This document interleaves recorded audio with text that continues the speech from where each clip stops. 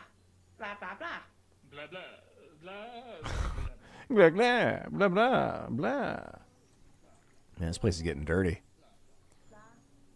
I know that's an understatement. What if I hire... Do a little cleaning. Just temporary. We're going to call a cleaning service.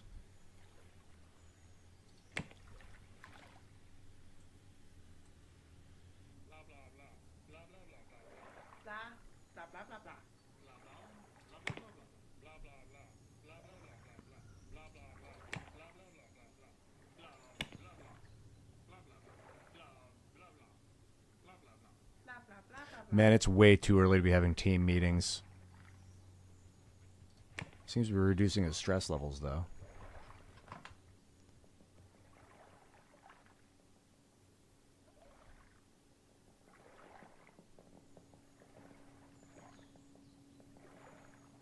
Are they not organized?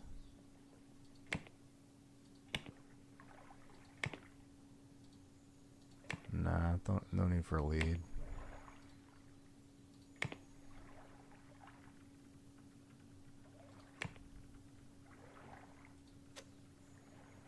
What the fuck?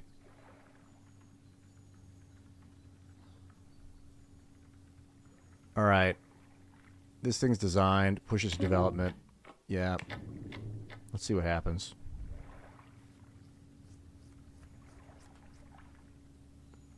It was not properly designed, but I pushed it to development to see if this... yeah, the dirty carpet's very much a programmer thing. A lead designer. That would be him.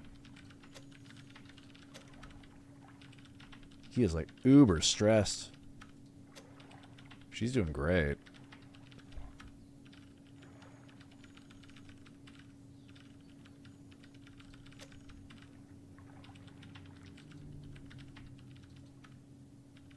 I think there's a way to look at like what the problem is.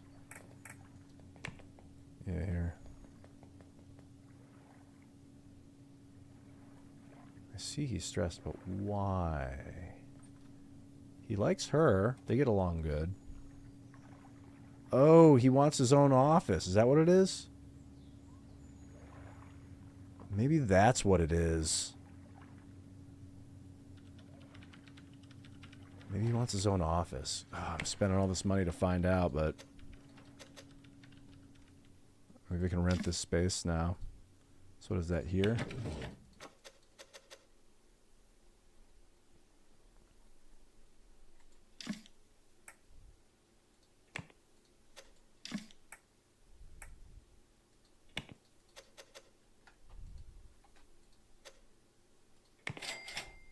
Booyah. All right. Let's see if I can move this now. Whoops. I hope this works. I spent a lot of money on that space. Let's see if that does it.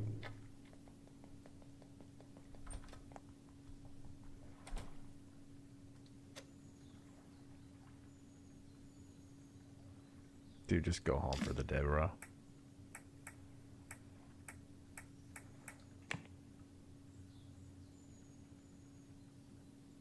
That might be it. Maybe he just needed his own office.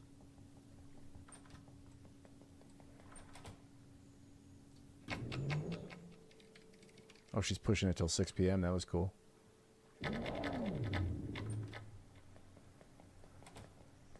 We'll see how this goes. So Debbie is fine. She's feeling good. She's not super stressed. She's got good energy. He has his own space. That's what he wanted. He wanted his own office.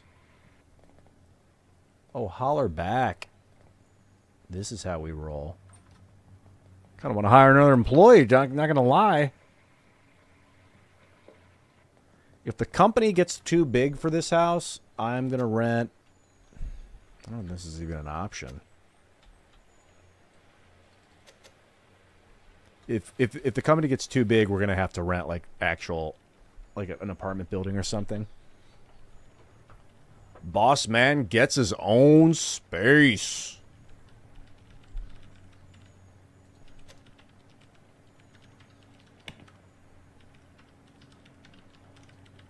Still getting along great. They enjoy working together. They're building up a friendship right now, it looks like. Debbie's crushing it. Looks like they're working on the same project. No team leads needed. I want to manage my employees. So let's see, Paco.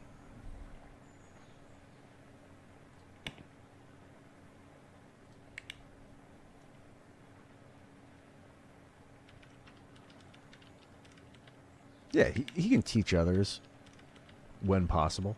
I like that idea. He's very good at that. He can help her become a better designer if needed. She's like really talented. I mean, she's got a lot of potential for design and programming. Doing a little bit of everything.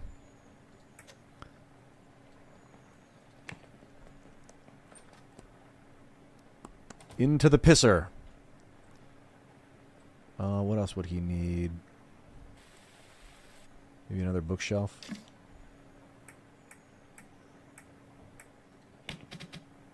You learn faster when you got a bookshelf in the room.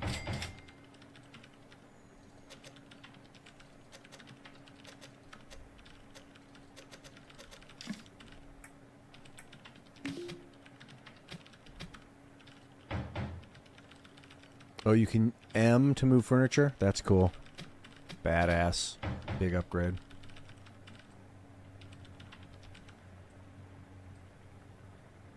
What's she think?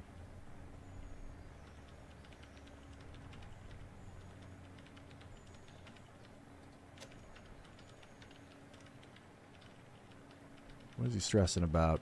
He's stressing because he has 2 projects going at once.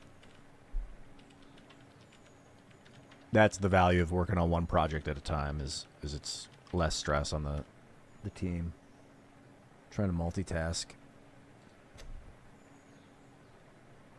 How about I build one of these?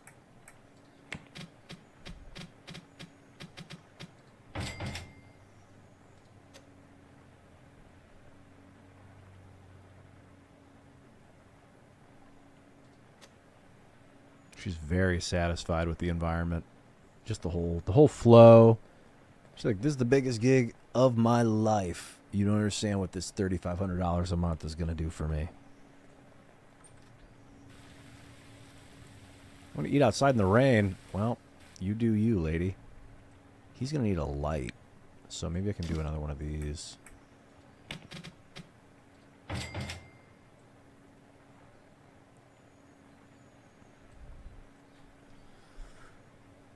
Oh, I could push this out. It's not going to be high quality, but I'll let them work on it. Oh, there we go. Server 0.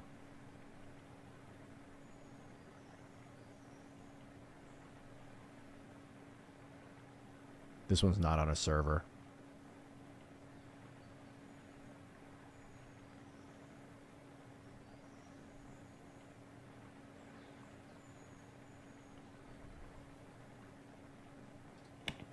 So let's do, I think, what is this? Higher number means higher priority. I'm going to prioritize Poppy systems. Actually, no, we should prioritize instantly because it's closer to completion. And I do want to rename the server. Let's see how I do that. Always on duplicate, replace, move, fucker. Nope. Rename this shit.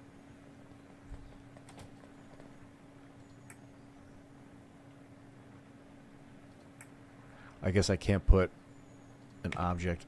We'll call this like home server.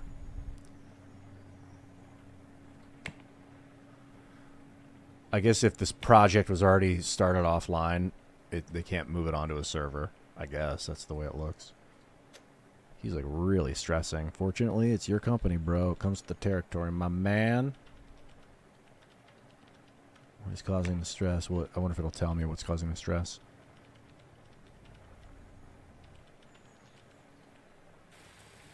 You might need to leave early.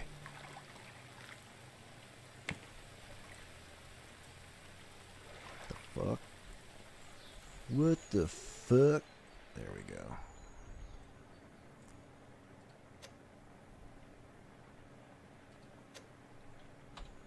Get out of here. Go.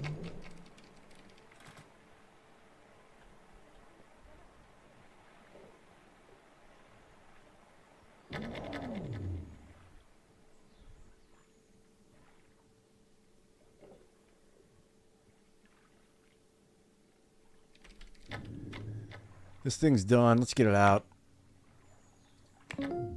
Yeah, let's see what they tell us. Her creativity has been narrowed down to 0 to 100. It could be contract fulfilled with inadequate quality. Yeah, not the best quality. At least now we only have one project. That's going to reduce his stress. Except he's highly stressed out. What is his deal? Because we're working on not on a server, maybe? Got me. We'll find out as time goes on. Does he explain it? It's so funny that he's...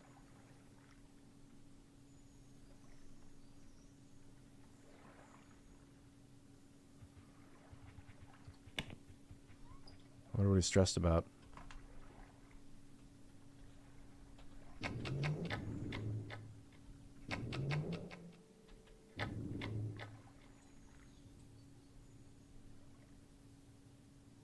Oh, maybe he was thirsty.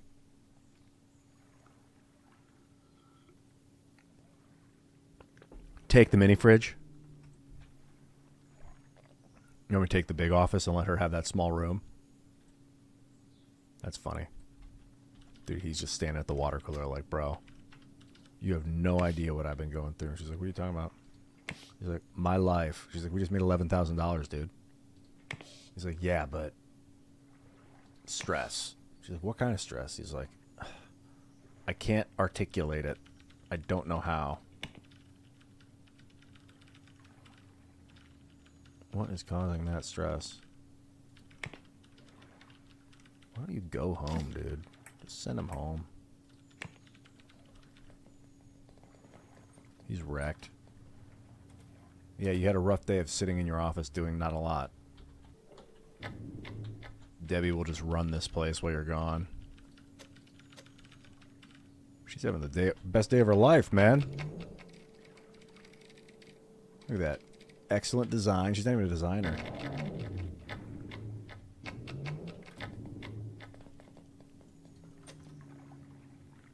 He's still stressed, huh? Maybe he just needs to take a day off.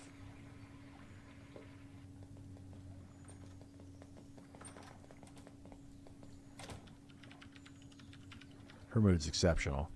Oh, they're doing a little afternoon meeting, little morning base touch.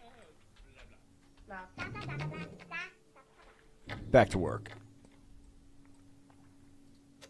Okay, that relieved his stress a little. He's like, all right, back on the same page. This is looking okay. Maybe it's because they're not working on a server. Tell you what, let's push this to development. Let's code the shit out of this. That's what we're built for.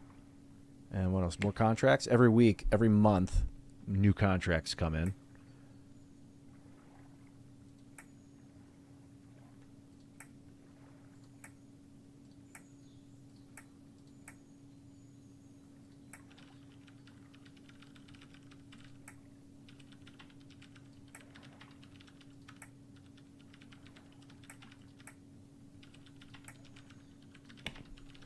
We're getting it.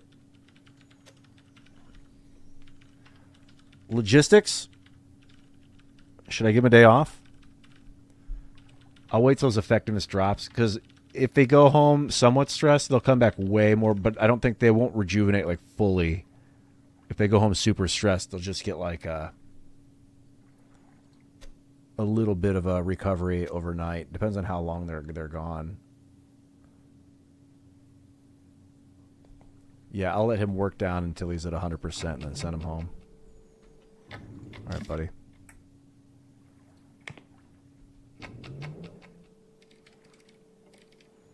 No way to view his stress.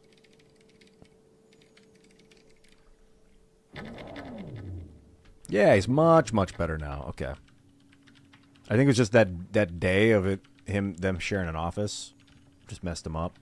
He needed to clear his mind.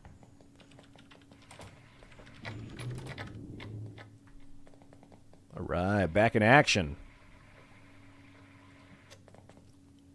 Now, we can push this out.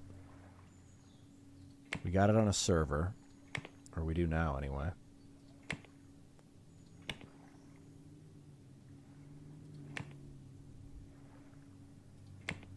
They seem to be working in synergy pretty well.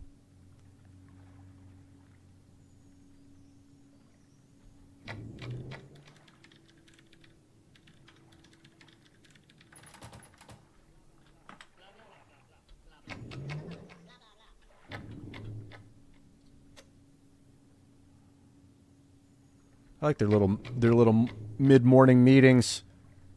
Yeah, it's day 2 of week of February.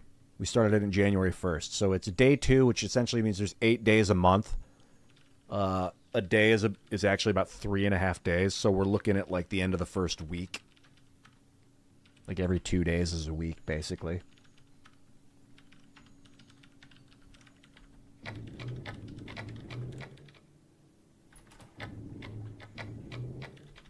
I haven't seen her use the mini fridge yet. Or wait, maybe she did.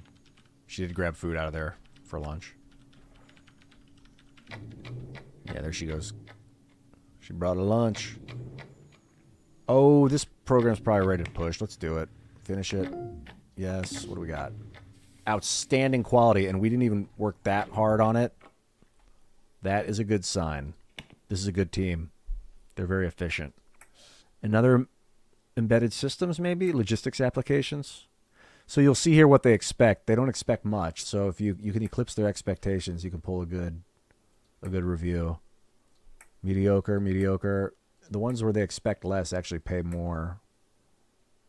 Let's do the logistics applications. Just wants a command line. Yeah, put it on the home server.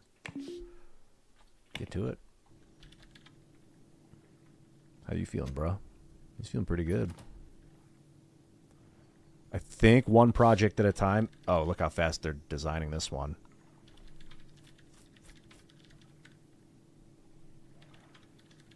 Yes, efficiency is key.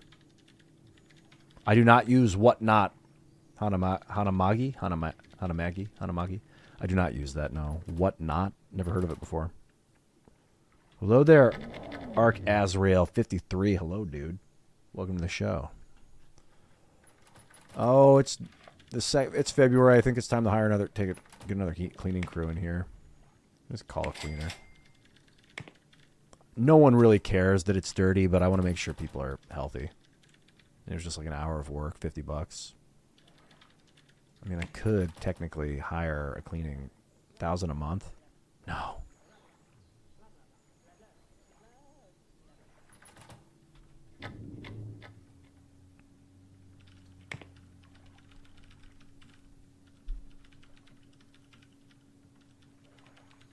Okay, we've designed halfway. Let's push it to... We're doing like mediocre designs. See about the programming. Because if we can push out mediocre designs and programs and they're happy with the results, we'll be able to churn out probably a contract every week. Get like 4 contracts a month. That's about $40,000 a month. So we've hit the baseline of what they expect. Let's push this now. The purple line. Maybe we'll push it tomorrow. All right, let's see what they get out of this. Outstanding quality. Oh, they are crushing it. Nice job, guys. Yeah, this contract looks good. Roll into it. What was this contract? Green design, another embedded system they're working on. Might get to the point where we run out of contracts. In that case, we're going to have to develop our own software, which we should probably get looking at doing now. Everybody feels good. Stress is reduced, hugely reduced. I'm almost thinking about hiring a designer. Well, he can design stuff. He should probably be the guy that designs this stuff since he's super creative. He's a visionary. Yeah, he should definitely be the lead designer. Even though his skills aren't that high yet, he's got the creative abilities.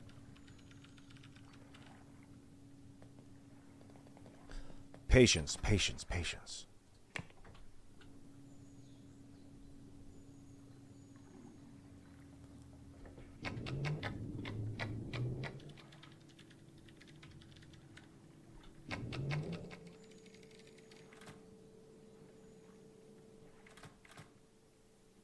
This afternoon meeting. Yeah, we'll spend a few days. 3.5 days on design. Let's push it to development. End of the day. We'll have this thing ready to go by the afternoon tomorrow. What we got yesterday? Gorgeous. Blast off. We hit the purple line. Let's see if it's just perfect. Inadequate. Brutal. That might have something to do with the lack of design.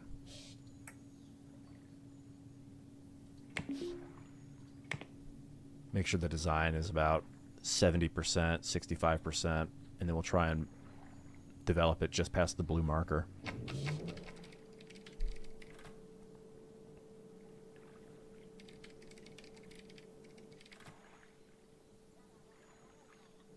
They really love those meetings. I hope she doesn't feel overworked by these long hours, 10-hour days. She doesn't seem to mind at all. Sometimes employees will come in and be like, I'm working 10 hours a day. I feel like I should get a raise. And you're like, oh, shit.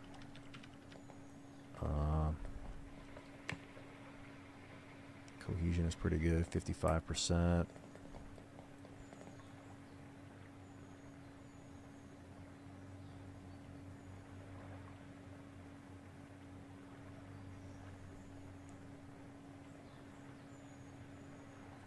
Yeah, she doesn't really get bothered by working long hours. That's one of her traits. She's oh no, that's not her. There was someone else that felt that way. Compatibility is spectacular. What was she? She had something that was bothering her. The noise in the room. Yeah, she's working with that server. The server's loud. I could put the server in the corner. Maybe I'll do that. On this.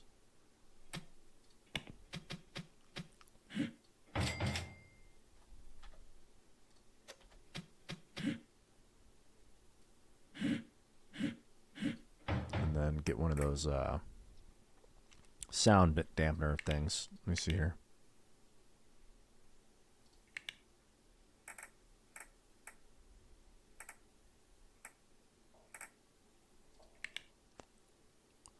Might be redundant. I don't know if I need it, but where are we?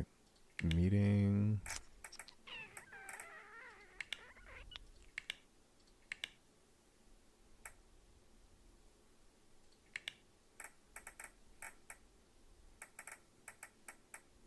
I think it is room function. Computer.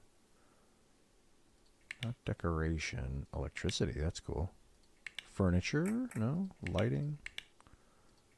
Needs productivity. There it is. Cubicle walls. They're not pretty, but they are good for sound.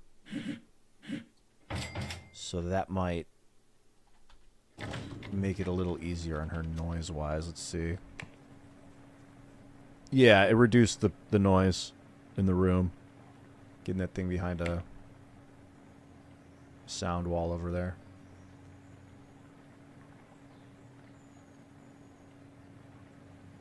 That's cool. Make it a little easier on the lady. She's a great worker. Make me want to hire another employee. It's February and we're doing so well. I mean, the company's up $30,000, $40,000 since we started. That's after hiring. Now, the thing is, there are only so many contracts I can take this month. There's only 2 more. But I don't think we're going to have time to complete both of them. Another programmer? Maybe a 2D programmer? I can hit the bathroom.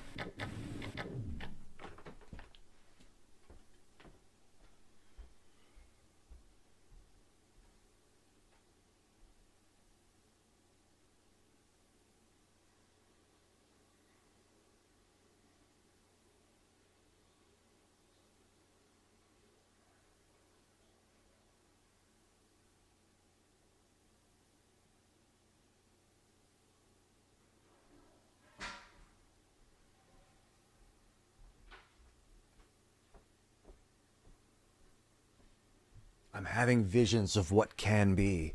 We hire another programmer. Resume. I want to look at them. So, you know, Debbie. She's learning programs. She's good. She's particularly focused on systems. I wonder if I can bounce between my employees. Just go pop, pop, pop. Systems and audio. That's her specialty in programming. That's where she's going to get better at faster. I can drag. That's cool. Oh, good. Okay. Can I do the bottom too?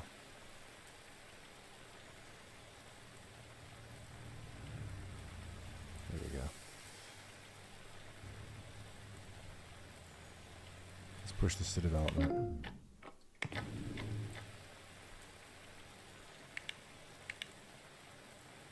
Now,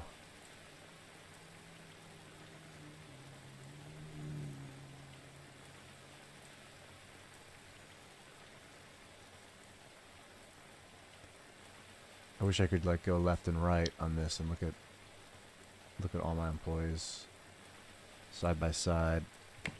Maybe there's a way to do that. Manage employees.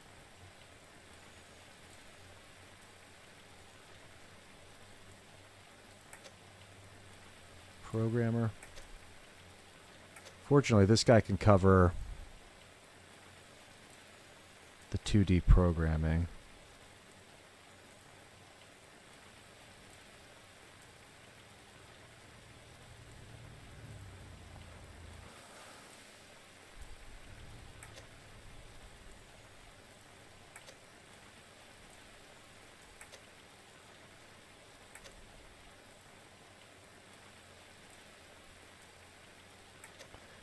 I think what I want to do is hire another programmer that focuses on 2D.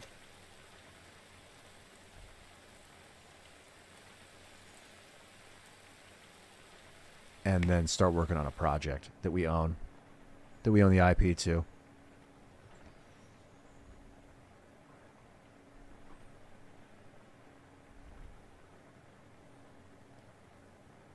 Catch the John Fetterman interview? Yeah, Kevin, I did see I saw about 15 minutes of it.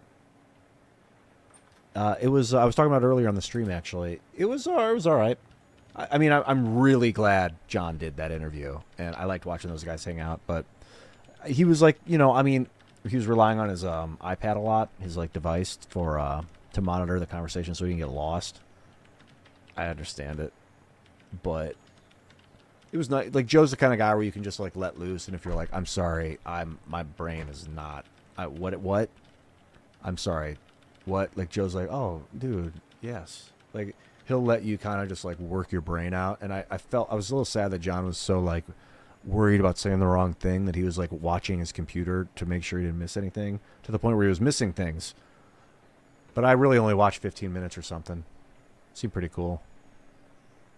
Very, very happy that Joe's having politicians on from all across the border, all across the spectrum. It's really impressive.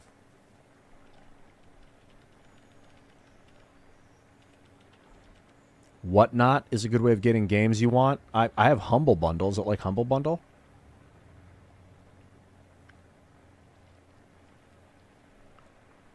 Do people sell there? Yeah, John's the shit, dude. I love John Fetterman.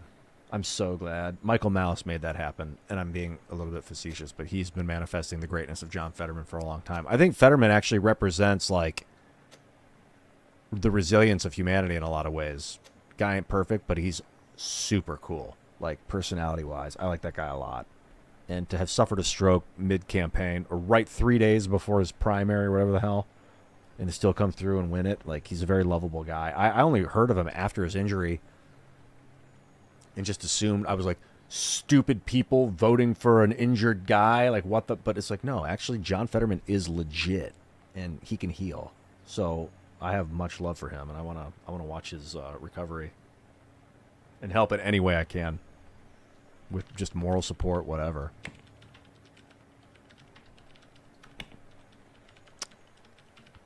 What I'm thinking is I hire another developer at some point. We pivot into a piece of software. Obviously, the operating system's going to be a big ask. The operating system, man, it would be cool to bust out an operating system. What would it be if we did the best? 100%.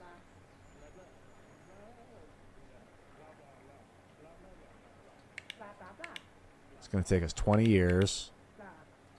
It's going to be the year 2020 by the time we finish this thing. That's funny. 3D rendering won't be available until 1985. Well, we'll be working on this in 1985. I need a level 2 audio engineer if we really want to make this thing. I think we keep it... This can wait. We can wait until we're a little bit more fleshed out as a company and we have a big bank. We can build an operating system later. It would be great with the right amount of capital. You can hire the people and just get right to it and start producing it. If you had $600,000 in the bank and I had a 5-year runway to pump out the most based operating system. People will be using it for 15 years. But we're starting small. I think the key would be to build a 2D editor.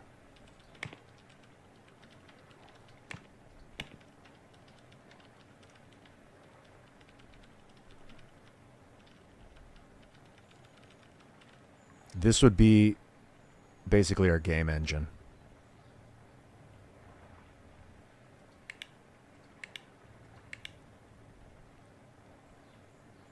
Drawing tablet support.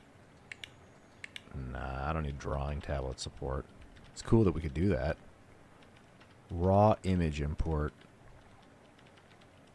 So I definitely want vector graphics.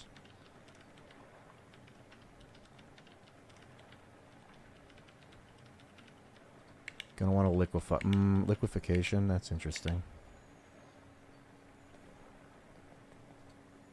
Image effects. Procedural shapes. I mean, this is for games. Levels and curves. This is a big project. Dynamic brushes. Brush stroke smoothing.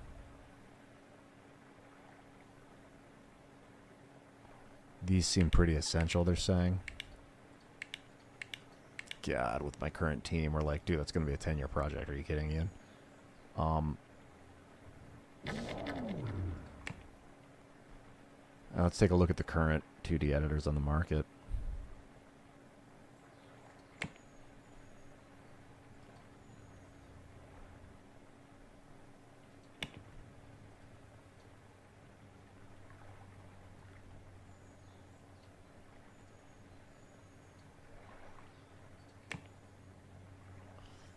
There's not that many. I mean, there's 10 of them, 12 of them.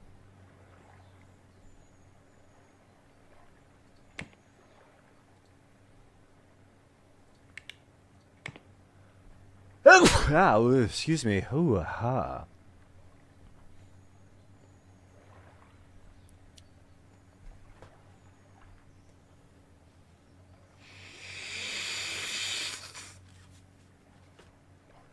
Looks like the most popular one was just released in 1979. It's got 350,000 people using it. The marketing is unavoidable. This would be the brush sweep. Maybe I'm wrong. Maybe this isn't the game engine. Is this just an image editor? Brush sweep? I think it is. So what do we have? Game. Audio tool?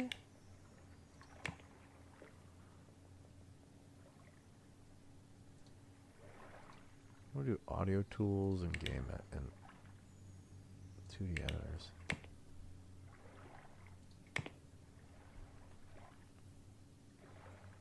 The Rhythmic Nexus. Super popular. Color frames and brush suite look like the... I want to look at brush suite. Show me the details.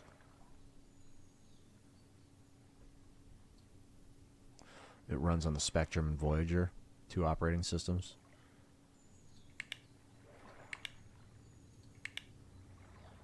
This thing's super profitable. They made $2.5 million in just July. Jeez.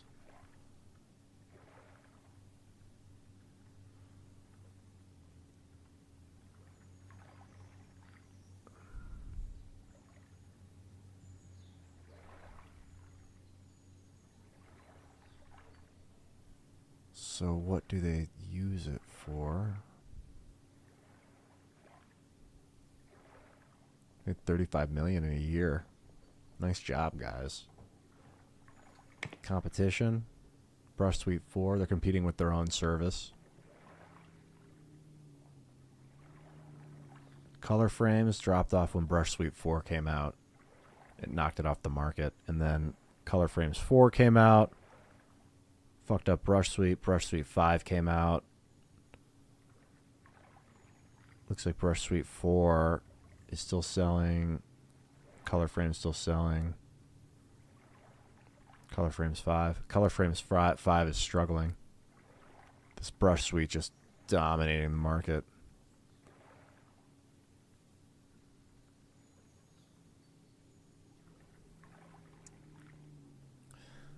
I guess getting into the the editing suite, the 2D editor is not necessary right now. So maybe game engines is not like... How you guys doing? Let's get this thing to go. Finish it. Push it. Inadequate quality. Shit. I'm rushing these things to market. Maybe that's my fault. Maybe that's my fault. Yeah, I'm gonna go ahead and say that is my fault. Let's get this one. Take our time with this one. Make sure it's good quality. We really want people to enjoy our company.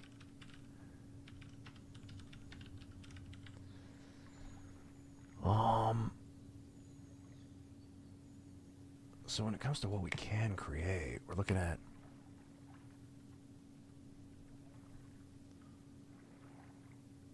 the game, the category, the price, subscription-based, monthly fee to use the software.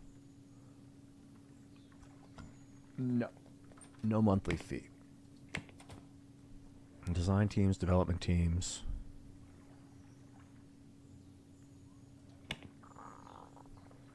The framework is new. The OptiScale 3000 framework. Oh, so are we building... Here we go. Frameworks. I guess this is the game engine. Yeah, this is the game engine. Okay.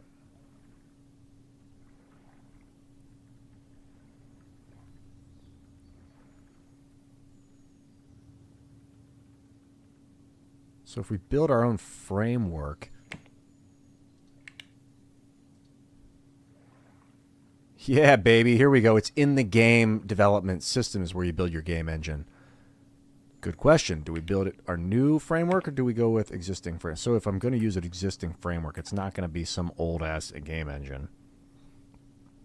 I mean, this thing... An MMO? It's a little early for that, isn't it? Can you actually build MMOs? Oh, it's a network on a network. That's pretty cool.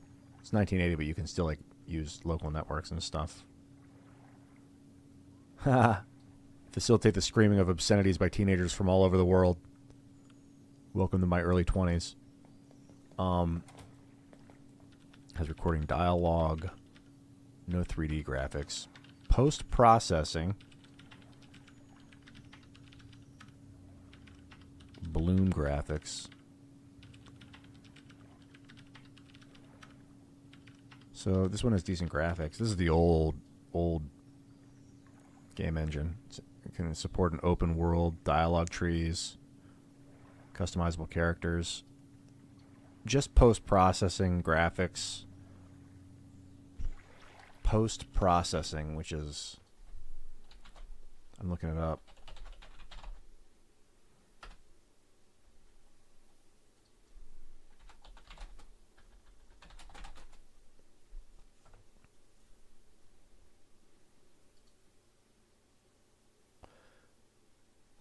Just for the record, as we go, we're learning together computer graphics, video games. Technology is used to enhance, modify, or refine digital data, images, audio, after its initial creation or rendering. Post-processing is used to add visual effects, such as anti-aliasing, ambient occlusion, bloom, depth of field, to enhance the visual quality of rendered images. Cool.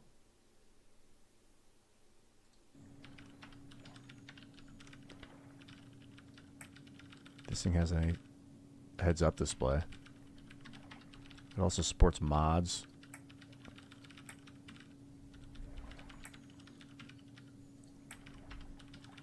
This thing has a branching story. None of these things support physics, though. 1976 technology.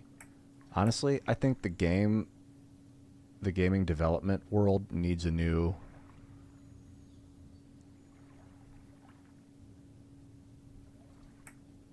1977 tech.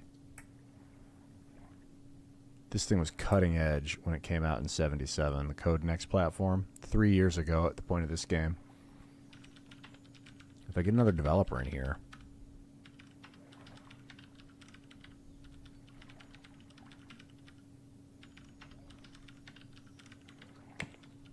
Alright, assuming we're going to the pushing it to the max. Branching stories. Open. Ooh, the open world's huge.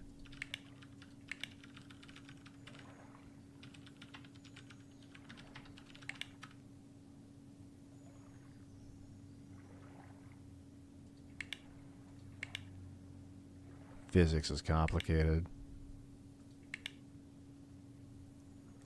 Wasted interest. When you reach 100 interest, you have saturated the target demographic. Adding more features at this point will result in a longer development time and no further sales.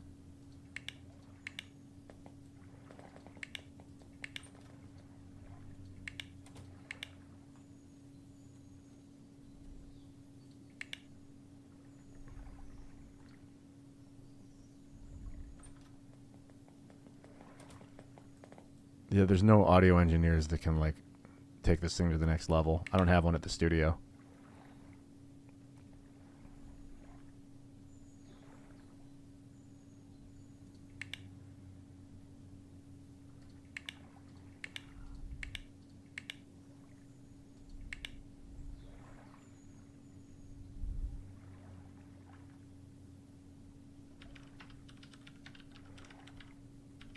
I think it makes no sense to build a game engine right now.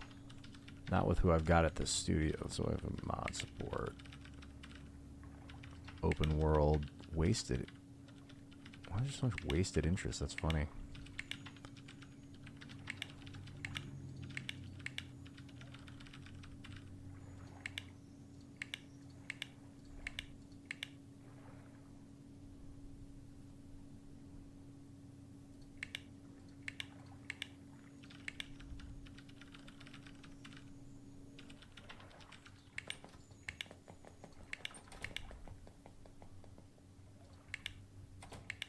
They do love that open world customizable character. Dialogue trees.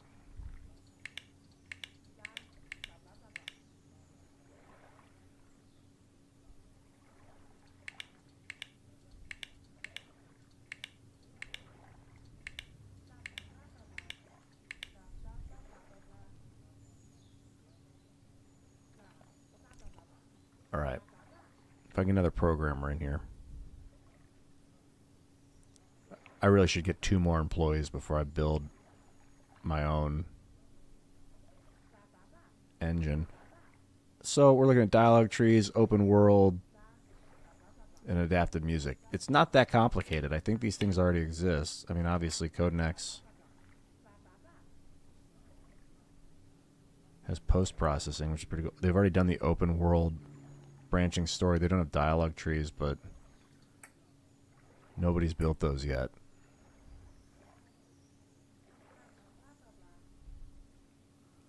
Give the character a voice.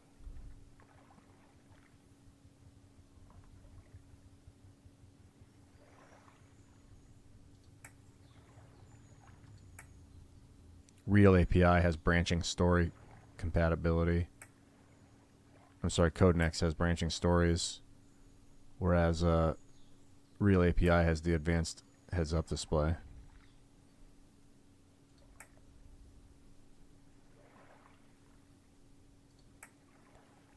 The API has recorded dialogue. Codenex has advanced music. Why is it blue? Codenex is definitely the. I think for a role-playing game, you'd want to get post-processing. I mean, an open world with branching story is like the best RPG with customizable character and mod support. It's reasonable. So I can dedicate like a year. Codenex. Okay.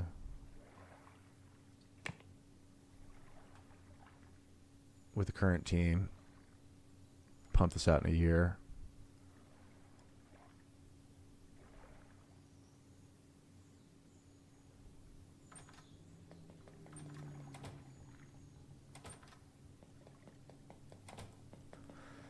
A lot of people are looking for a hit role-playing game. Let's see. Type games. Any huge RPGs? Yeah, Neo Monster Revelation, but it's been 3 years. Okay. What other RPGs? Only 6 of them in the last decade. This one was good. Kingdom Cataclysm's got an IP that they've been selling. So I could start a new RPG IP and just pump out a really good role-playing game. The old Kingdom Cataclysms were great, but nothing great has come out since. You know, Grave Realms sold a lot.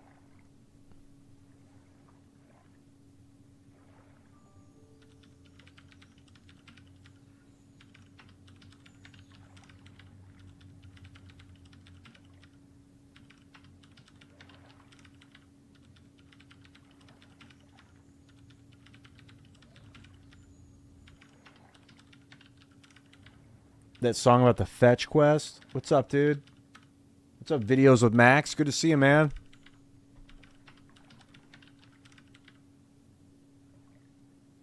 Frameworks mechanics. Squid Pie Meow Face. You say frameworks mechanics aren't really what one expects? You mean like... Oh, you weren't expecting to see me talking about building video game frameworks mechanics when you popped into the chat, when you popped into the stream? Yeah, I love this. This game's informational as well as phenomenal and fun. My dudes right now are in the process of designing a contract that they're working on. It's an embedded system for Mega Carrot Conglomerate. But I'm about to. It's month 3. I'm considering of hiring my second employee and starting on this RPG. If the 3 of us can get it done in a year, using a current framework, which I think is going to be the Codenex platform, makes sense. Because I'd rather have a branching story than dialogue trees. Why is that blue?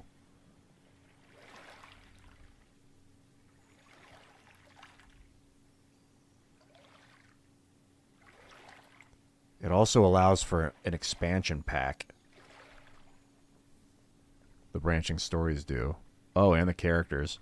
I can create an expansion for the game later. Yeah, like a straight up RPG. It's even got mod support.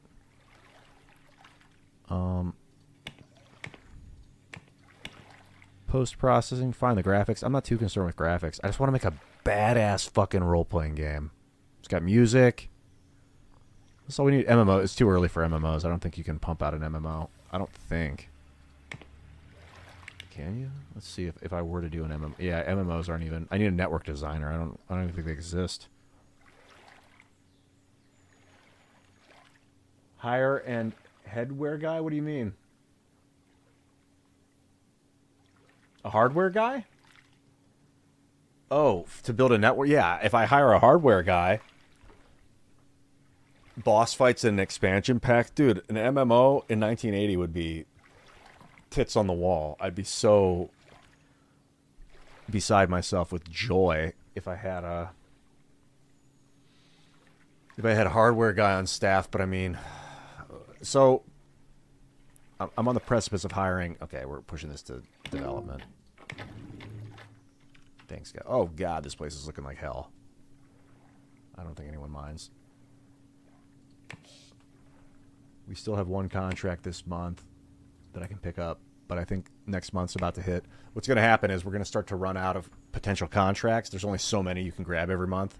I mean, I think more contracts come in, the better your reputation. So that's the point of doing good work, is that we'll get better offers and we can keep doing contracts. But putting away a bit of a nest egg. We've tripled the value of the company in the first 2 months just from diligent labor and focused contracts. I want to get a third employee at the beginning of next month. This is the last week of February. Come March, I think we start on this game, this role-playing game, And worst case scenario, if we start to run low on money, I can hire a fourth employee and just have them work on contracts. And just have one guy just sitting there just crushing out these contracts, just pulling in $10,000 every $20,000 a month. That'll cover the cost, of company expenditures, while the three of us are working on this game.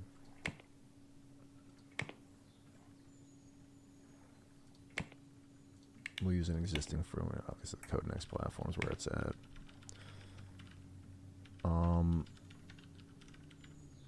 Oh, are these the possibilities? Wait a minute. Hold on a second.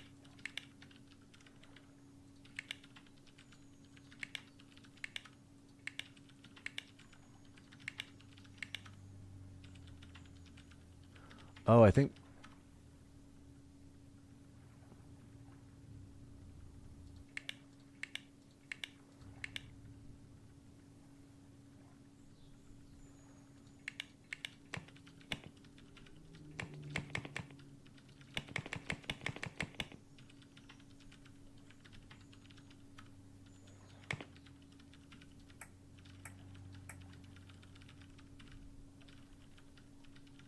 I'm still getting familiar with the UI here.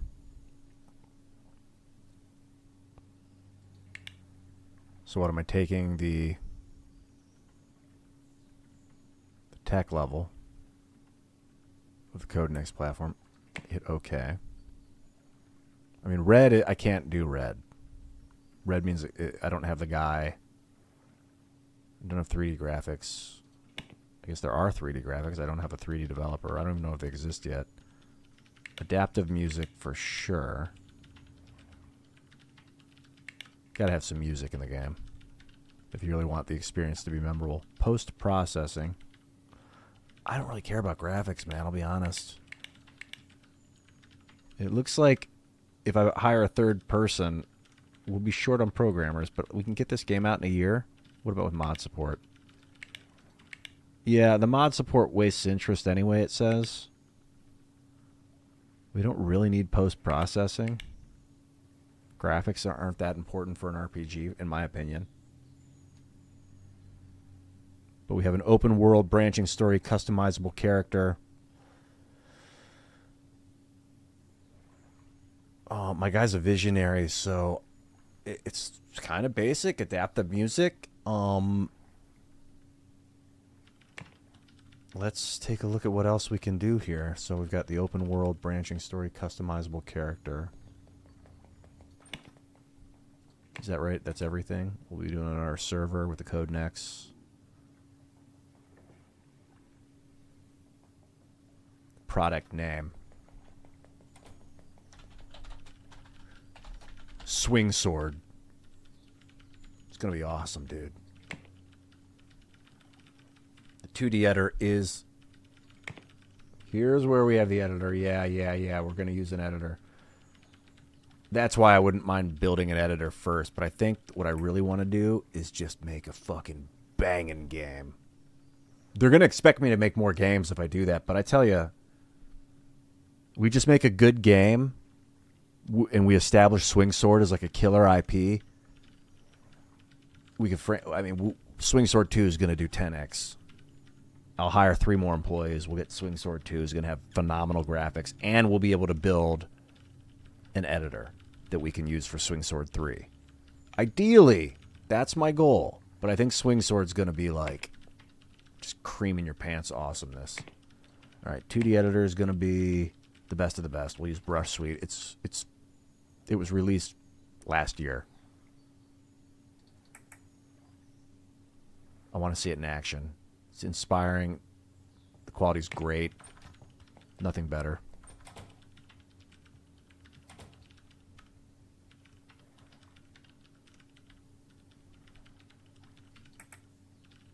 So the answer is yes. Trade IP, what's that?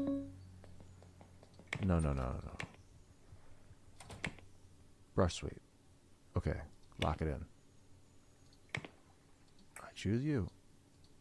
I choose brush sweep. How do I do that?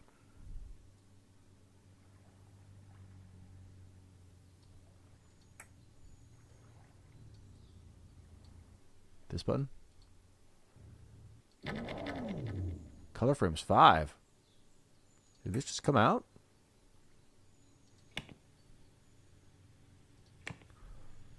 Okay, it's March.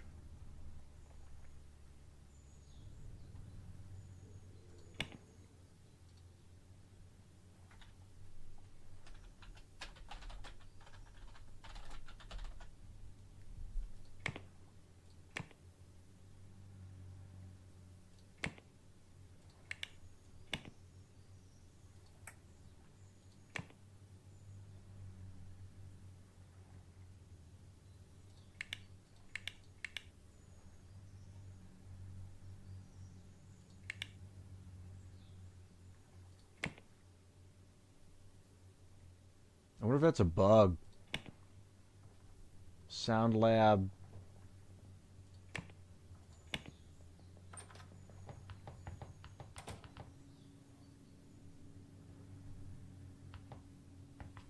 We're definitely using Rhythmic Nexus.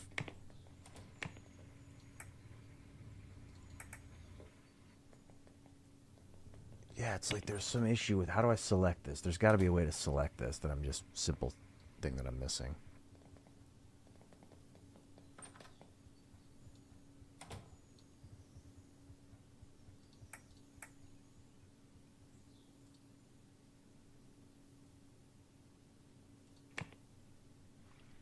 Well, I'll stay focused until I'm ready to start on the game. Okay, month 3. Doing pretty good. We're about to earn another 8,000. There's 4 new contracts that popped up. They're all still pretty simple.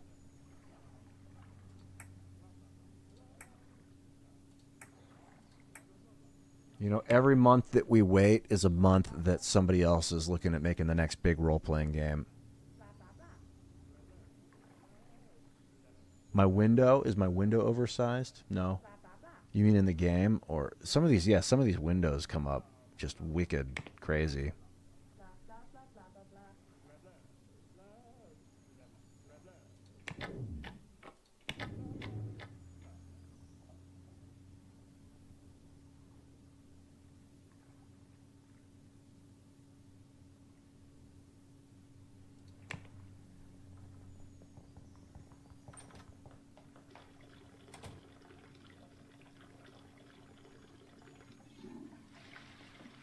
I might need to hire 2 new guys, 2 new employees to get this game out quick.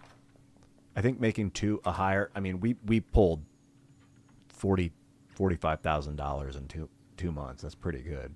We almost tripled the value of the company. You ready? Push it. Outstanding. All right, grab another one. Don't even waste a moment. Get right to it. Yeah, I think it's time. We'll bring in a third developer.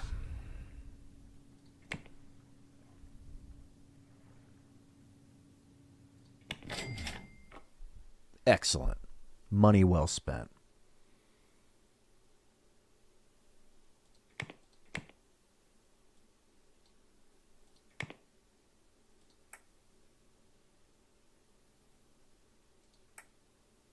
These are the people that want the lowest salary. I'm looking for a 2D artist. Rather, a 2D programmer.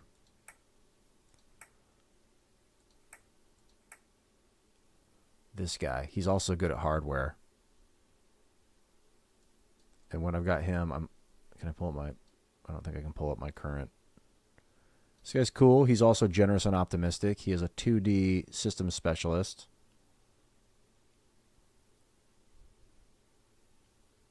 Rather a 2D. He works on 2D and he does hardware. That could be very handy later.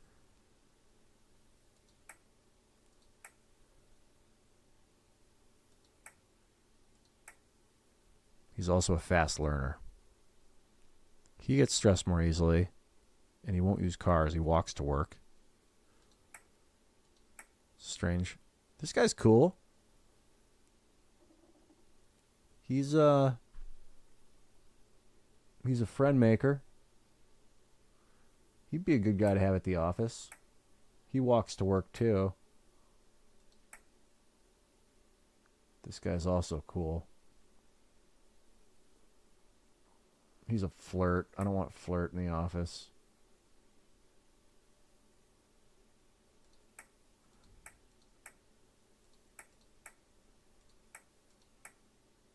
I think he's also flirty. Is that why they're friend makers?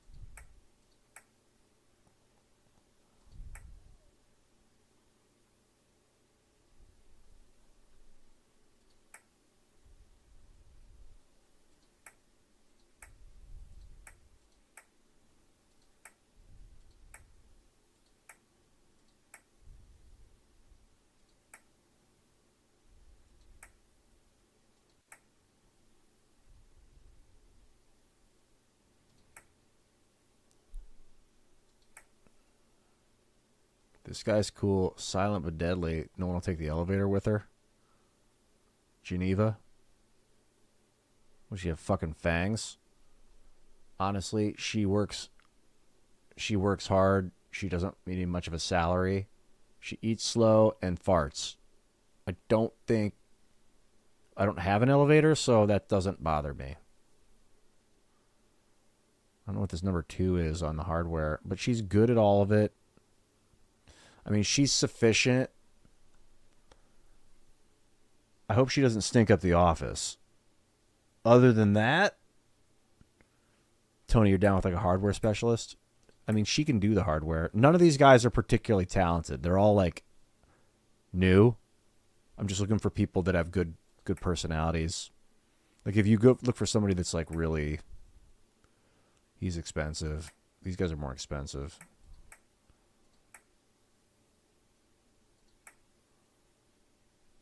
I'm going with the cheaper option. She doesn't need much of a salary, and she's a capacitor. Those are cool. This guy's also awesome. He walks slower. Ulysses Low. How about this? How about I hire both these guys? And we go fucking just ham. We will pick up a contract a week.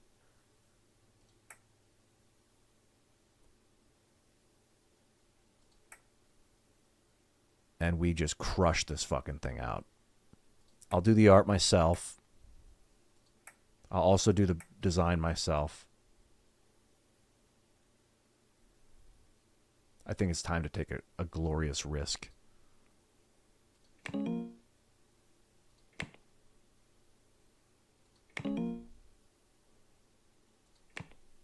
This is exciting. All right. I don't know if I made a mistake or not. We'll find out later.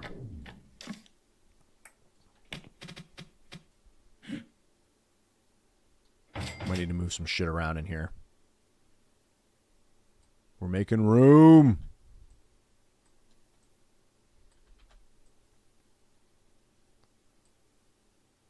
Oh yeah, this thing's got to get moved to here.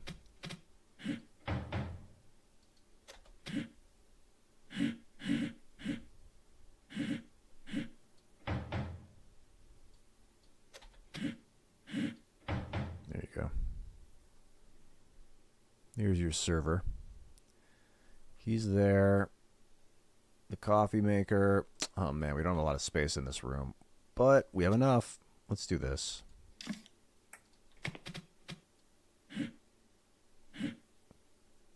This is going to be a tight fit, but we're going to make it work. That's a very tight fit. You know what? We're doing what we can. Let's do this.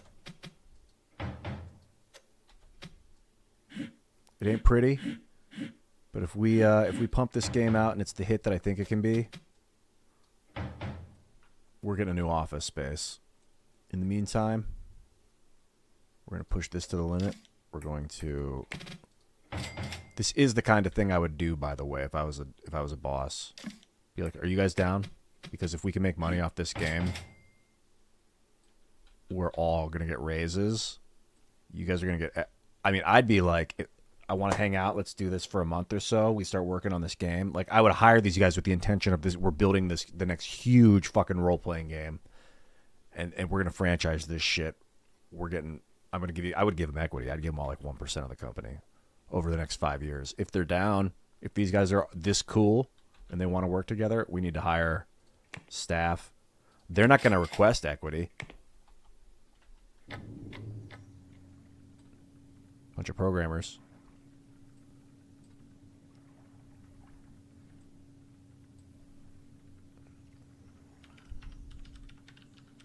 I'm excited. You guys as excited as I am? Debbie? It's too early to give her a promotion. She's only been here for a month.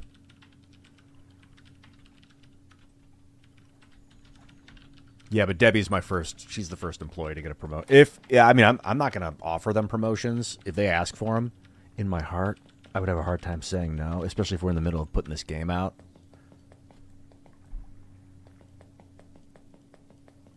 So basically, I want to see how fast we can hammer this out. This contract's basically going to pay everybody's salary for the next month. We put out one contract a month. That's going to pay everybody's salary. And I have to remember that people are going on vacation. Everybody gets a month. And they're going to stagger vacations. So, like, look, we've got benefits. We don't have benefits. Their benefits are they take a month of paid vacation. They get free food. I buy them lunch every day. They get a company car. The company car is going to be just like the logo, blue.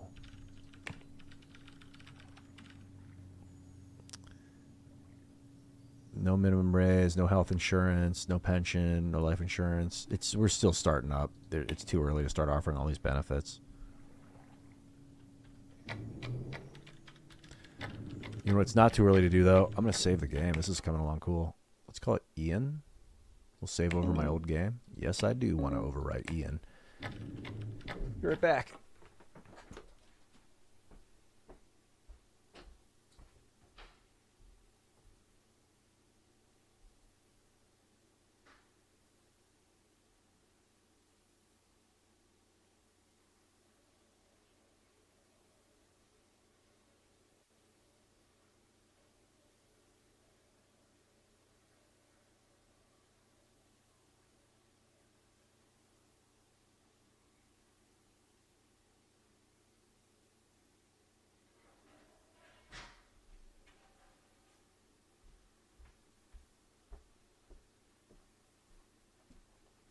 None of these young upstarts have ever developed a video game before, so this is new for all of us. This is the first. Oh, Debbie. Keep up the good morale, Deb. You're a wonderful employee.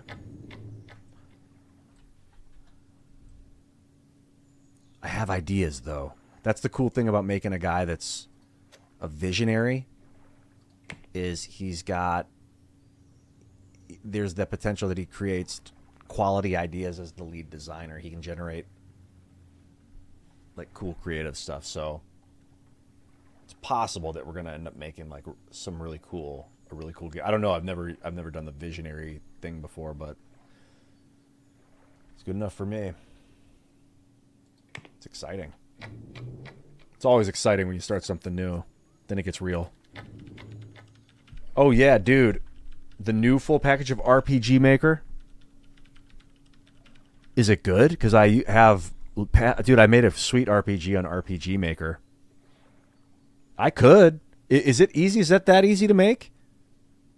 I could do it on stream, dude. I could do I could do a game like this on RPG Maker. You're actually giving me ideas, man.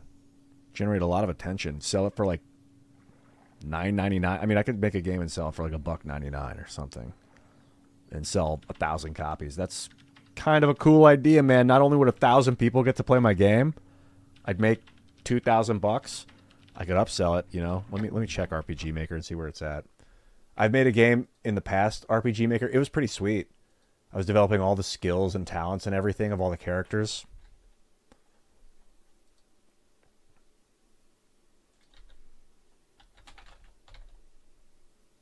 Is it RPG Maker MZ? I'm looking at the newest ones. Oh my god, is it on sale? Looks like it's on sale. I have RPG Maker MV. I already have it in my library. It's the 2015.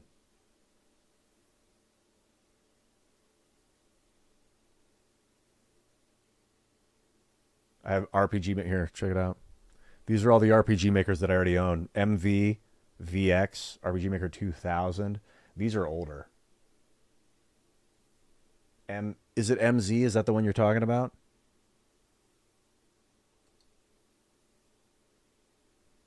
This must be the newest one. It's got mixed reviews for some reason, 66%.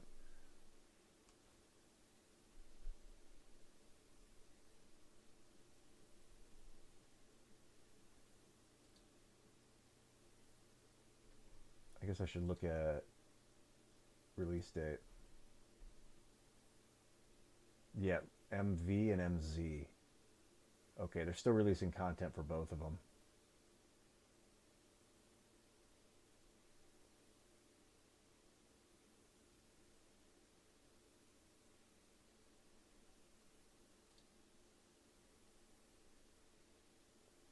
Well, MZ is the new one.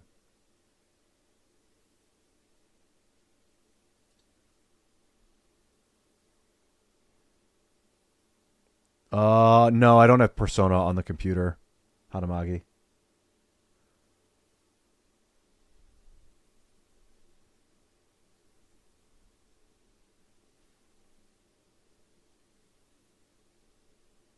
This software is actually on sale right now. That's funny. RPG Maker MXP plus RPG Maker MZ. Do they work in synergy? MV plus MZ bundle. MZ November special. So it looks like this is the bundle with everything. All the MZ content. I'll go hard on this, dude. I've been working on RPG Maker since 1999. No, 2000. I got the RPG Maker on the PlayStation, and I made a game on the PlayStation. But like you had to own RPG Maker to play it, I think. So like it was before internet. I mean, I had an internet connection, but it was like dial up, 56K modem or something. It wasn't at the age of where I can actually spawn a game and then upload it onto Steam. I can make a pretty sweet game. I mean, I can make a shitload of sweet games. And it's pretty simple. Like the game, it's super fun to use. RPG Maker MZ.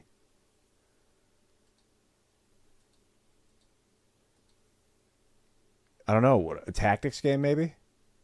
I've been playing these tactics games that are pretty sweet.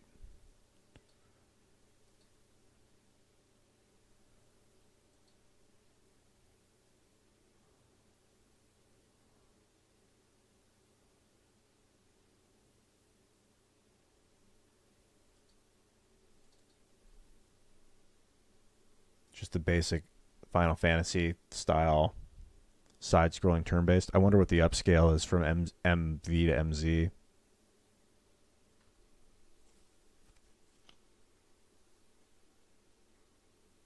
No, I haven't done... Oh, I have not done Foam Fighting BB.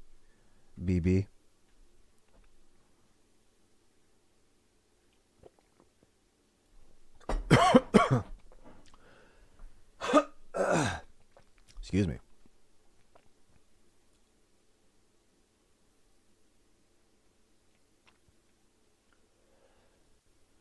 I don't know why the reviews are so poor of late. Fucking mistake in my life, this guy said.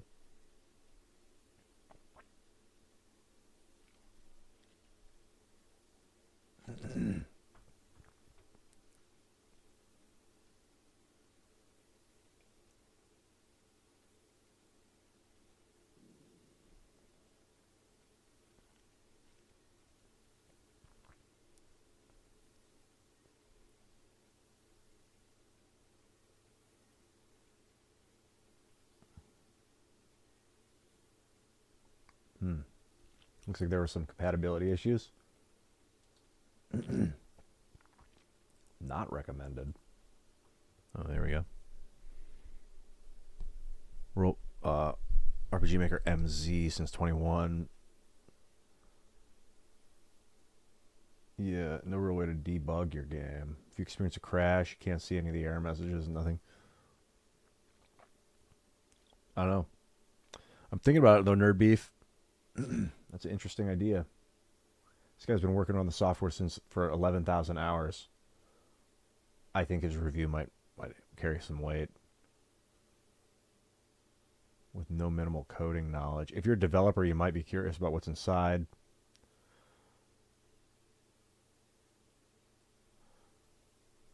MV. MZ's small iterative improvement. That being said, monkey patching prototypes of classes. Uses Node.js and Electron.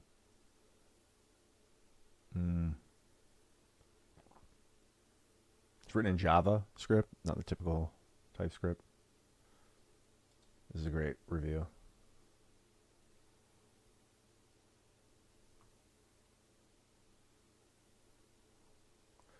ABS. Okay, MZ. This is promising. I mean, I have MV. I already have MV. Good morning, Chaotix. Looking at game development software.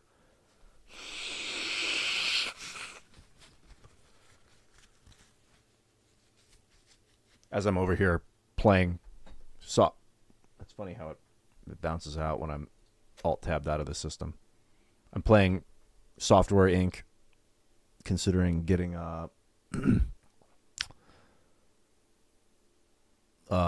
RPG Maker, MZ, and actually developing a game myself. I'm getting excited about my characters in the game developing their own video game. And then Nerd Beef is like, imagine if Ian got an RPG Maker and just went hard for a week and then sold it on all the platforms, which is hilarious and not out of the question. This does a lot of the legwork for you, these RPG Makers. But like I said, I have RPG Maker. Let me see what I got. I got 2000 MV, VX, VXAs. MV is the most recent one.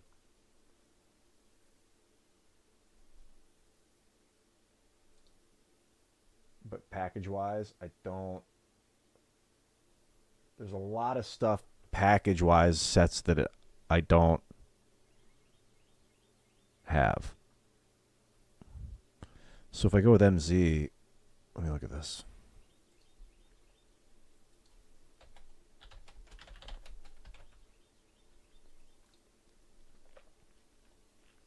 And with the November special bundle, 67% off the entire bundle. Character generator.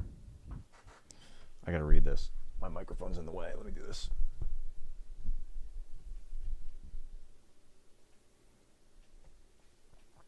So we got character generator, for instance. For instance.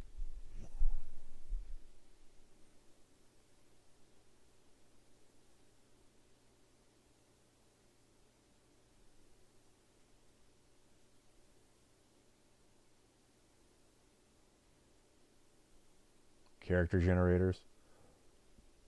What's this? FES resource pack.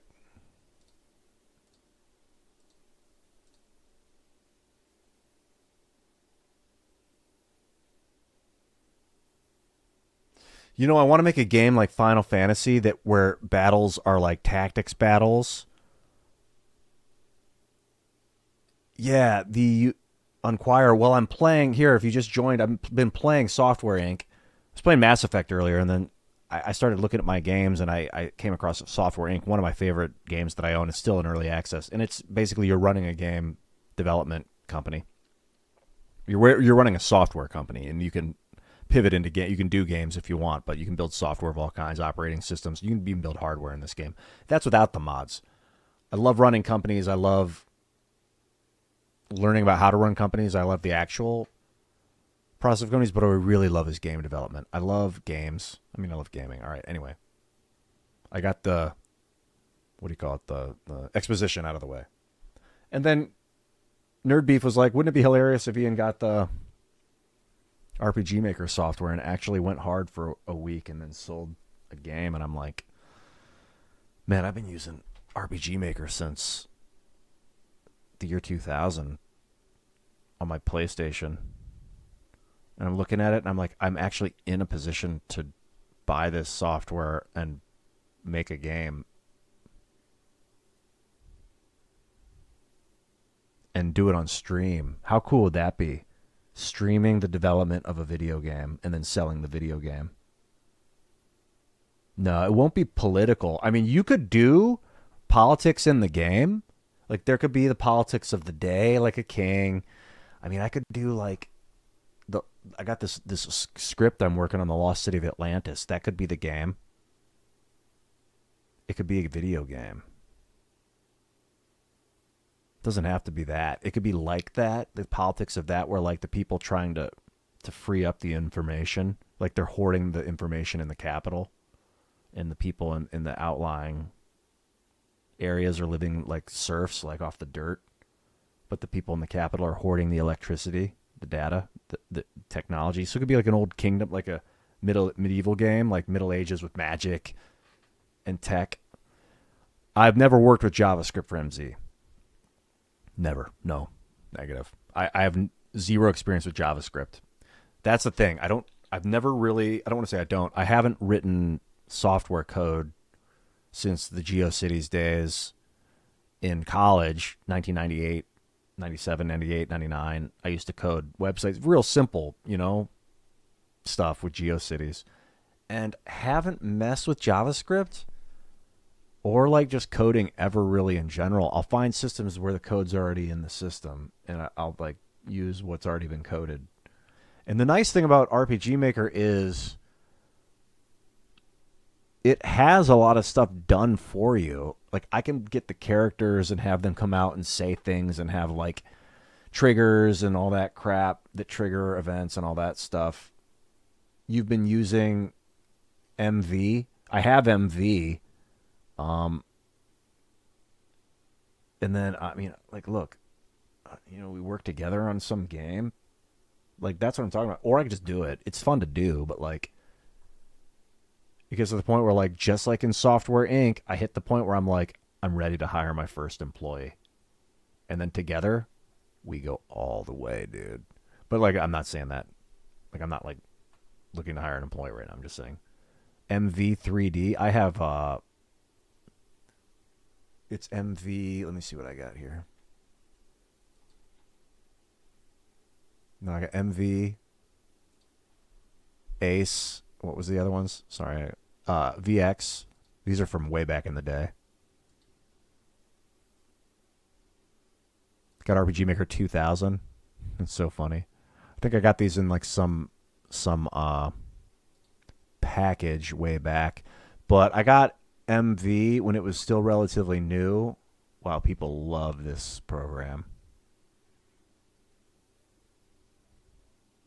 So have you used MZ?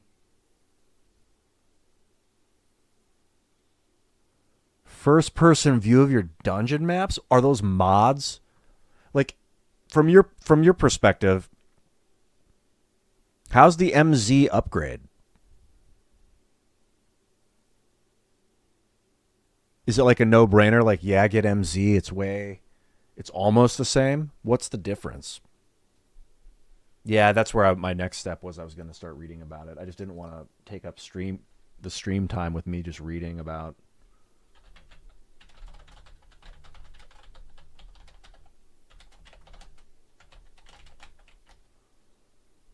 You're not a fan of MZ, the new one? It's 5 years new, isn't it? It's like relatively new. Like way, you'd think after 5 years they'd have produced insane amounts of updates. Develop our story-driven elements. They share a similar interface and workflow. MV and NZ both support plugin development using JavaScript. Hell yeah. Graphics and assets. MZ boasts a larger collection of assets out of the box. Face, character sprites, map chips, character generator components. That's cool. Music, sound effects, also cool. Map layer control. MZ reintroduces the map layer control feature, which was missing in MV. This allows users to select which of the 4 map layers they're drawing onto or leave it on automatic. That's pretty cool. So you can have like mountains on top of your base map and that you can walk through, but then there's other things on top of the mountains that make it impassable or things like that. Pretty sure that's what that means at face value when they're talking about map layers. And like a trigger, I don't know if triggers you can always put on better layering. Is that what, when you say layering, I mean, am I getting it right? Is that like the essences of or limitations of what you can do with map layering? MZ's animations function has been revamped, enabling users to create more complex effects. That's pretty cool. It also includes support for particle effects using Effectseer. Oh, cool. Particle effects. That's impressive. MZ also has an auto-save feature, which is really nice. Just in case of game crashes or anything. I don't want to lose data. They made it easier. MZ's auto layer mechanics are similar to those found in RPG Maker XP. Auto layer mechanics. Overall, they're similar. MZ offers more advanced graphics and animation capabilities, improved map layer control, and additional features like auto save and auto layer mechanics. Some users find that its updates are incremental, not drastically different. I mean, ultimately what it comes down to is money is not an obstacle for me right now when it comes to this kind of thing. I can afford to invest $200 into a game development software. It's either going to go at MV at all the plug. Like all I have, I think, with MV is the base program. I believe that was offered to me, and I don't have any of the bundled items that come with the bundle. And there's a lot of them. Lots of stuff for MV. So I could like legitimately look at picking up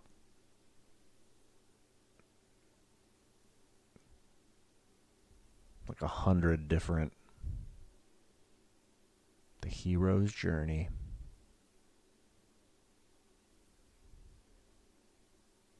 That's freaking cool, man.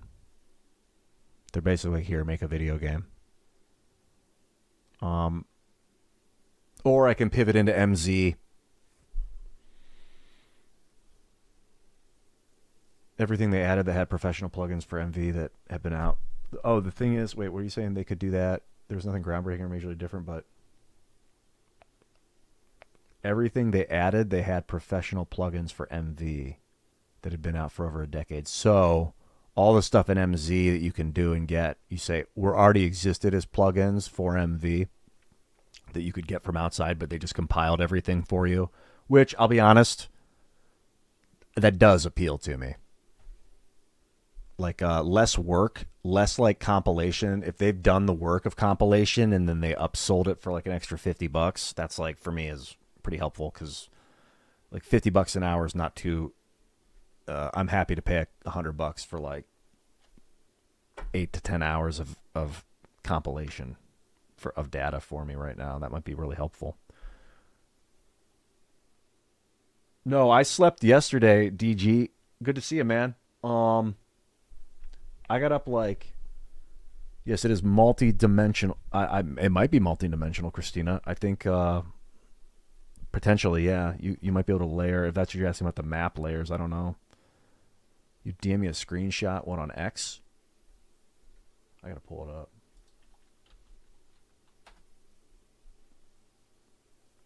Of your game.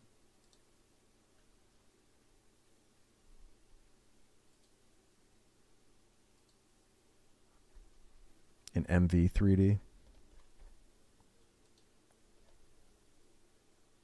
That's freaking awesome, dude. Yeah, man. Old school. That's like wizardry. So MV 3D, is that a plugin for RPG Maker? Or did you is it like a plugin that you can get called RPG Maker MV? And bear with me if my questions are like rudimentary or brute. It's funny that they're saying, some of the people are saying, the reviews are like, hey, 61%. It's not good enough. So it's just a job. Google MV3D. I got you. What about MZ? MZ3D.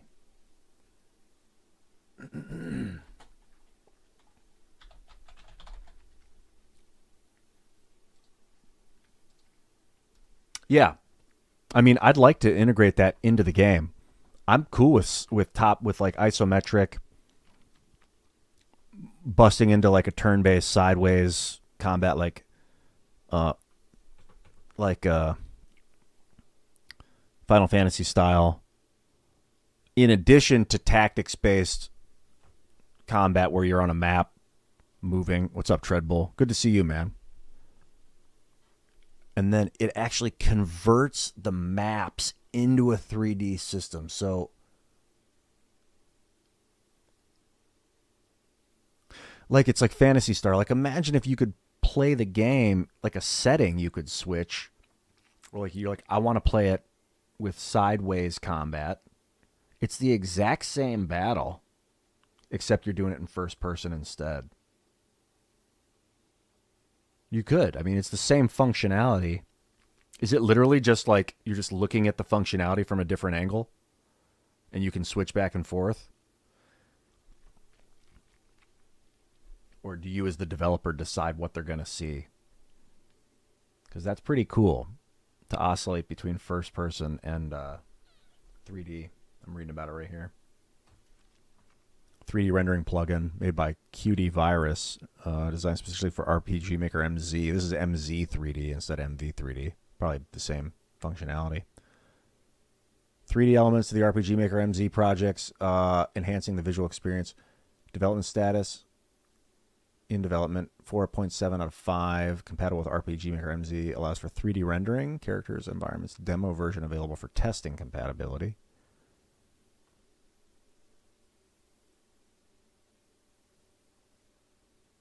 You just did a MZ3D game.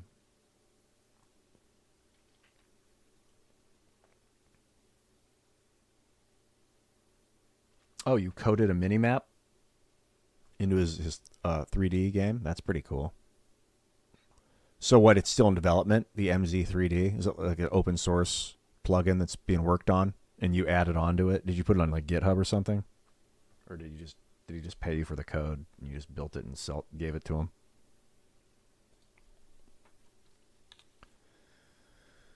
Offering a new level of visual depth while it's still in development. Community is actively engaged. QD Virus committed to providing support. Yeah, here we go. qdvirus.itch.io. Cool. 3D rendering. Look at this shit, man. Holy crap. Oh, yeah.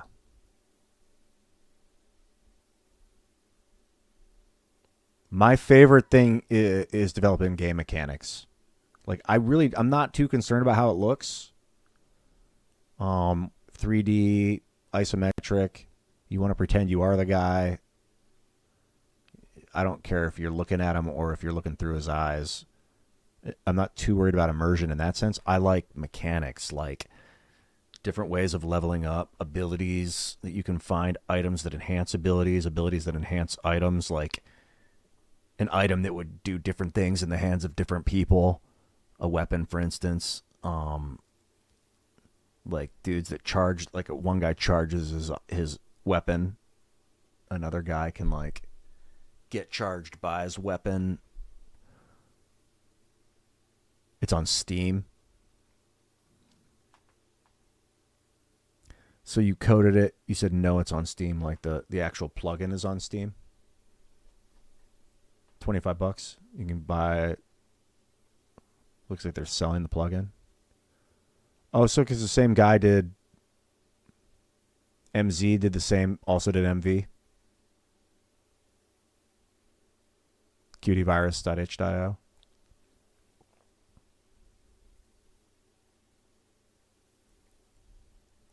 Yeah, it looks like all the project.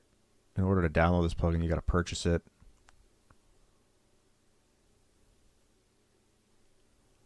I'm open. I mean, if it works. That's right, Kevin. Yeah, we're doing a little bit of early morning / evening gaming. For me, the days, the nights, they blend. I sleep when I'm tired. I wake when I'm roused.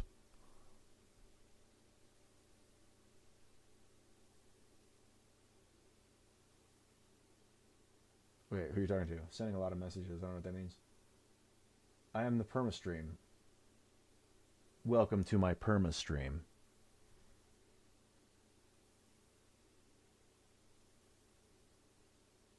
What's up, Night Cow? Good to see you, man. Yeah, doing a little research and development here. Well, more research. I'm doing the R of the R&D. I'm tempted. Let's see how long this sale's going on for. Check out MZ. This is something I can do on the road, too. It's pretty lightweight. And I imagine it saves on the cloud. So, like, that's one of the great things about this new tech is it's, like, mobile. Man, I used to have to be at my house to do this stuff. Now I can do it on my laptop.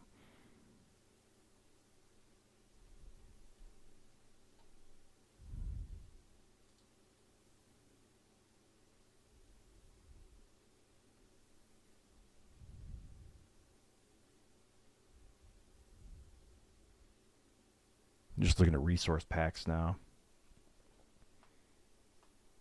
Total 140 for all these packages and resource packages. Like, what's an example of a resource pack? Character generator, expansion plugin. What's that look like?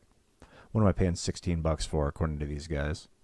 With 3 user reviews. There are a few things you should know before buying. If you make edits to your generator folder, back it up before buying and installing. When I bought this, all the generator files in the generator folder were overwritten with original files. What's up, Ed Foss? Welcome, dude. I'm doing really well, actually. Thank you for asking.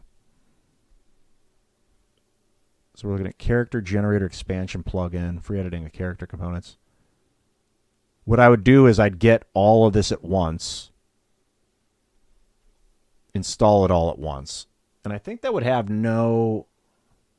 Oh, thanks, Kevin. Yeah, man. I enjoy it too.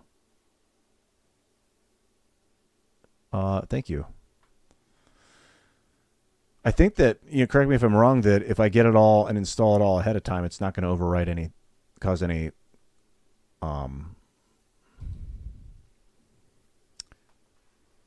compatibility issues because it's all done ahead of time. It's all in there ahead of time before I begin. Like, it's only after the fact if I start installing plugins after I've already got a game in development that I might overwrite information and cause malfunctions. So I'm looking at particle systems. We've got sprite height modifier. That's pretty cool. Pearfinch, cybernetics battle, background music. Background music. Paying $9 for background music? Maybe. Dora pixel map chips. How's that? Pearfinch. Plugins. So people built plugins and then they're leasing them out to the company to sell for them. Maybe Demon Lord Army set. Here's an example of like a $9 piece of data that I'd be getting.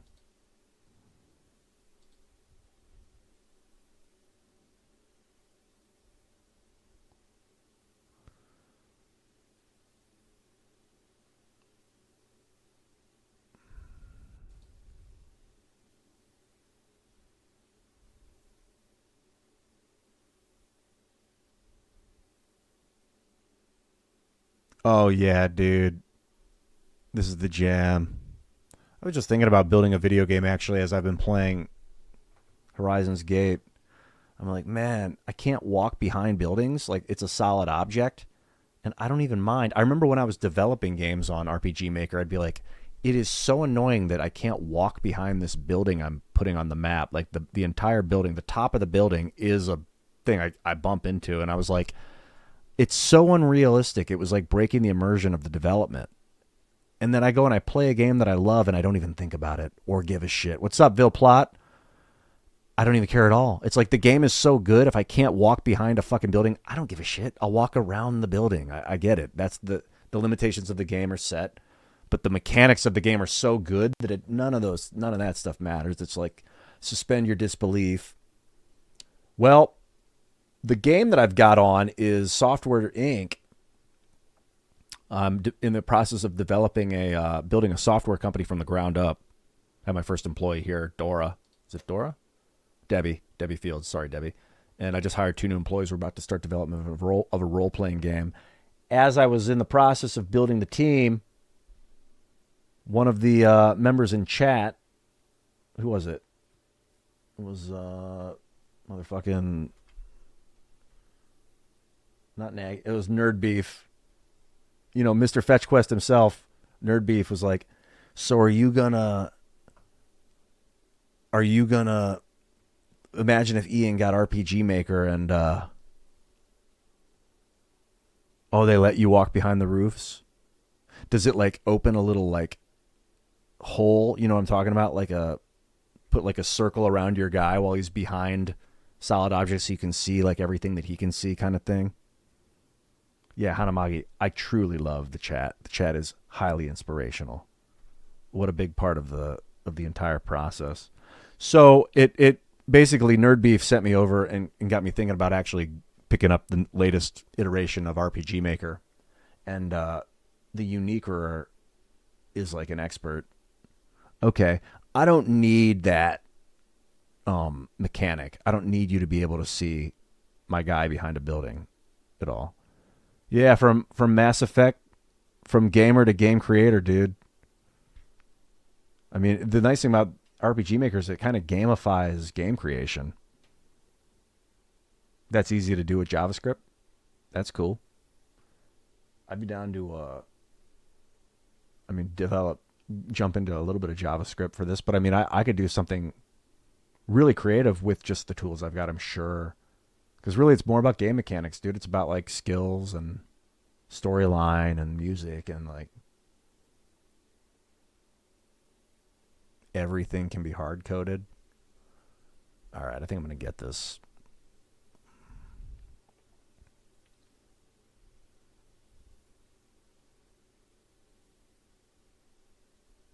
Fantasy character. So I'm looking at arcade game resolution. What's this? Arcade game resolution? The arcade game resource pack. I'll put arcade games in the game that you can play, which will create other RPGs in the RPG. That'd be wild. Where you can earn like items and tokens and shit that you can use in the RPG itself. That's very Earthbound. I know I'll have to settle on like a genre because I'm going to want to make like fantasy, magic, sci-fi. No reason you can't. Doesn't have to have like, you know, the limitation is your own creativity. So that's it. You're bound by nothing except the laws of physics, essentially. Particle effect. That's cool. Yeah, I've always enjoyed working on particle effects. I never got too worried about it. Like, even just the base, with the base resources, I think enough people follow my work that they'd at least, at the very least, if I put out like a pretty cool concept of like mechanics, I think people would get it and try it out. I mean, it's more about just making something fun, you know, doing it on stream. Be so cool to develop this on stream as we're playing. Like, gamify and streamify the process. Super AI option in your game?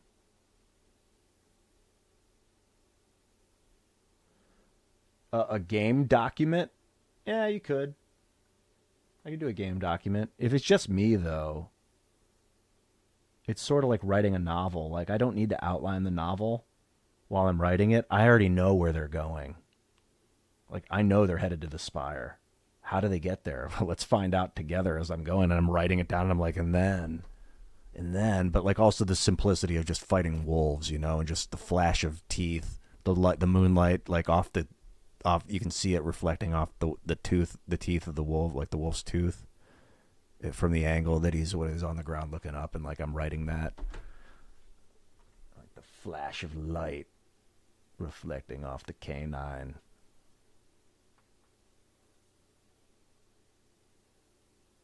Exactly, John Grayson, you're asking good questions. Why not use Unreal or Godot? At that point, I'm like, I don't know, because it's more complex, because I've never used it before, because it's not plug and play like RPG Maker.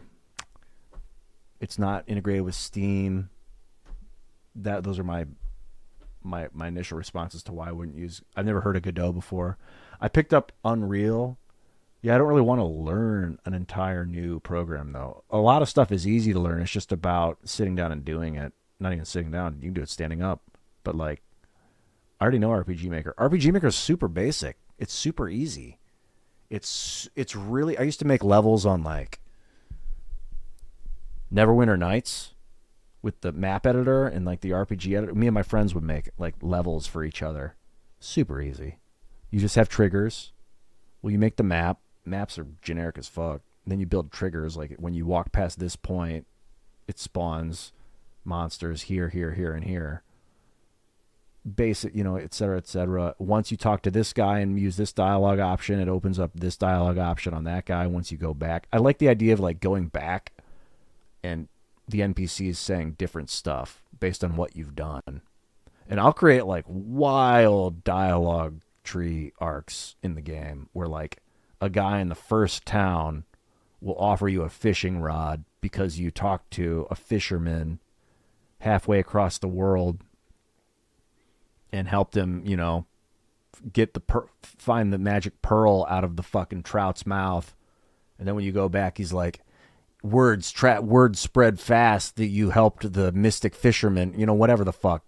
And I'll have these, and you're like, oh my God, had I not gone back to this town with the airship and talked to that guy, I never would have found this. So it's like Easter eggs in dialogue with little item pieces. And then nowadays with the internet, people will have it all essentially spoiled on the internet. Like, there'll be walkthroughs and playthroughs everywhere of all the little secrets as soon as someone finds them. But I like putting that stuff in the games anyway because it encourages exploration. I really love exploration in games and, like, revisiting the same environments, but they're new. They look the same, but they're different, kind of thing. All right, I've talked myself into it. I'm getting this. We're looking at particle effects, Trinity resource, MZDS. I should probably read what these are before I buy them. All right, I put it in my cart. Now let's take a look. Particle effects, Trinity resource, fantasy generator. What are these? Well, I know what particle effects are. Trinity resource pack. Graphic assets from the Trinity. Here we go. MVZ. Okay, MV Trinity. They're updating the graphics. Supersized map with a supersized asset pack? Supersized map. Yes, please. Oh, hell yeah. Side view animated battlers, character walking sprites, faces, pictures, bust up images, battle packs, weapons, enemies, parallaxes. I like parallaxes in RPGs. Tiles, character generator parts. What's that? And music. Oh my God, it loaded. All right, that's cool. That's the Trinity resource pack. Thank you, Trinity. Armor parts. Yeah, dude, I like building armor sets, like gauntlets, necklace, chest plate, leggings, boots, headpiece, like lots of like armor pieces, not just like iron armor, silver armor, gold armor. Like, no, dude, like fully modulated armor sets, because then it's like, wow, so much possibility. And armor that interacts with other armor pieces. Like if you've got on Steam, yeah, I can send you my Steam name. All right, I'm immediately going to do that. Start tinkering with it now. And then I will fire you over my Steam name really fast. So if you guys want to join me on Steam for whatever reason. Yeah, dude, leggings. This is my Steam friend code. Feel free to add me on Steam if you want. I like Steam. Yeah, like modular armor, like armor sets. Anyway, I want to install this really quick.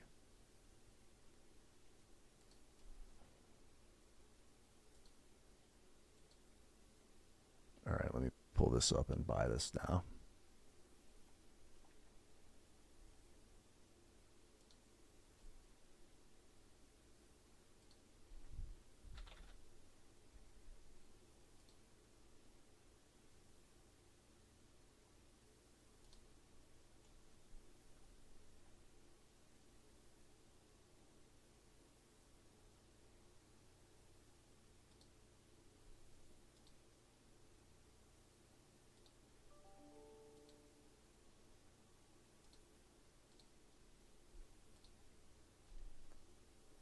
Here we go, we're installing. Yeah, dude, let's build it live. That sounds fun. 2 p.m. in Europe. It is 8 a.m. where I'm at. I don't really time it. Oh, hey, it's Rychlegi. Cool name, by the way. Rychlegi. I don't know how you pronounce that exactly. Thanks, Tony. I'll add you.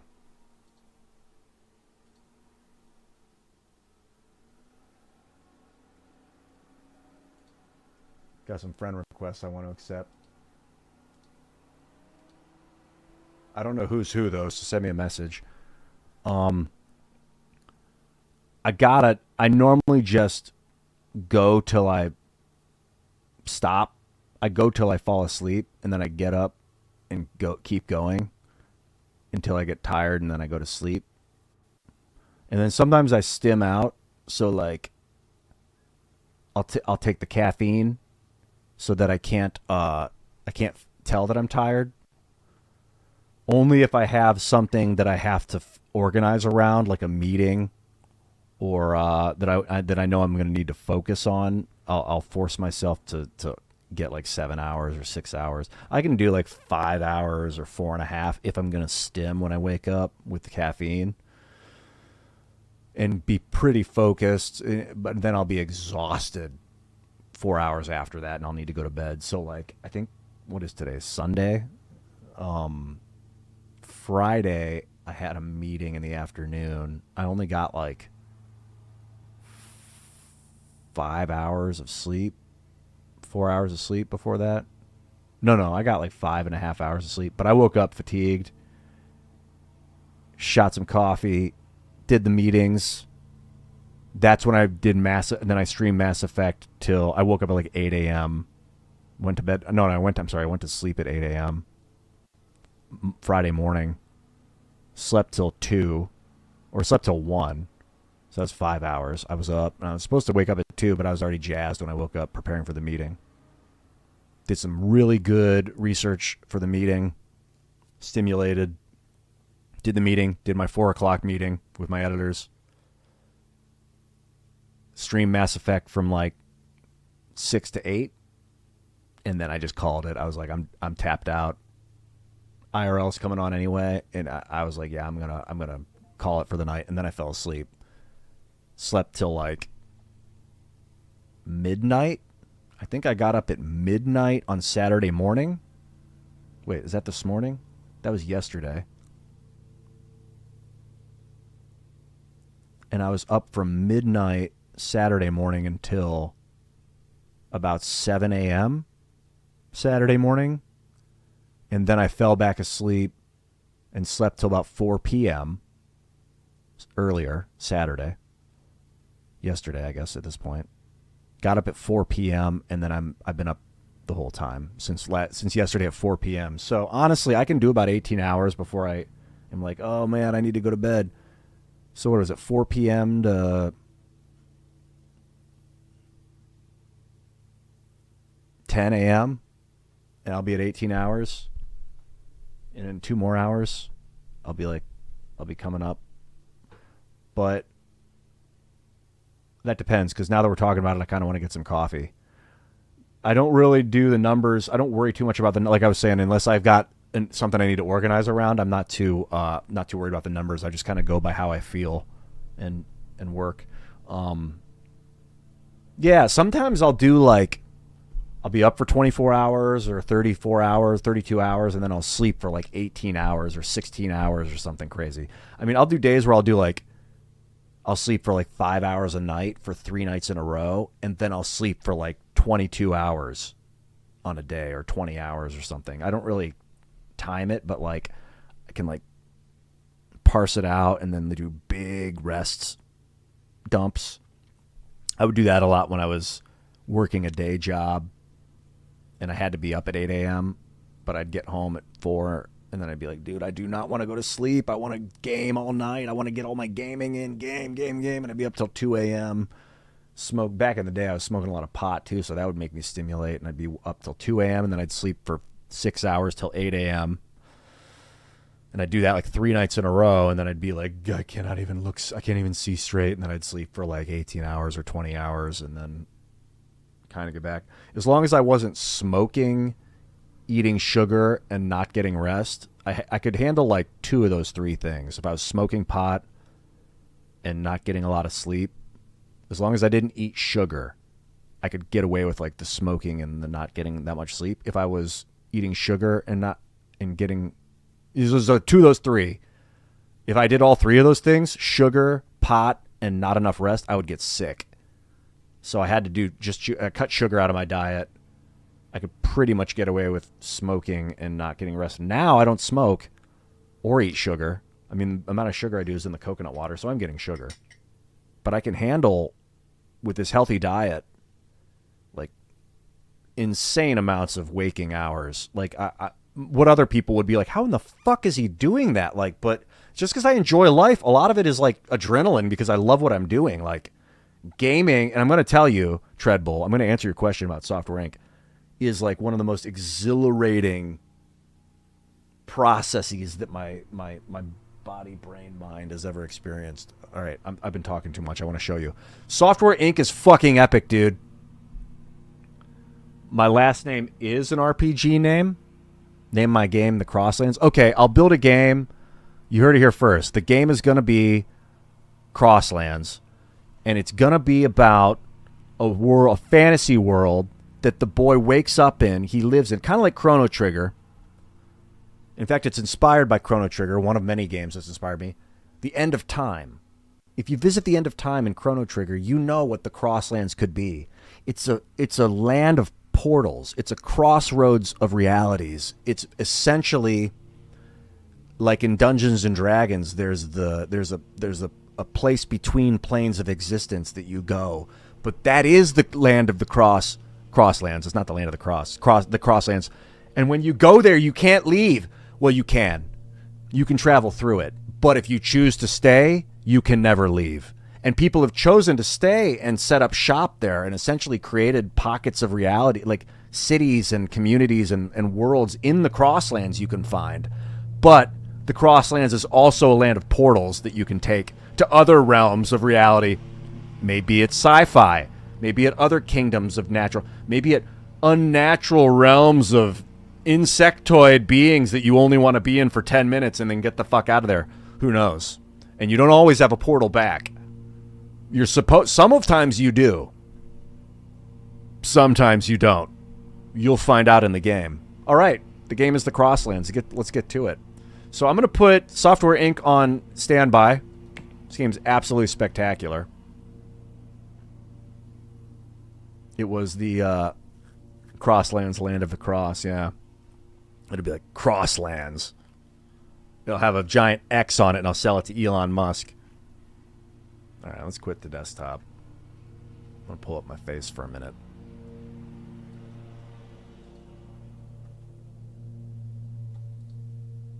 Oh, before I launch too hard, I should go to the store. I want to make sure I've got all the plugins for this game before I get it started. Man, RPG Maker is the shit.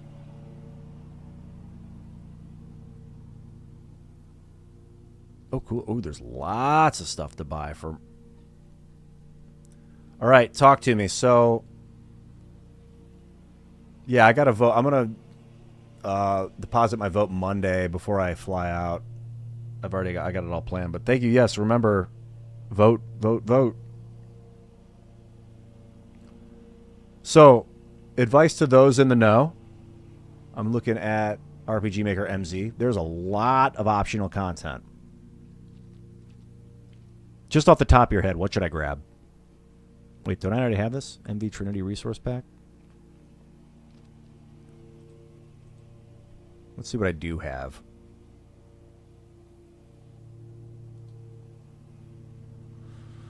This is what came with the package. Some basics.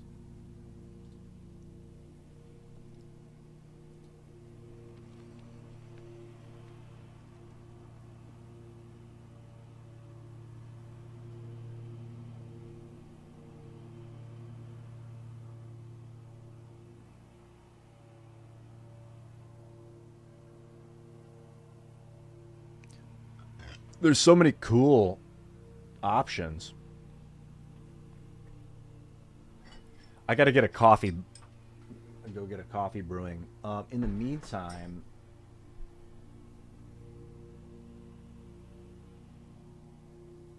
less than $47 Canadian? Oh, you mean like you have a Steam card to buy Steam stuff? That's an epic offer, Tony. I mean, if you super chatted me $47, I would thank you for it. So there's no reason to turn down an offer like that. That's really cool, man. Okay, let's do this together, bro. But what? That's the question. Where's the value here? I want to kind of browse. I mean, it might be the kind of thing where, like, as I go, I'll know what I need to unlock, but at the same time, it's like, if I don't know it exists, then how will I know if I could use it or need it or would want it? So I'm looking at the DLC. Well, maybe I should go to the store page. Store page. Down here. Downloadable content for the software. Content. I got such a funny voice sometimes. Let's go back. See all. For some reason, I thought there was only like 16 pieces to get with this, and I got them all when I got the package. No, I just got a taste of what's to come. There's like 100, at least. There's 700 things, potential things to get. I'm not getting all of them, I can tell you that much. Not yet. I don't think I'll be using all 700 things. So what? It's listing them like in there's specials lists. Popular DLC, yeah, that's what I'm looking for. A list of popular... RM Finder, what's that? Instances of a healing potion. Maybe you forgot where the party's supposed to find that important quest armor. You want to check all maps? Yeah, for sure. When the enemy's appearing, these is plenty of handy tool. These are cool. Toss me some suggestions in the chat if there's anything. If you use the software before and there's things where you're like, bro, you got to get that one and that one. Otherwise, hang out, chill. I'll be back. I'm going to get some coffee brewing.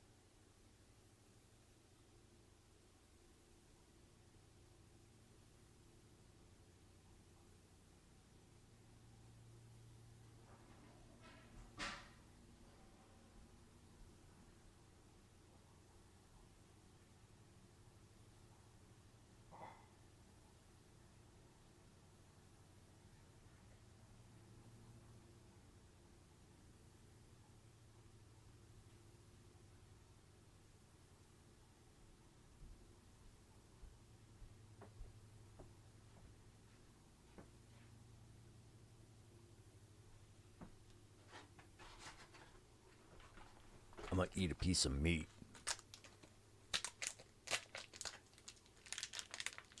Too quiet. How quiet is too quiet? I could have put a video on in the background while I was getting a drink. What's up, Perda? Good to see you, man.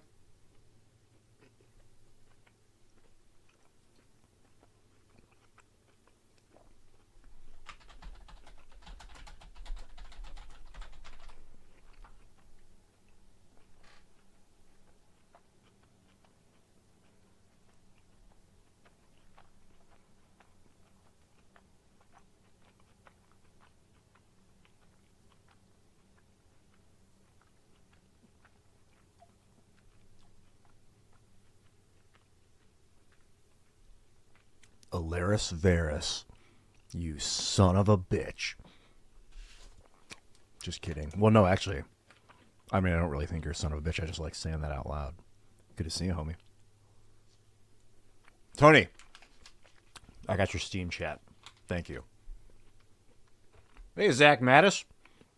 Bro, I'm just about to boot up RPG Maker and get started on the Crosslands.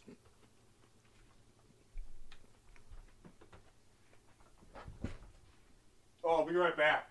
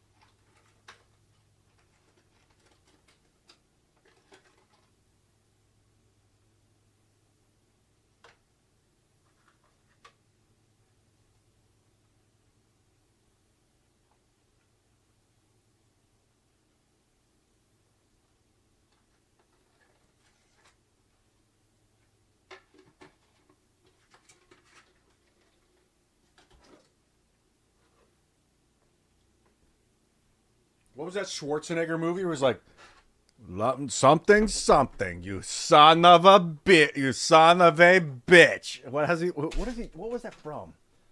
You son of a bitch. It's Schwartz. I think it's Arnold Schwarzenegger. Really? Humble Bundle's got game assets in the software section. I'm looking it up now, Silent Jim. Thanks.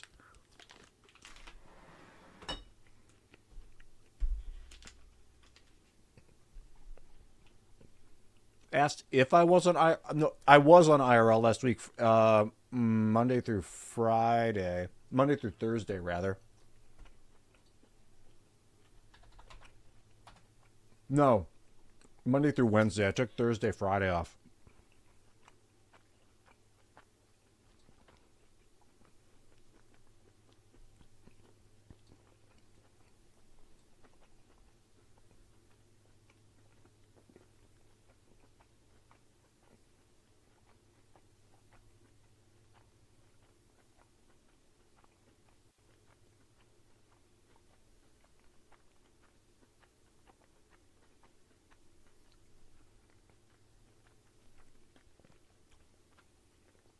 Looks like there's stuff for Godot and Unity.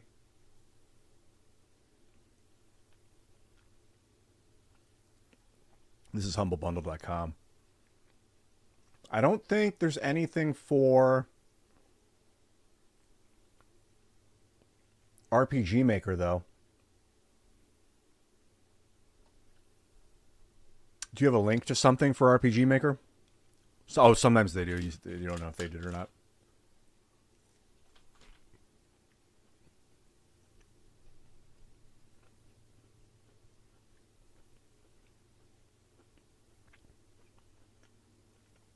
A lot of cool stuff, though.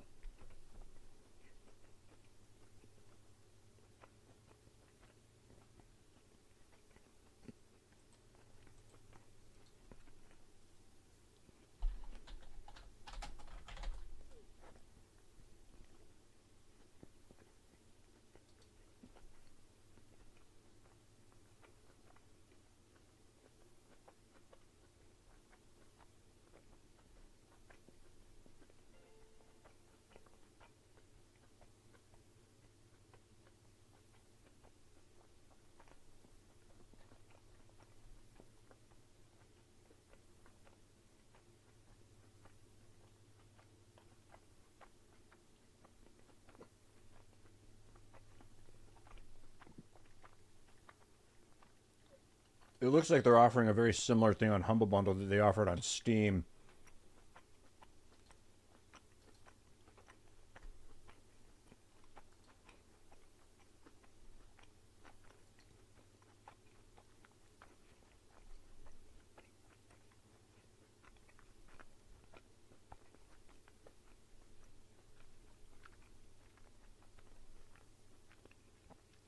Cool. The Unreal Engine.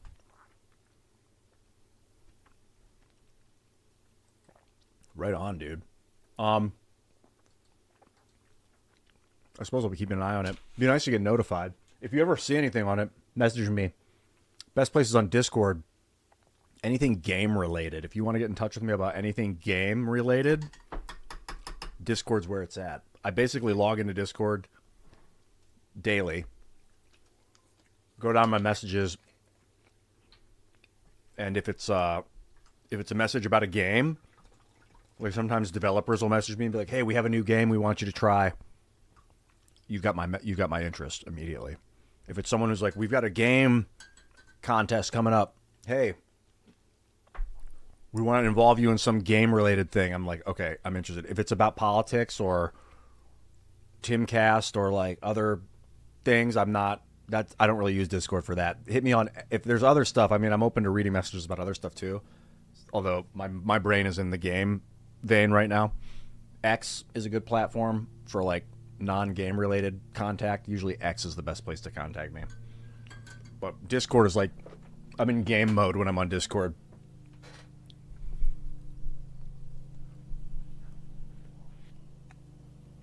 Well, no, I don't only do electronic gaming. I mean, I'm into like Magic the Gathering, but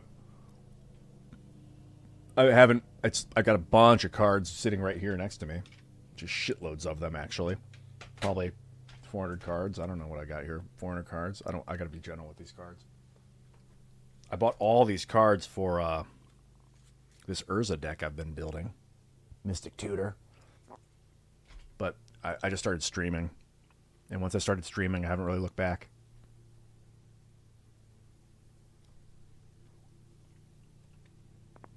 A game where you have to power the game itself.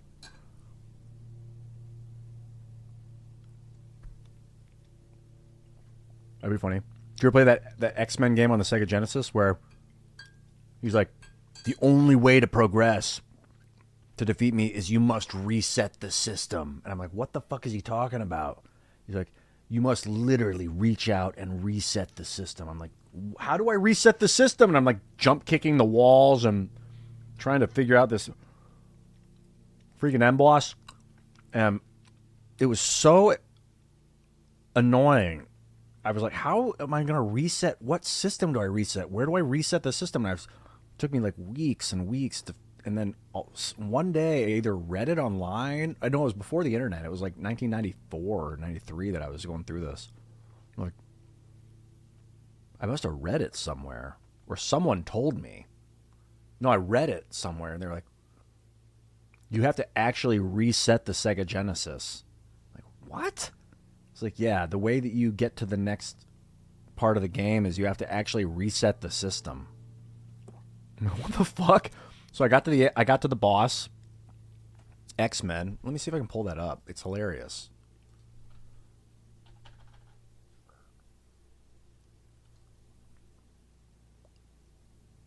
You know, if anybody knows what I'm talking about, I'm gonna love you if you can.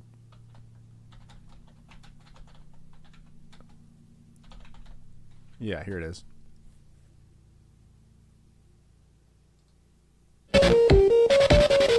This. You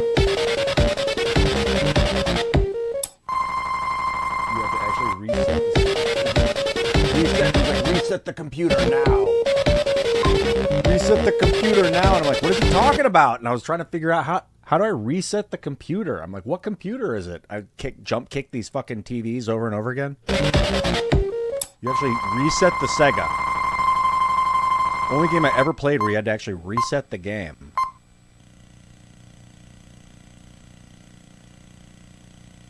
It was so meta. It didn't show any more.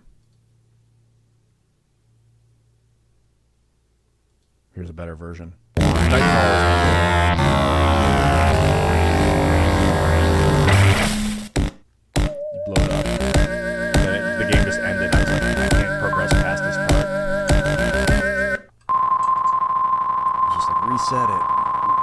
reset the computer. I'm like, what is he talking about? Anyway, that's funny. I feel like I'm putting off the inevitable, which is starting the game.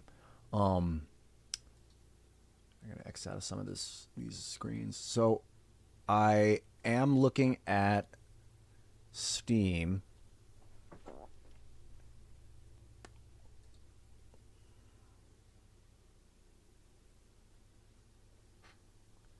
The Trinity Resource Pack. Do I have it yet?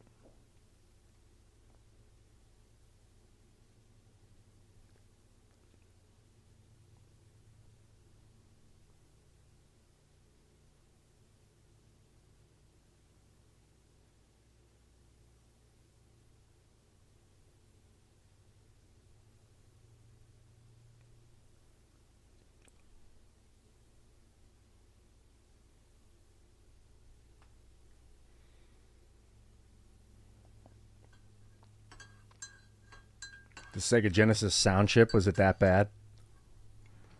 Yeah, I heard that it wasn't very good compared to the Super Nintendo.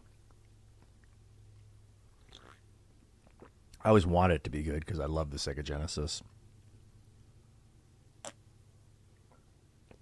But like the people that knew what they were talking about were like, no, the Super Nintendo was better. I'm like, God damn it. Oh, what? The Sega was better? I thought it was better than Nintendo. You know, I was coming off the 8-bit shit. 70% off? This one? MS Fez Resource Pass? Yeah, I've got to do some like data calibration here. Like, what do I have? Okay.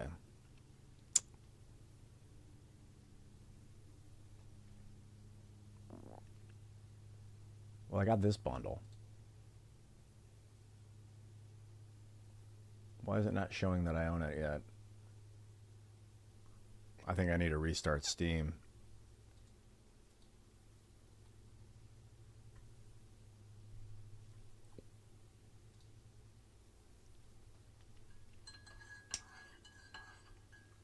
Clueless fucks. I just said that out loud like I yelled it. I wasn't yelling at you. It was Clueless fucks himself, smoking a fat bowl in your honor, Ian. I salute you, sir.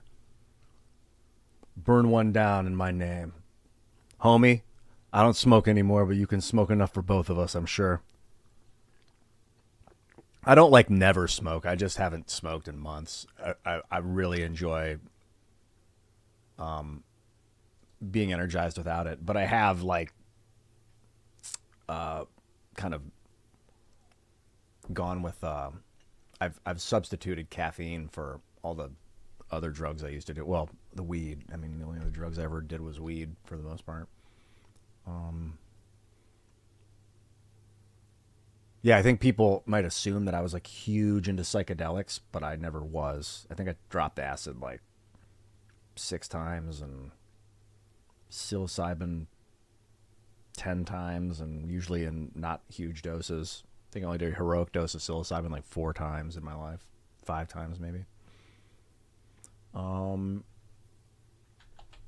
They were just so memorable that I talk about it a lot. Salvia also I messed with. That shit was wild. Salvia divinorum. Just a few times. Maybe like 4 or 5, 3, 4 times maybe. Okay, what do I got? What do I got here? I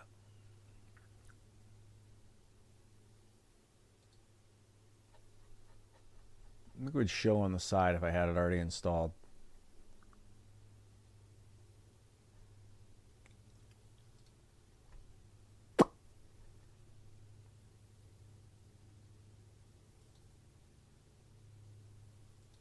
We can just launch it and see.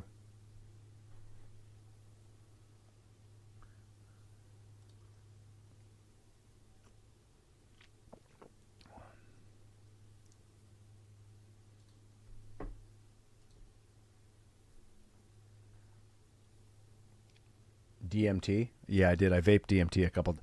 Smoked it once, and then I vaped it once. Early birds? What's that?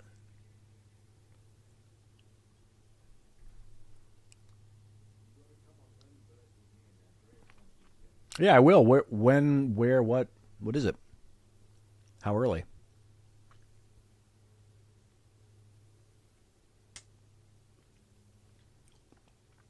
Talking about Gambit. Kearney McCrank talking about Gambit. Talking about the X-Man. He was my dude. I was like, Gambit's my favorite X-Man. Well, I was just talking to Andreas a couple nights ago. We were sending voicemails back and forth about doing a show. He's like, bro, we got to do like the show about the deepest shit. I was like, yeah, actually, you're right. We do. And then I was like, in order to go super deep, to go in, I might need to do the DMT. And he was like, you do you. And I'm like, the endogenous, I'm not saying I need to smoke that stuff. I'm just saying I need to like get the DMT flowing in my system to really perceive the depth of reality, like the inner force fields, so to speak. But he's just easy to talk to about surface level shit or like deep shit. This is what I got. I got the bundle. So for whatever reason, this stuff's installed. It just wasn't showing. I got the Trinity Resource Pack. So like, you like get the $17 one. I think it's this. I think I already got it.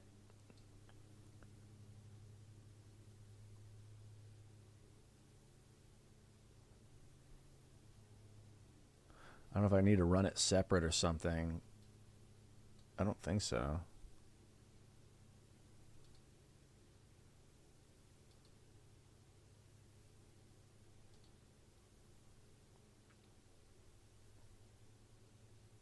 Let me pull this up really quick.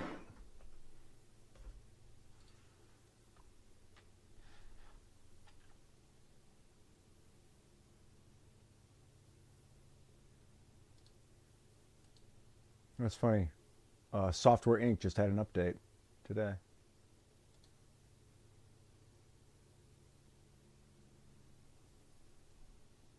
Seven megabyte update.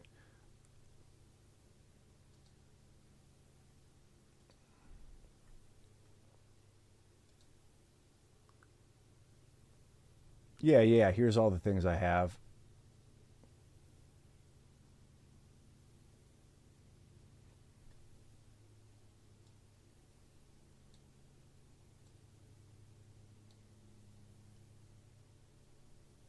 You can see here.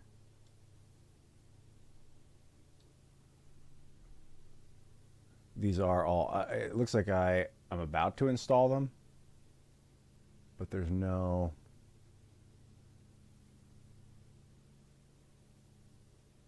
official thing. Bear with me. So we're going,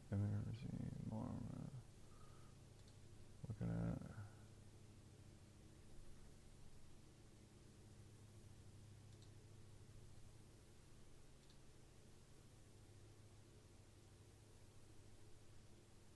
Yeah, here's the Trinity Resource Pack.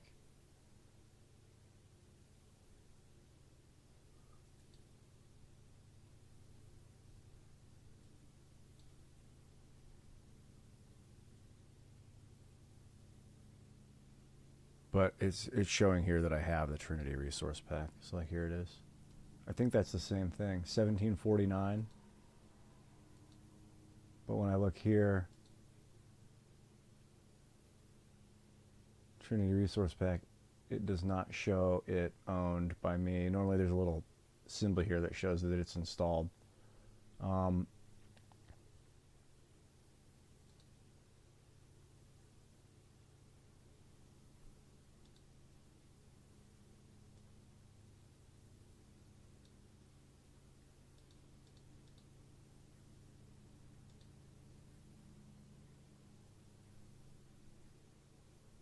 What is that?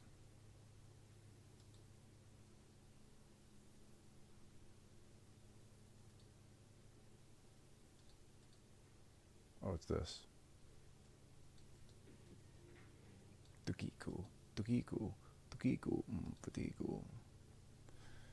I'll pull this up. This is main game.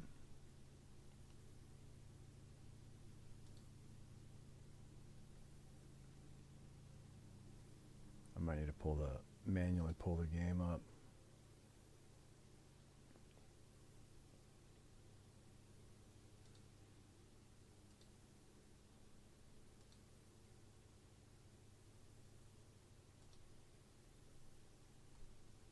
RPG Maker in the house. What's up, Johnny Noteworthy?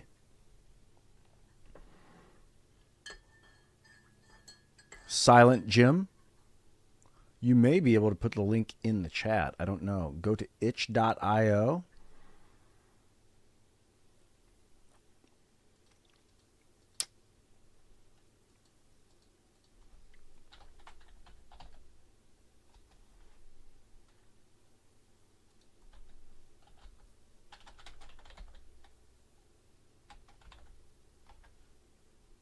Yeah, there's a lot of stuff here.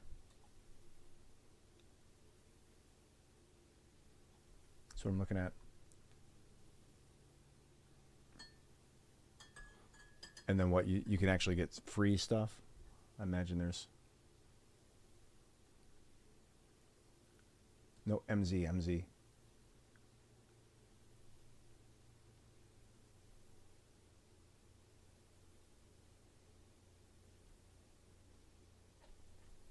Oh my god, there's probably hundreds of things here and there. Hello there, Buick Lou. Play Battle Brothers? Excuse me. Battle Brothers is great. I have it. I have played it. It's fun. It's kind of stressful. Because, like, your dudes are constantly getting fucked up in that game. Like, there's no, like, my group of badasses is taking them out kind of feel. It's like, I hope, how deformed is my guy going to get in this next battle? Is he going to lose an arm? Is he going to lose an eye? Is my armor going to get obliterated? Kinda. Not always. I watched gameplay footage of it and a guy was like dominating. I'm still in the process. This is very weird. I'm in the process of... can I move this around? Yeah, I can. Of getting the programs to install. Like when I go to mods, tools, options, maybe? Where's that pop up? Where did I pop up? Tools.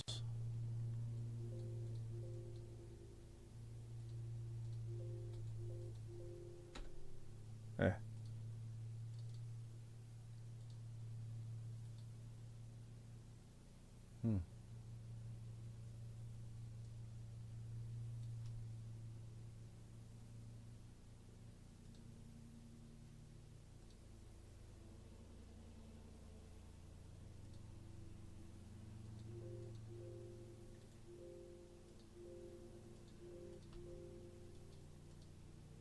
That was weird.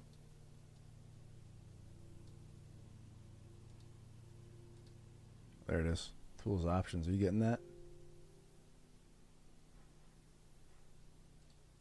No. I'm looking at edit, file, open from workshop. You're not seeing what I'm seeing. That sucks. It's showing a pop-up. Let me see if I can make sure that you see the pop-ups.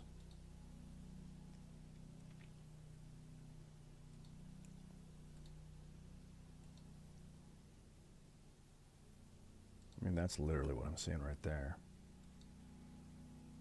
But I would like for that to show while I'm working. I'm streaming the program itself. I guess it opens other programs. What I could do is slide this over to a monitor and just stream it. Stream the window itself. That might be a little more effective. Yeah. Or maybe I can maximize it and go full screen. That might help too. Tools.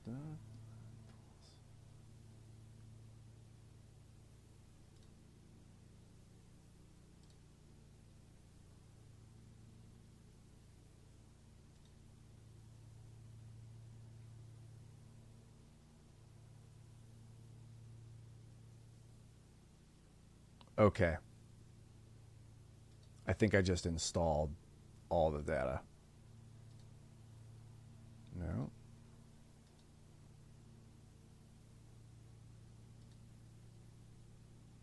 Holy shit, this is so fucking good. Alright, I'm gonna need to stream the screen itself.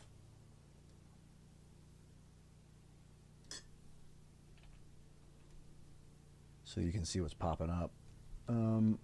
But first I want to just double check that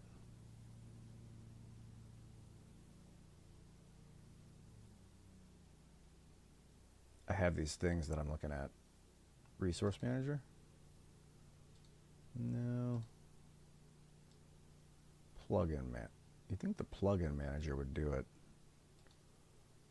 But when I go to plugin manager, it's just a blank slate.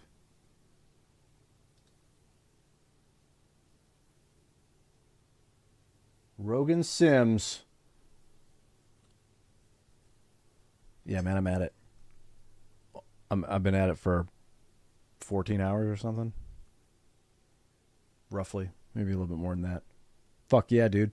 Chief 10 beers. Hey, homie. Is this the final stream you were mentioning on IRL? Well, I wouldn't call it the final stream.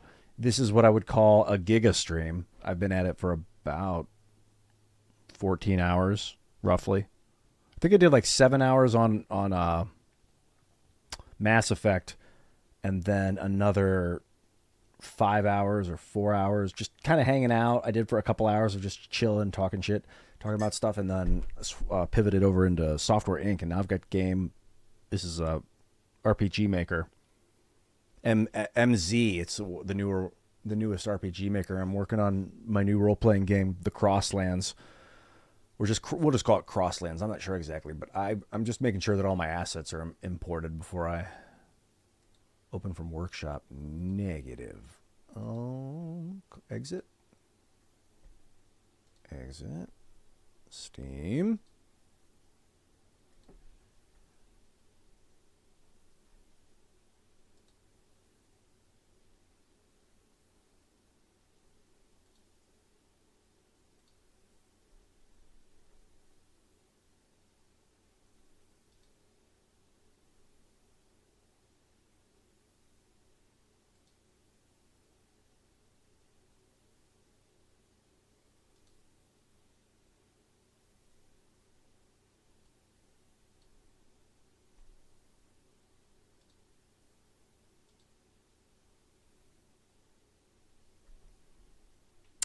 Yeah, Mass Effect. This is my first Mass Effect playthrough.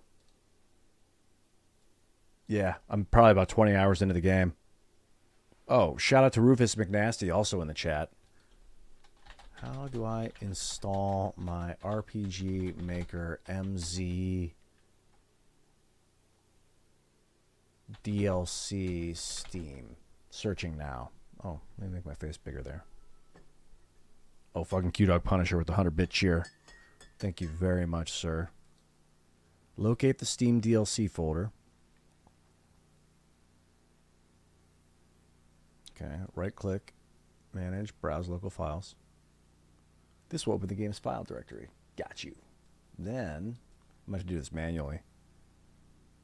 Find the DLC folder. Got it.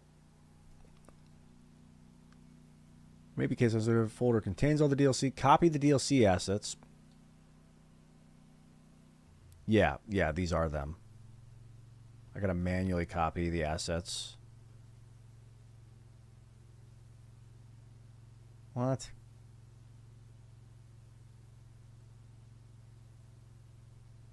I gotta do this manually? That's really annoying. Okay, I guess. So copy the DLC assets to tell me right here. This is what I'm looking at. Find the DLC folder within the game's file directory. Look for a folder named DLC. Found that. Copy the DLC assets. Manually copy the DLC assets. Tile sets, animations. I don't know what's what, though. Into...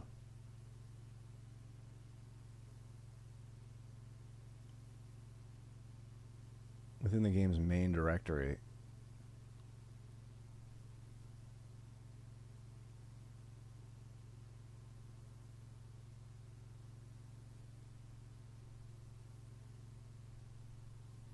Is it under resources? Nah, resource. No. I'm just checking it out really quick. I'm looking at DLC. I got my...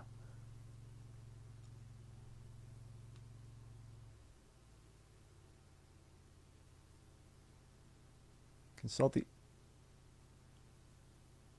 Okay. I thought it was just going to install this for me. Yeah, appreciate it, Odd Ninja. That's I'm really enjoying the storyline. Super cool. So I'm looking at.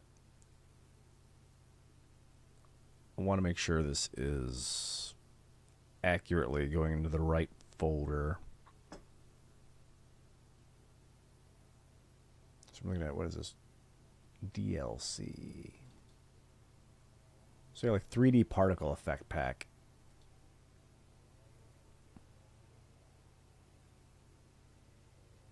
I don't know where that goes.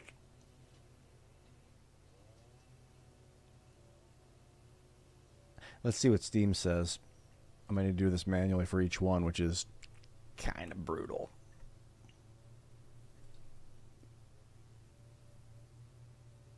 Let's say, like, where's a popular one? Trinity. Trinity pack.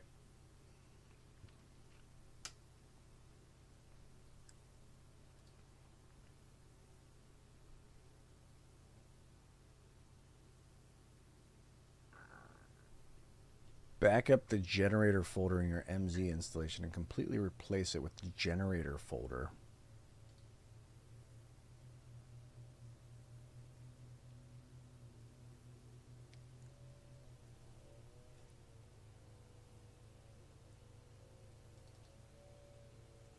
Okay.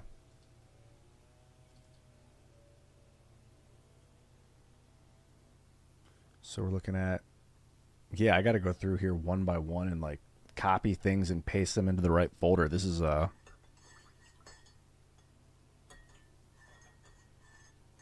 why, because you got to go through manually and install all the development software through Steam.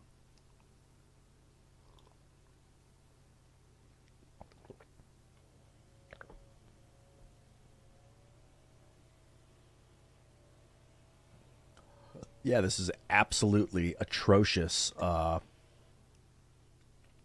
developer experience. Really serious garbage on their part. They should have... I mean, if they'd told me that I was going to have to do this beforehand, I'd be like, oh, I got to think about it, because that's another couple hours of labor that I'm not interested in putting into this. But whatever. So I got to do each one individually. That's kind of interesting. So, like, I'm looking at this. Graphic assets from RPG Maker is now available for... But the thing is, if I get other asset packs, am I going to have to over...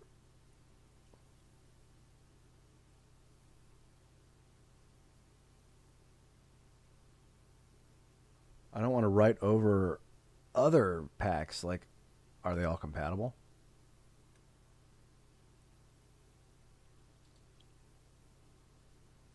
Wait a minute.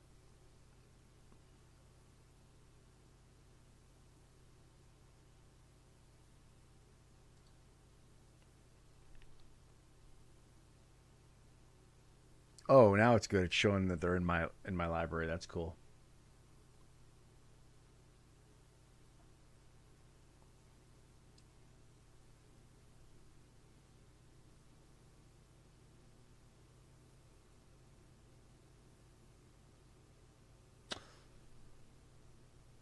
This is cool.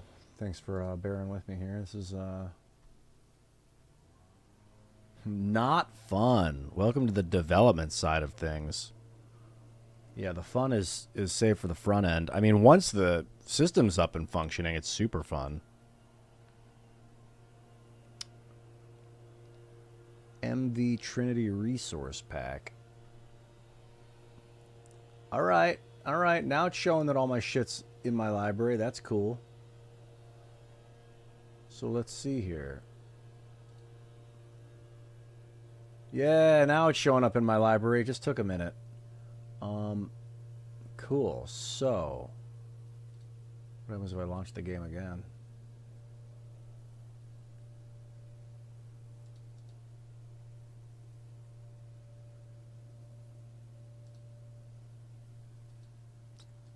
Nah, it shows that it's in my library, but I still got to put it in the right place.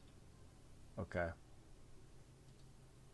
But it does show that I've already it's not gonna accidentally let me buy the same DLC twice. So you can see here, it's like, got this one, got this one. Don't got this one. Don't got this one or this one or this one.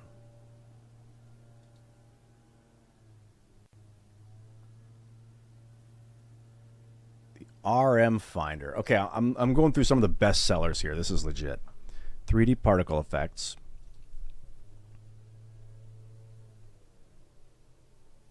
What's an SRPG? Simulation RPG Maker.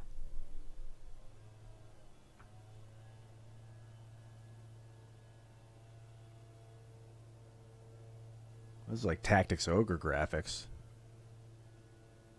Literally, this looks like the game Tactics Ogre. Holy shit. Or Ogre Battle. Fight.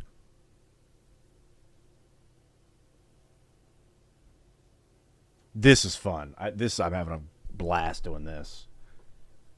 So I got this sprite height modifier. That's pretty cool. Can make taller sprites. Collision plugin.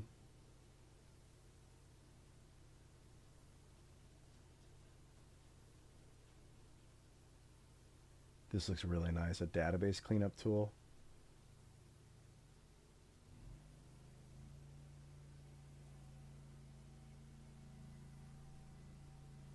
Tool automatically updates variables and switch sets. Holy shit, that could be very useful. A database cleanup tool. I bet that's so nice. RM Finder. I'm drawn to this one. I kind of want to read about it really quick. The RM Finder. And also, I should go through all the pieces that I already got and read them each. One by one. Let's do some serious development here.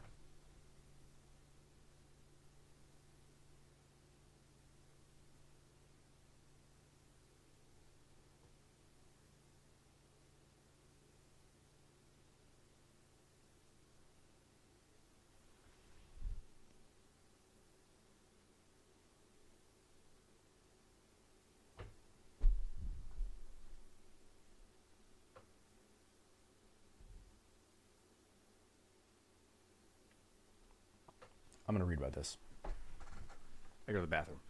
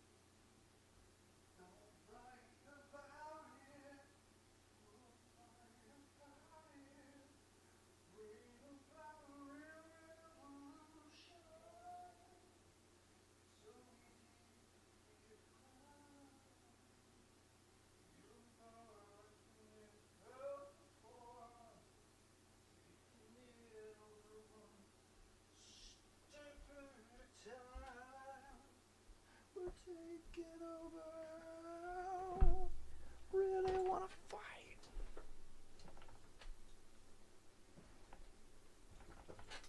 Paragon.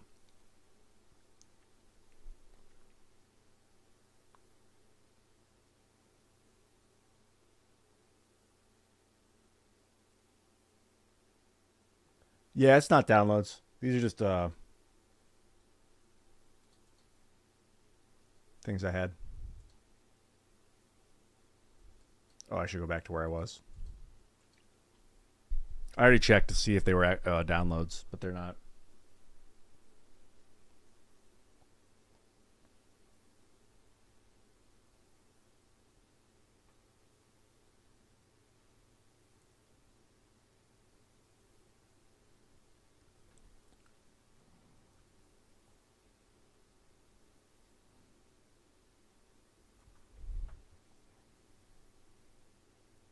This is the part of the stream that may not be super interesting to watch. I'll try and keep it entertaining.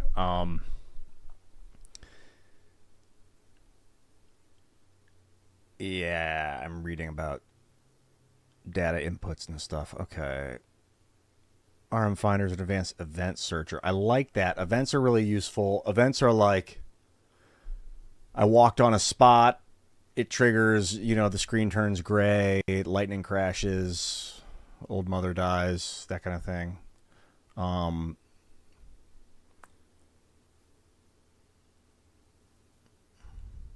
Just kidding. That's a lyric from Lightning Crashes. Old mother's just fine.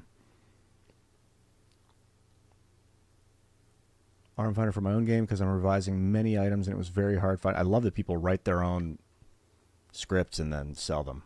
That's super cool.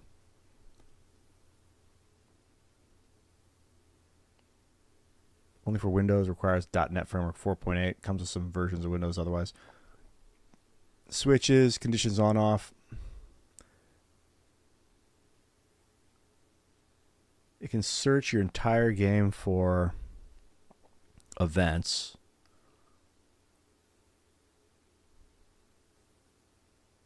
This is fucking sweet looking. Before I do any downloadable content, I gotta go back into the ones I got and read about each of them individually. Welcome to my obsessive compulsive reality. It's not obsessive compulsive, I'm just doing diligence. I don't like that term due diligence. I know it's due, D-U-E, but like, I feel like I'm doing diligence. Did you do diligence? Just do your due diligence sounds like kind of weird. I know it makes sense. Just don't like the way it sounds. Okay, what is this? This is called 3D Particle Effect Pack. So, 100...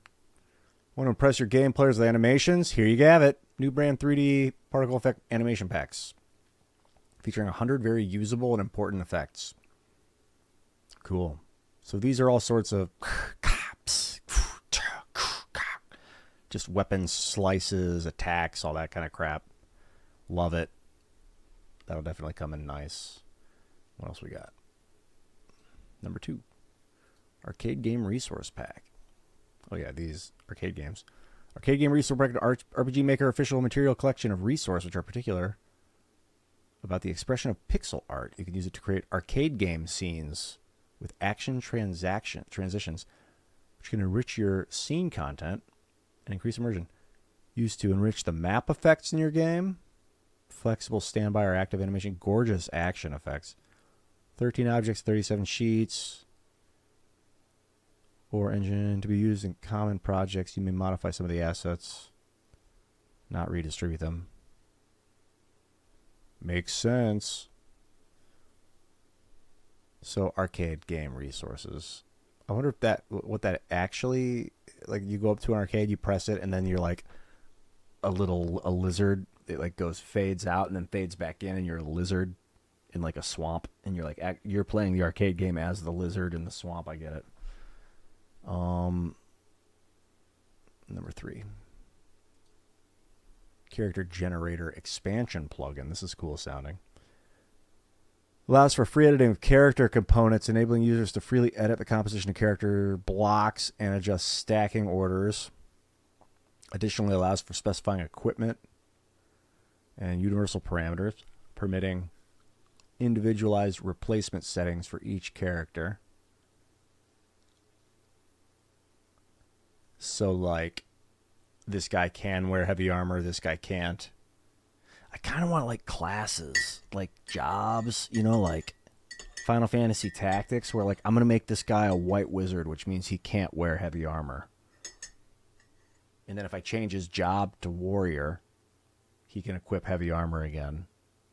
I kind of want to do that. The idea that anyone can use any armor is kind of like... doesn't make any sense.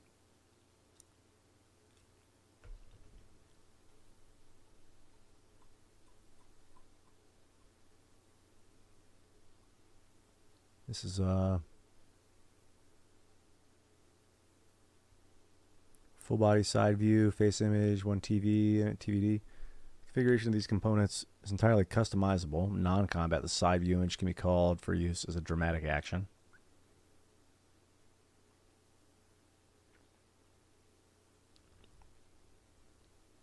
It can be used on events or players. The plugins operation requires the official plugin common base JavaScript. Plugins operation requires the official...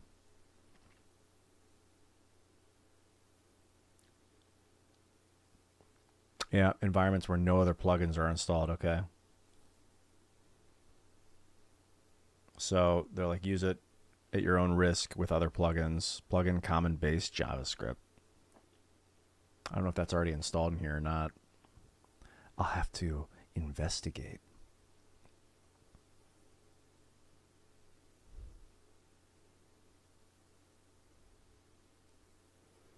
Plugin files, 2 types, 1 core, 1 additional file. All others are duplicates. That's cool. Sample projects.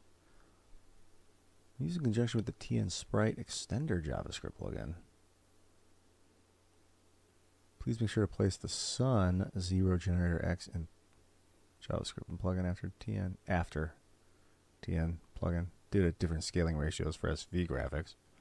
Any idea what the fuck that means? I think I do. 0.85 to 0.9. Okay, this I can troubleshoot once I install the stuff. I'm just reading it just to get an idea right now. New features. Got you. We'll come back to this one. And we will go to character. So this is the character generator expansion plugin. This is the character generator pack. Oh, badass. Okay. So this just gives you a bunch of new characters too.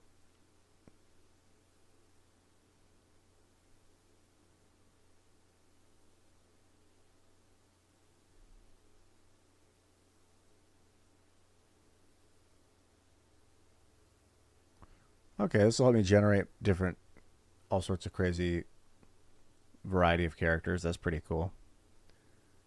Demon Lord army set. There's a bunch of enemies that you fight. 126 enemy images for front view battle. 57 enemy face images. So this is for front view battles. The army set 1. Army set 2. Also for front view battles. Oh, these are for side view battles. Cool. I think I'm going to do side view. I don't know, man. I think I'm going to do side view.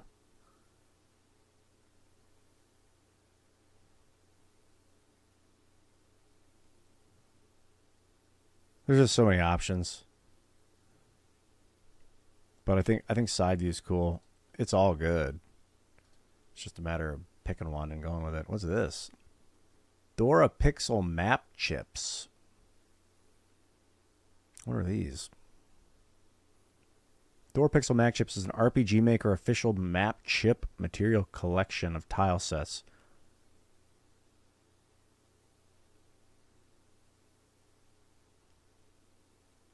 Modern JP. Modern Japanese. Okay, Modern JP is Dora map chips. Has all sorts of tile sets, it looks like. So this is Modern Japanese. Very cool. Yeah, we got Modern JP interior. What's this one? Okay, so I can do sweet-ass Japanese style. Indoor, outdoor, that's cool. I like that. I gotta turn my fucking phone off, that's why. I thought you were silent, phone. You go quiet. Now, let me check some analytics on my most recent shorts. They were doing very well. Cool.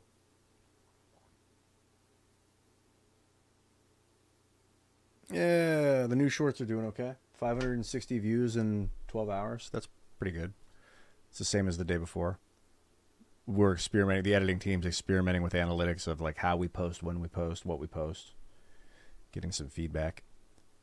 What's next? So the indoor, outdoor Japanese stuff looks cool. The DS resource pack. DS.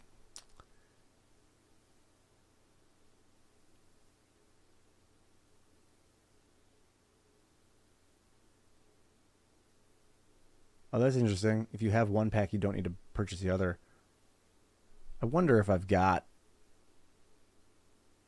what I've got for I'm going to come back to this. What I've got for RPG Maker MV. If I own any DLC for this that I could reuse.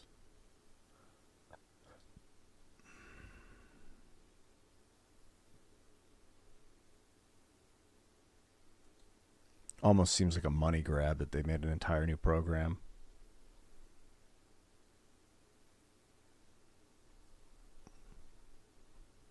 All right, enough of that. Let's go back to what really matters. Learning what I have. So we got the DS resource pack.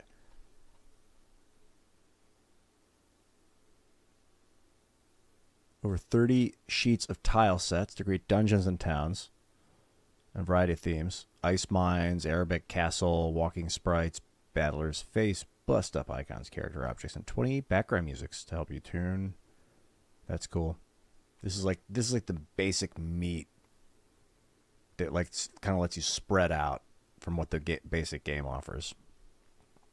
Tile sets. This is basically tile sets, battlers, walking sprites, background musics.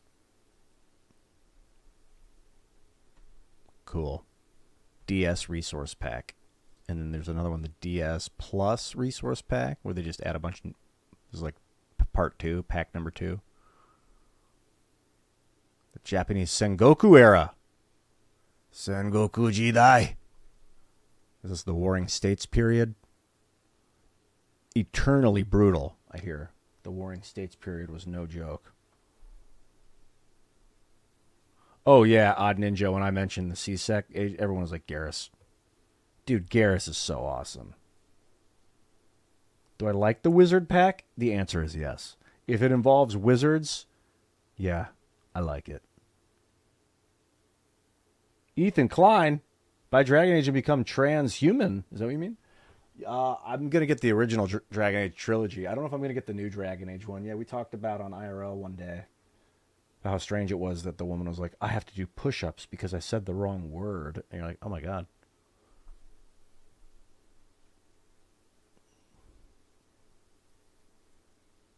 But it could have just been like a hidden dialogue, like an Easter egg in like some investigate tag that you don't need to click. I don't know. I mean, there's just so many games to play that are good. I do not need to like just jam one down my throat because it has the word Dragon Age on the cover. Like if the game sucks, it's a wait and see for me. If the game's like undeniably phenomenal and there's just some weird dialogue, I'll probably pick it up. I'm certainly not in a rush to grab a new Dragon Age. I still got to play the first 3 in succession. I've already beat the first one like 12 years ago or something, or maybe even more than that. Yeah, but wait. If you were Tony, I don't know what the wizard pack is exactly, but I like the idea.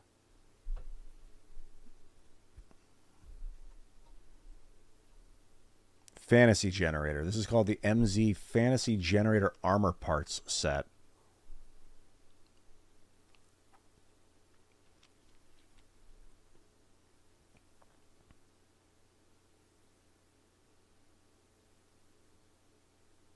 Dot Picture Production Studio. They do a bunch of the default materials for RPG Maker. Cool. 90 parts for male and female. The male version has a total of 95 parts, including 16 hats, helmets, outfits, armor pieces, robes, cloaks. The female version has 97 parts, same thing. Except they got boobs on the breastplates, probably. You can create characters with a wide range of patterns. That's neat.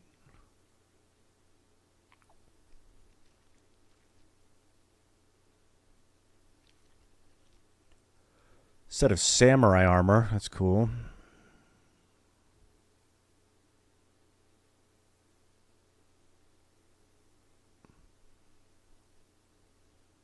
Cool.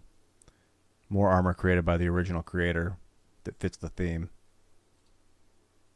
Thanks for the armor set pack, homie. What's this? FES Resource Pack.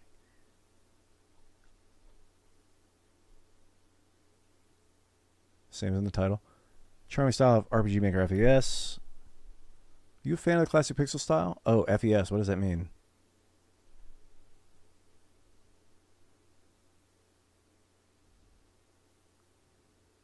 Is this like a different theme of art? More map tile sets. Fuck yes. 14 battle backgrounds. Love it. 1,824 face graphics. 107 characters, each with 4 facial expressions like crazy, happy, sad, shocked, hurt, you know, one of those. Cool. Dude, what if I did the voice acting for this game? I do like weird voice acting.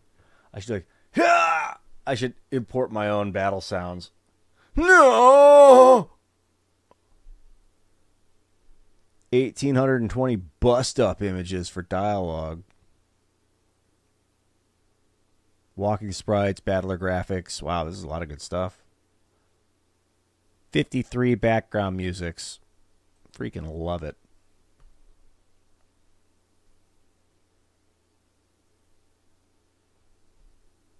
Okay. MV Trinity Resource Pack. I was eyeballing this one earlier. I think you were actually suggesting to get this one, Tony. The Wizard Pack includes 8 elements. I don't know. I gotta read about it.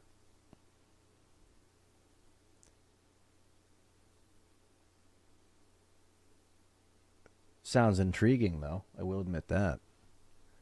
48 characters. So what is this called? This is the Trinity Resource Pack. I might have already read this one. I don't know what bust up images are. Oh, bust up. That probably means chest and higher. The bust, meaning the chest. Bringing in characters from MV and MV Trinity.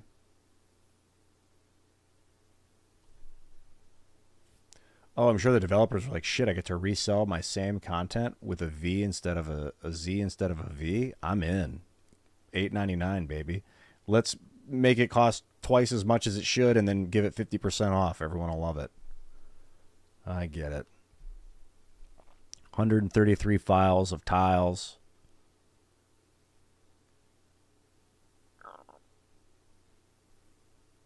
Parallaxes, 22 graphics. Oh, this is a bunch of cool graphic packs. 40 female, 9 parts. Uses generator pack. A lot of music in Trinity. Thank you, Trinity. Good stuff. Particle system plugin. So I got the 3D particle effects, particle system plugin. That's cool. Oh, that looks really cool.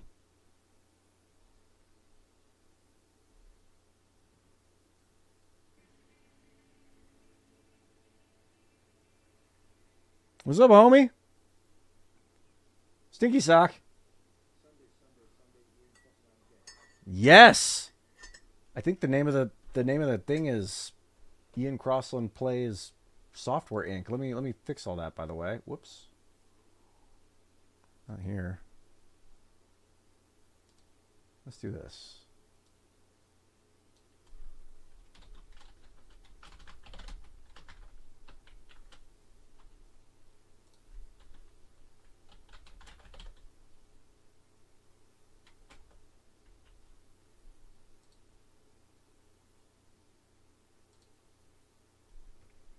Okay, I changed the stream title. Well, thank you for the reminder very much, sir. Sunday. Because I'm not technically playing a game right now. I'm actually reading about games here. I'm reading RPG Maker. So I'm in the process of building a game. And I just got a bunch of plugins that I'm reading about before I install them. Good to see you too, man. Stinky Sock 420 in the house. What are these? Particle system plugins? So I got an idea. These are particle systems.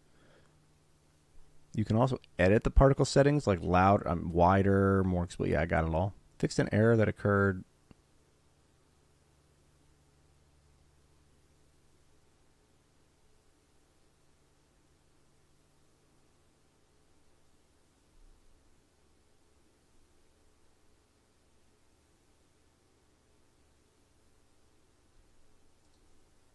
Okay, particle effects.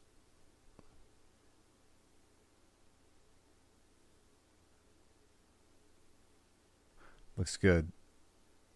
Lots of particle effects. Sub-emitter function. Cool. I'll be working on the particle effects system for sure. Cybernetic battle background music. Is this just music? What's an example? This is like when you go into the future.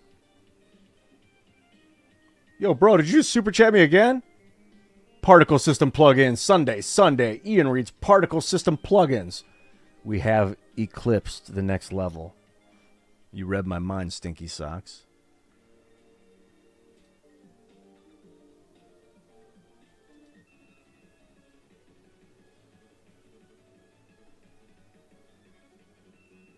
Oh god, shit's getting crazy. Well, I don't know if I'm going to use that, but there might be a time and a place for it. What's data manner?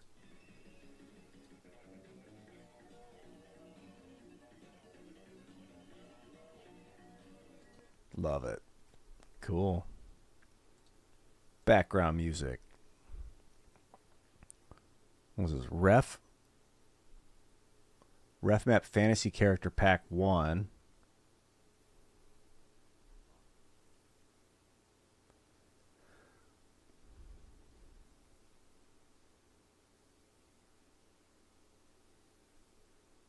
$36 characters. He gave me version 1. He's going to make me want to buy the other ones, I bet. These are like unique arts. So like, I don't know if I can... I mean, technically I could have, in the Crosslands, you could meet characters that of other art forms. You know? They don't all have... It doesn't always have to be the same kind of art. They might even... It might change their art form depending on what reality they bend into.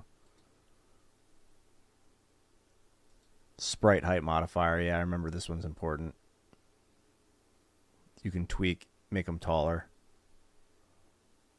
Just give it a little bit of uniqueness. All right, those are the plugins that came with the initial game.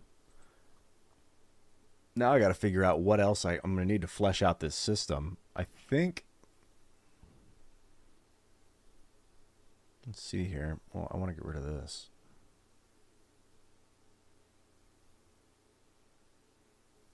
Oh, maybe... Yeah, what is this? Do I want this? MV enemies character sprites. Is this good? Collection of character sprites, version of enemies.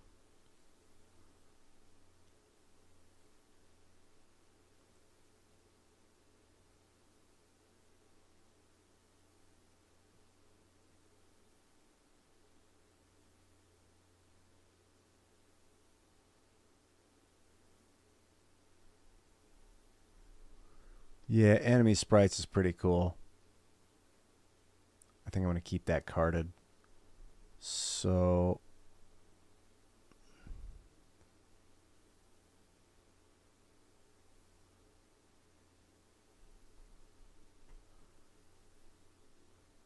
where is this? I want to go to RPG Maker MZ. And we're looking at...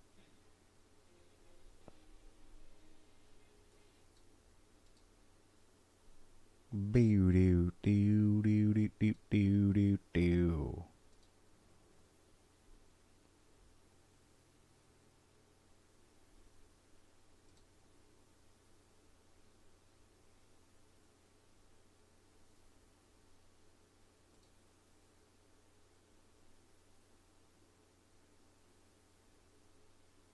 That's cool. Grid map tiles.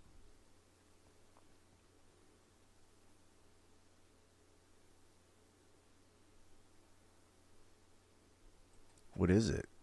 It's not. It's $28. What the fuck? It's like the cost of an entire video game.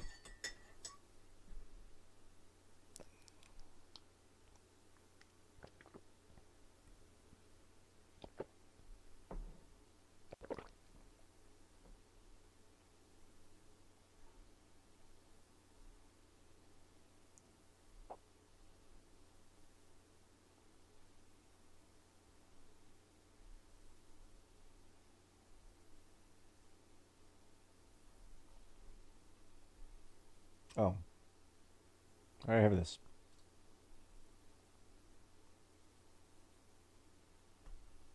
I'm looking at this RM Finder.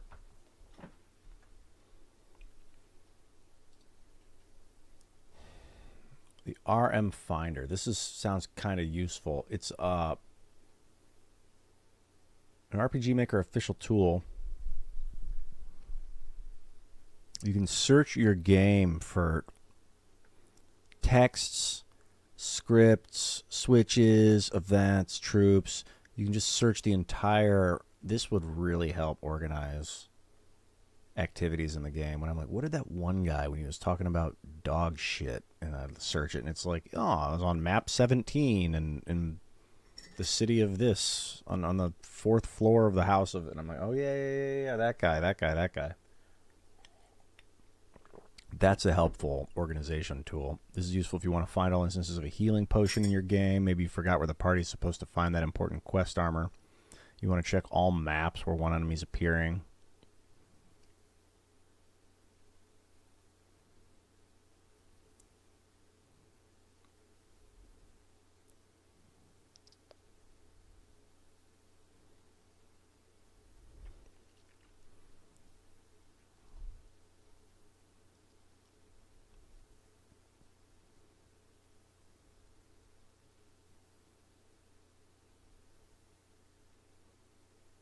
Yeah, they're saying this should be in the base game. Like, that's a good review for the product.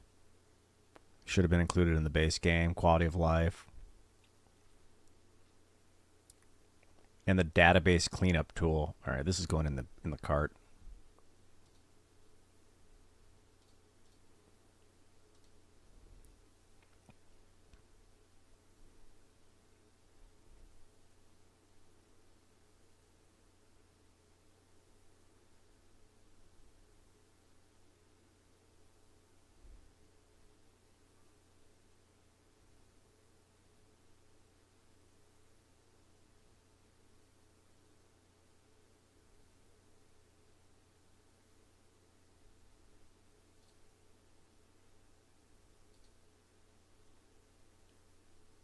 Couple of things going to the all-in-one pack.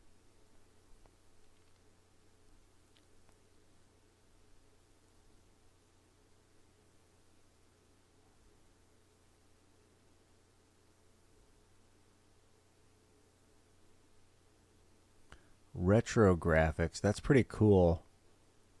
I'm not using the retro graphics on this, though.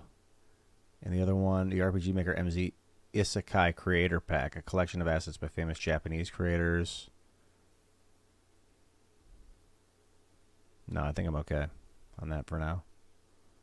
Got most of the all-in-one packs basically came with the game. Other than that, bestsellers. This is where you're going to find, like, this asset pack. Look at the Trinity. The RM Finder I just put in the cart. Particle MZ. Fantasy Generator, love it. Dark Fantasy Resource Pack.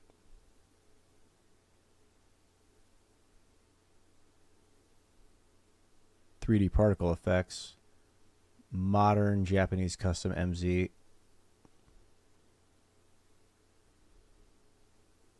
Pretty cool looking.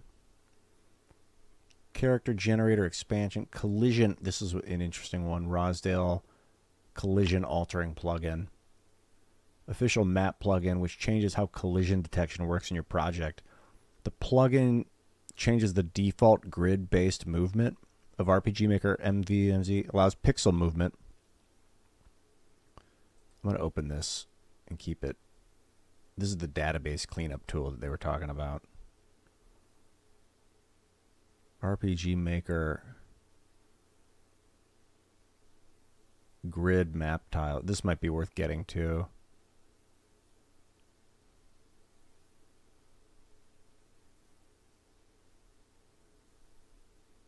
All right, I'm going to pull that up and take a look. These are like the top. I don't know if this is worth it, this Japanese and the collision. Did I already pull up the collision altering plugin? Yeah, I think I did. Okay, I think I might throw these in the cart too, particularly the database cleanup tool. You know, if the space between variables, it turns out to be insufficient, switches related to the same event are scattered in different places, making it hard to understand. I want to organize the database, but it'll affect the events. This tool will solve that. It provides the functionality to delete, add, and replace data IDs for variables, switches, and items. It allows for easy modification of IDs such as variables, which was difficult to achieve with conventional editors, as the tool automatically updates variables and switches set in events. This software is only compatible with Windows. So get the database cleanup tool in the extracted folder.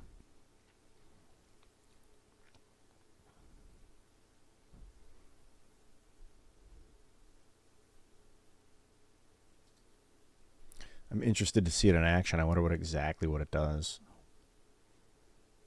I guess I could watch the tutorial. No, I didn't go to Nashville with the crew. I'm going to Nashville on Monday. I'm going to be down there Monday to Thursday. I'm going to fly in. The crew, a lot of the crew left Thursday, I think. This last Thursday to go get set up. And I guess Tim's probably flying down there today. I think he's going to do Monday. I don't think I'm going to be on the show Monday night. I'm not getting into like 6 o'clock or 6:30 or something. Yeah, so now I'm starting to feel the fatigue of the long night.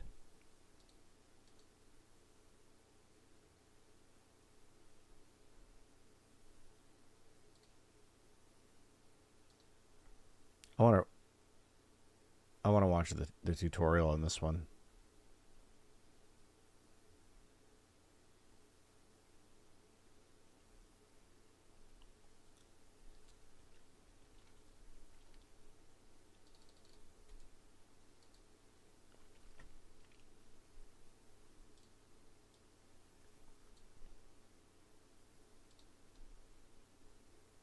Yeah, I love Endless Legend. Played a lot of Endless Legend. The game's awesome, dude.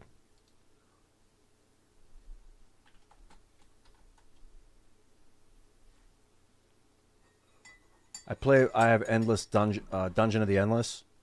Yeah. Dungeon of the Endless is really fun. I was always looking for people to play it with, but I couldn't find people that were like committed to it like I was. They'd get bored. I loved that game. Turn-based, but also hot action. Took a lot of patience. Dungeon of the Endless.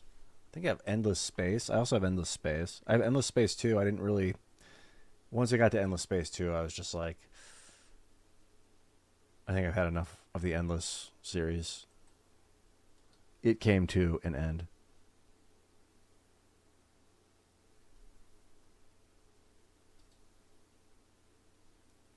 This shit's in fucking Japanese.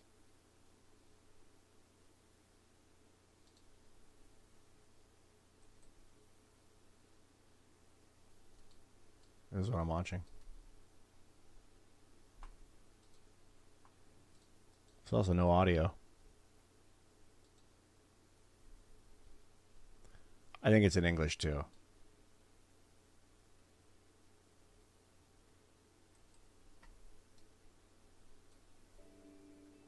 In RPG Maker MZ, the System 2 tab contains a collection of settings to customize your game project. You can use the tick boxes to select which menu commands will be visible when the player opens the menu. You can also change which item categories can be seen when the player checks their inventory. The SV Magic Skills section is used to specify which types of skills will use the side view champing animation when an actor uses that skill. You can also customize... I know you can't hear this. I'm just too tired to give a shit. No offense. It's not about you. It's about me.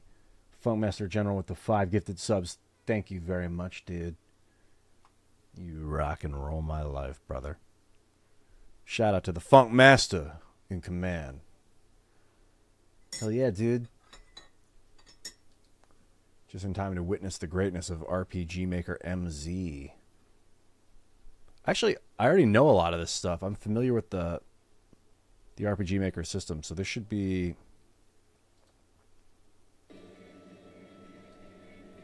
This is the 3D game example they were talking about.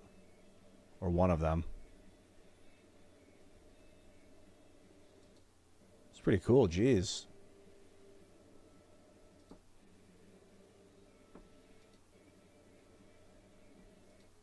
It's a lot of potential. Yeah, when it comes to JavaScript and coding, yo, Glenn Reagan with the subscription. Thank you very much. Glenn Reagan. Very cool, man. Very cool, sir. Very cool. Here we go. So I am looking at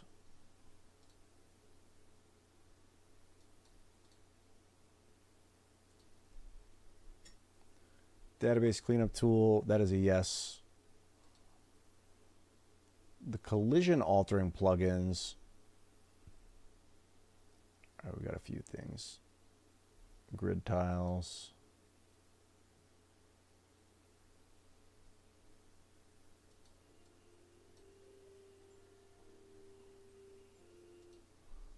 Oh, here we go. Get a little demo.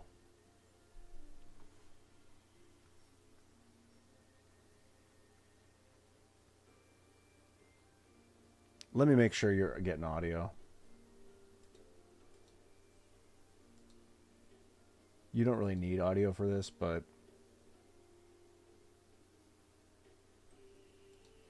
is that playing?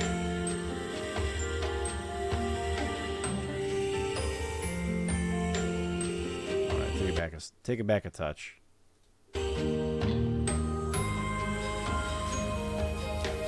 Give it to me, Sprite.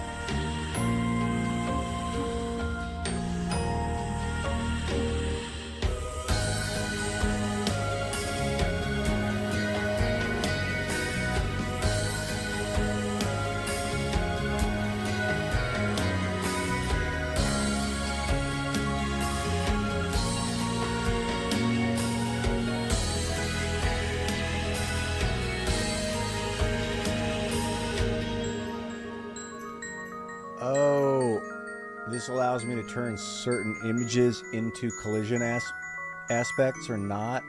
I see. Can I not do that in the base game? Normally I could take a mountain and make it collidable or not collidable, I think. So, like, yeah, I thought this was already in the game. So I'm going to make sure you're using the draw tool, otherwise you won't be able to draw anything on the tile. Yeah, let's see what happens. This might be outside my wheelhouse. I don't know if I need this program.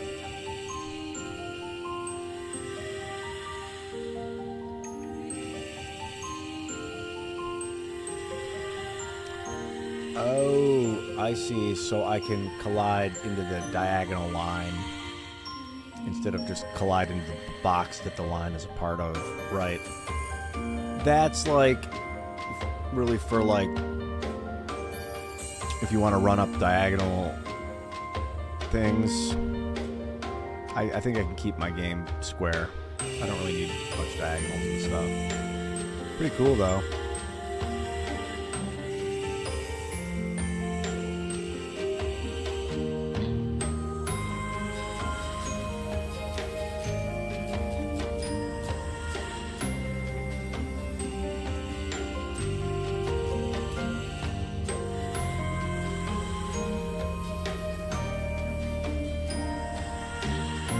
Get what they're doing. What's up there, Kyle Dalton?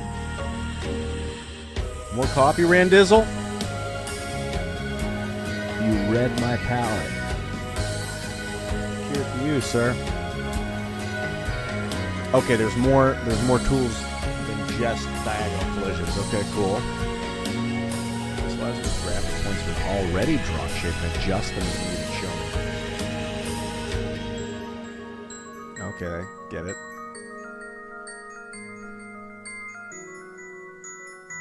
In case is 2 words, but I get you. Next is the flip tools. There's 2 different tools. That's cool. Flip the collider.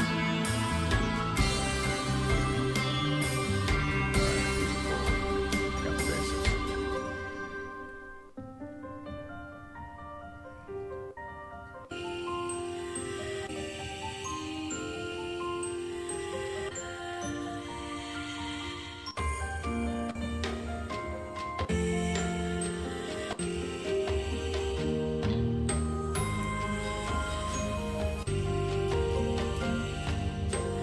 Show me the colliders in action.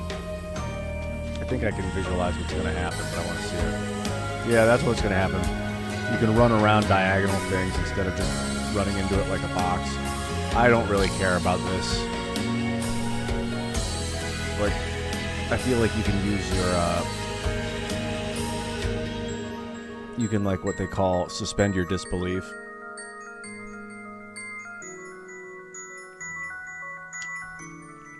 Like if you have to go up and around a diagonal item rather than run along the edges, I don't think that big of a deal. I mean, maybe it's me, in a way, maybe it's me being lazy. I just don't feel like going in and refining every point on every digital object I have to make sure that the collisions are aligned with every border, visual border on every piece.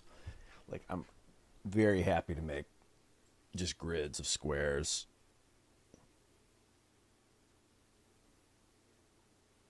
Yeah, I'm totally fine with that. I've been pouring like over 100 hours into a Horizon's Gate. That's how it works. You'll be like halfway up the grid square, and if you use the item, it puts you in the middle of the grid square, and then it shows you like the 4 boxes that you can activate. Like you can only go in 4 directions, up, down, left, or right. Even though you can run diagonally, if you make an action, it snaps you back to the middle of the current square you're in when you are running. Really awesome. Great function. I mean, the game's spectacular. Okay, I think I can pass on that for now. I mean, I guess I can always import it later if I really need to go that direction. Now I'm just looking at tile sets.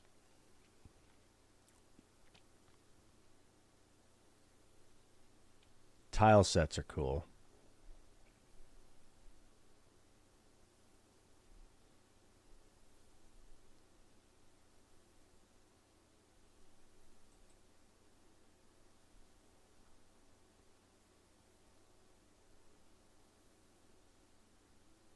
The Neon Pixel tile set bundle.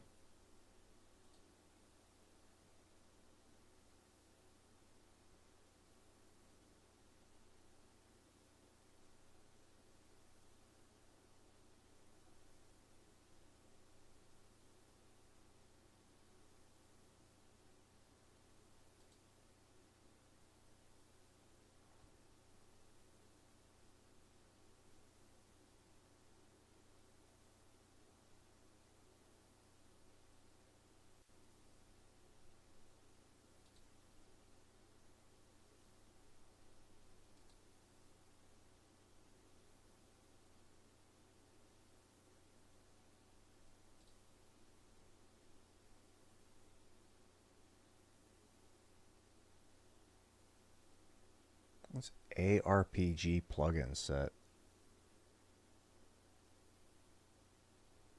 Oh, an action RPG.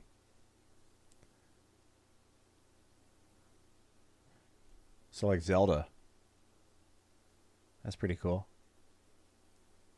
Wow, it's free also. I'll definitely get it if it's free. I don't know if I'm going to use it though.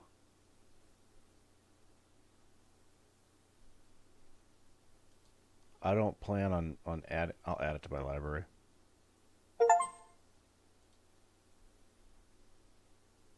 I don't know if I'm going to necessarily install it, but it's cool to have it. Here we go, diagonal sprite generation.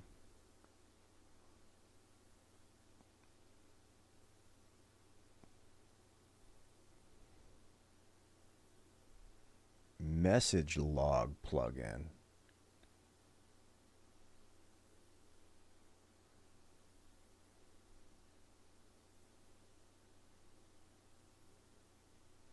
So this is like for keeping a journal.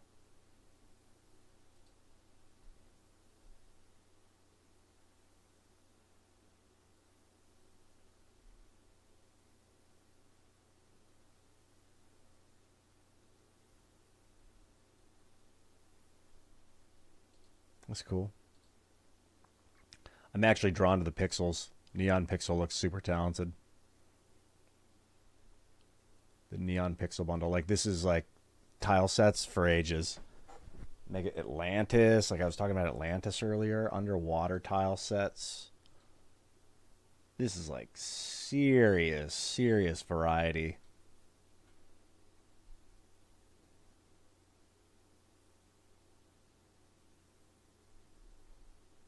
The Neon Pixel tile sets, TRP particles.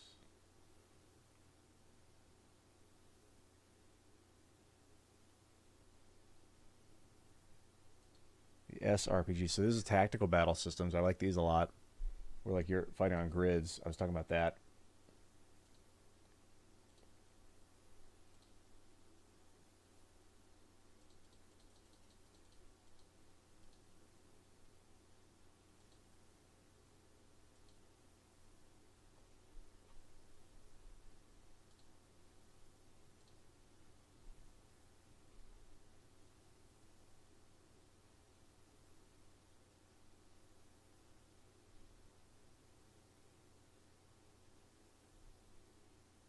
Huge fan of tactical battle systems.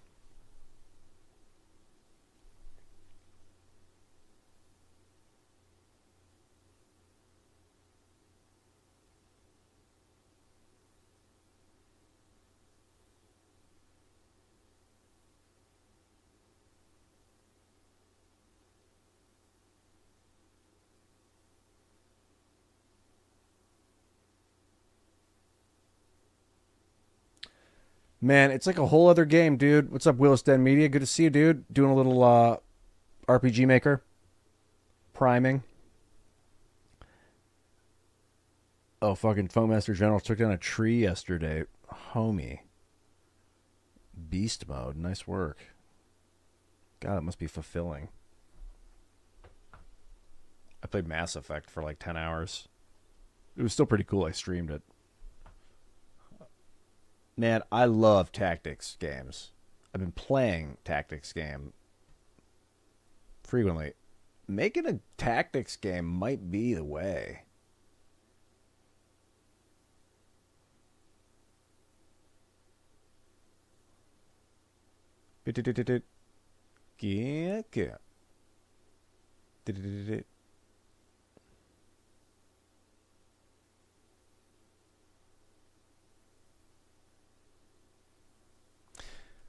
Quick poll.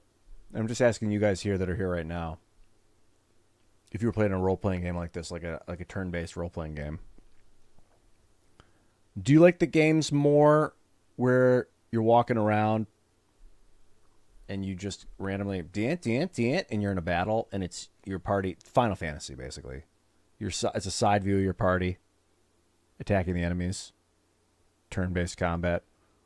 Or do you like the combat where you're walking around, you see the enemies, and you can approach them and you get into combat with them? that's not the question I really wanted to ask. Though, is what kind of combat styles do you like? Do you like turn-based side action where you're like fight, run, item, magic, Final Fantasy style, or like this, real time or turn-based, or like this? Yeah, I know Arma 3. That's a whole other story.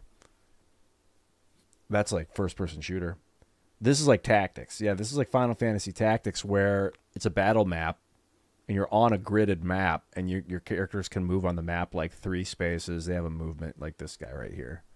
Range 1. He can move 1 space. And then you get better percentage of hit if you're hitting them from the flanking them from the side or from behind.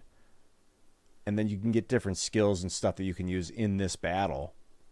Basically like Shining Force.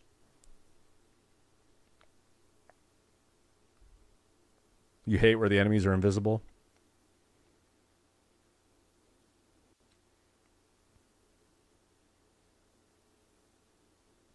What's WOLT? WOTL? Is that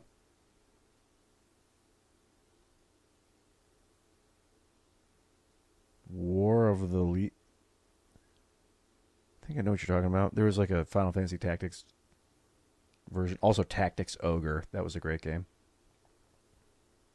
Yeah, turn-based is nice. I think Final Fantasy Tactics is one of the better role-playing games. Yeah, I've been playing Horizon's Gate, which plays like Final Fantasy Tactics a lot lately. It's like an open world Final Fantasy Tactics. It's a great game. I'd be very proud to put my name behind any kind of game like that. Chrono Trigger was like turn-based, side-scrolling. It wasn't tactics combat like this. And I mean, just so you know what I'm talking about, it's like...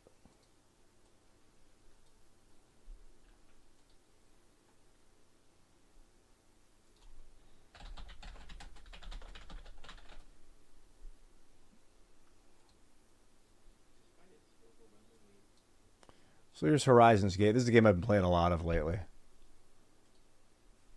So it's an RPG. You run around, you walk around the world. You got a boat you can sail around in. Oh, he's showing it on Steam. But then when you get into battle, it's like this. Final Fantasy Tactics style. Your characters can move. They hit you from the side. Move, attack. I love it. I mean, I put 120 hours into this game in the last 3 weeks or 2 weeks or something. You can change classes, you get items and stuff and abilities. So this is also a pirate-themed game, which is very cool. But it's really about this tactics combat.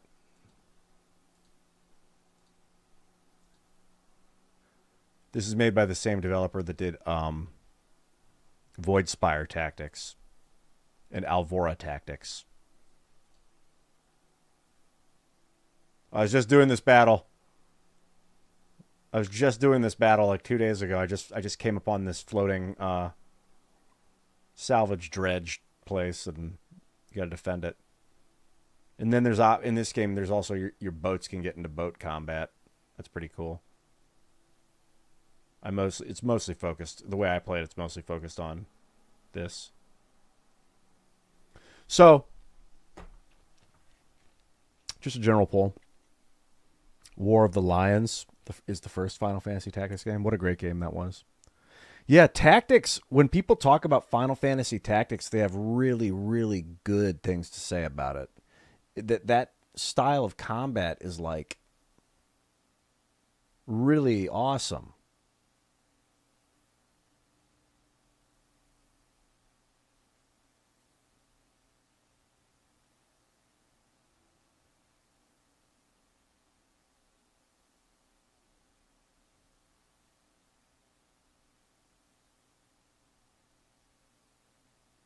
Oh yeah, Final Fantasy Tactics Advance. Check out Tactics Ogre if you like games like that, dude. Tactics Ogre was really good. Might actually be able to pull it up. It's this. They did a sequel, Tactics Ogre Reborn, but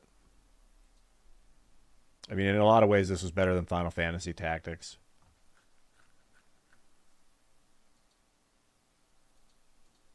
Your choices like alter the characters you can find in the game. Really good game this is.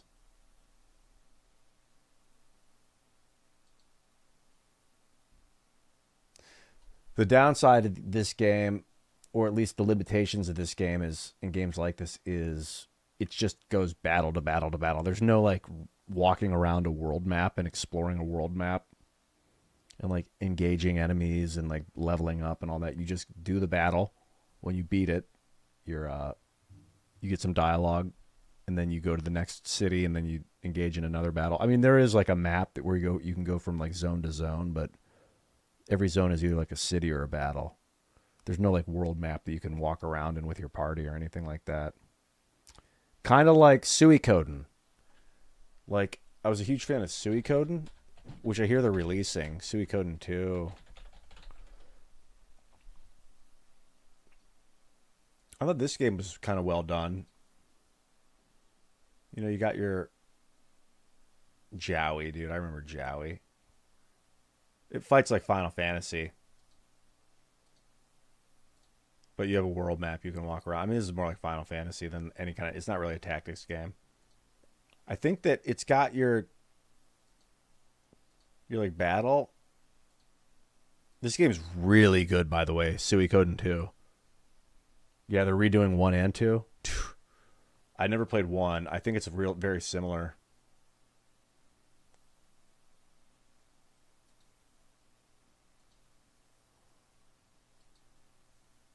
PlayStation. Saving to memory card. Trying to find some battle footage.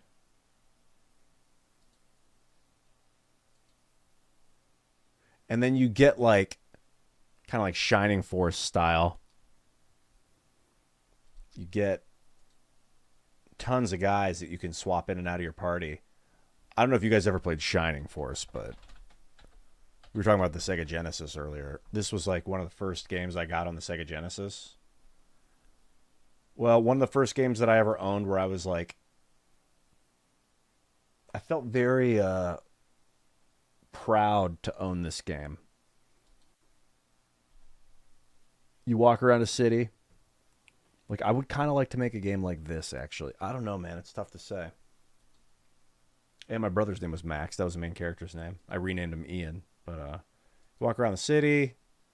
All sorts of cool secrets you can find in the city. Items you can find in boxes if you search them. There's even hidden characters in the game that you can find that join your party, depending on what you do. And then when you get into battle, I'm just going to show the battle. Here comes the Shining Force to join you. Wait, Max. We want to follow you. Battles, tactics. This is before Final Fantasy Tactics. Before Tactics Ogre even, it was like Shining Force. Shining Force was like maybe the first tactics game? It wasn't like, they weren't called tactics games by any means. It was just a game. And this was the way that the battles were fought. Like Final Fantasy Tactics and Tactics Ogre came out, and they basically forced the phrase tactics on the genre. Yo, BB, thank you for becoming a member, man. And then that whole tactics thing kind of stuck. But here it is, Shining Force. This is kind of the one that started it all. And man, they would hard target your leader. If you left your leader, and if your leader died, if that guy died, Max, game over. You lose, the game ends. So if you got him even in a remotely vulnerable position, the enemies just swarm the guy.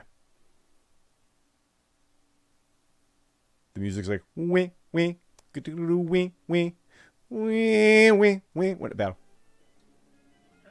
Here it is.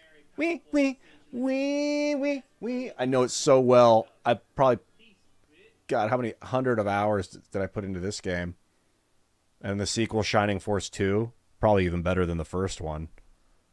But this game, not super complicated. The most a character get was like 4 abilities, 4 spells. They could carry up to 4 items in their inventory, whether they're equipped or not.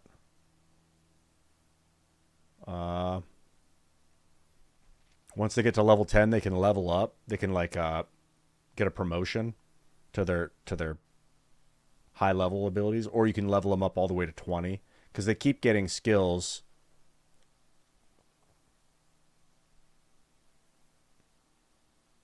They kept getting skill points up to level 20, and then you could then they stopped. Then it like fell off a cliff, and you get like 1 point after level 20. So you level them up to 20 and then promote them, but you could promote them at level 10. It kind of capped out their abilities. You would be way tougher if you held out and kept them at their low class till 20 or 17 or something. Yeah, so Shining Force, it's kind of where it all started for me with tactics style. I think I would like to make a game like this. I mean, God. It's basically like Baldur's Gate 3, you know? It's like this, but like with height advantage and better graphics and all sorts of variables of combat, like line of attack and line of sight and things like that. This game is awesome.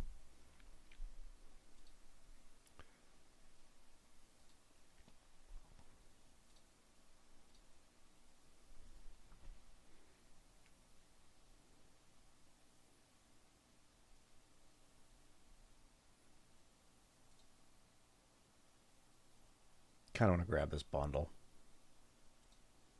I'm considering it.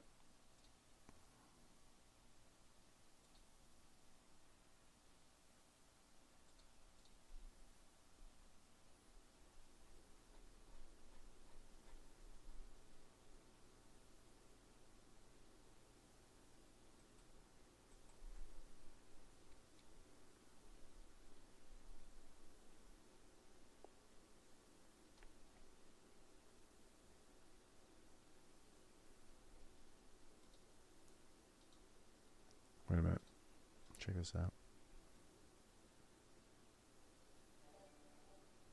Yeah, I've got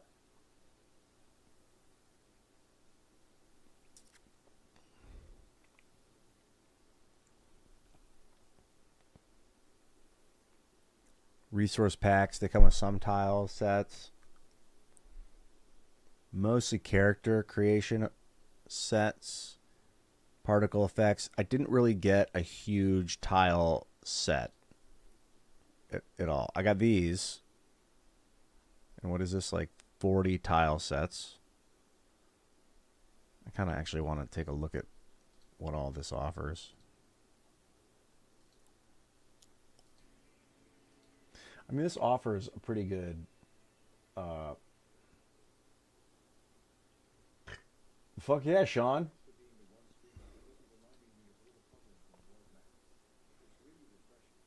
Yeah, I agree. 100%, man. In fact, keep going. Not only the double negative of don't ever stop, but the positive that comes out of that, keep going. Do what you love. Don't do what you hate. Do what you love. Yeah, turn that double negative into a positive. A double positive. Fuck it. 2 positives make a positive. Yeah, man. I'll keep doing it, and you keep doing what you do. You keep joining me. This is fun. Let's make stuff, dude. The world's going on no matter what we do. This is about how is it going to change? How's it going to turn into? What's it going to be next? It's up to us right now. Every moment counts. That's why I'm staying up 18 hours a day. Every moment counts, bro. All right, these tile sets. It says that there's 40 tile sets. I wish I could get a better look at these. 40 tile sets. What about... So what am I looking at with Neon Pixel? What's an example in one of Neon Pixel's packages? 6 sheets of tile sets. 10 tile sets. 33 sheets of tile sets.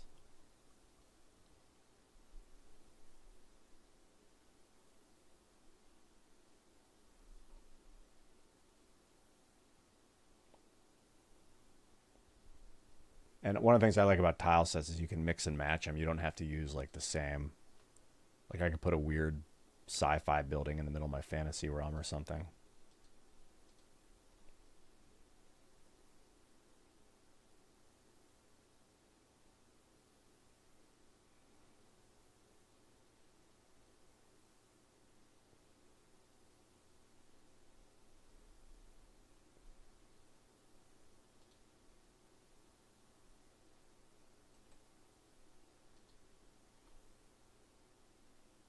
I don't know if this means there's 33 sheets of tiles or if it means there's a sheet of 33. Probably means there's 10 sheets of steampunk tiles.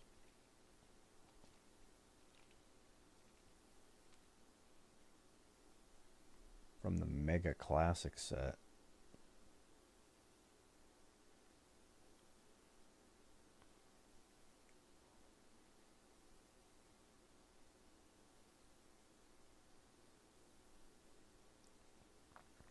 Yo, Neon Pixel just goes hard on tile sets.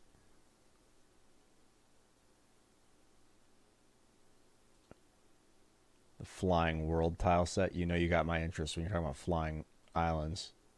Because we're going to be building those as a species. With advanced hydrogel systems. Oh my god, it's real. What do they got? 59 characters, 64x tile set. I don't know what that means. 64 tile sets, probably. In Maker series only.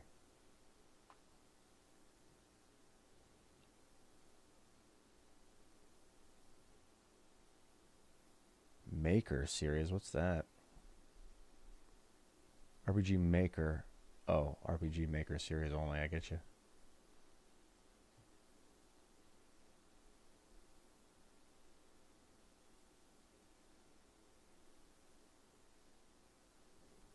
Yeah, this is it. These tile sets are legit. I think tile sets are kind of how I like to kind of flesh out and develop these. The feel of the game, you know, the tile sets and the music are kind of like how will you experience the Crosslands? I mean, there's portals to different realms, and I need tile sets for those realms. So this, I think, is the only other thing I'm gonna get is the tile sets, and then those other things I was putting in here. I know someone had offered who was it to buy some of these. It's a little. It's, was it Nick? Tony, you mentioned, Tony Nagy mentioned using a Steam gift card to purchase some, which is fucking sweet. If you want to do that, Tony, now's the time. I'm going to add these things to my cart. I don't know how to do that exactly. Let's see, view my cart.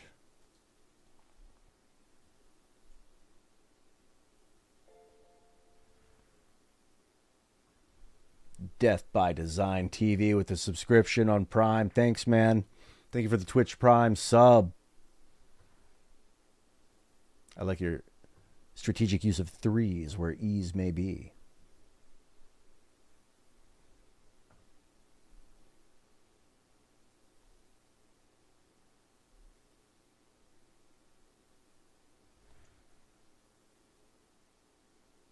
Oh, hello there, Killia. Hearthstone, HSBG, what's that, Hearthstone? Something Battlegrounds? Oh, I didn't say I can't sleep for more than 6 hours. Sometimes I can, and I certainly do. Just depends on the day, though. But when I feel like I'm excited to get up and work.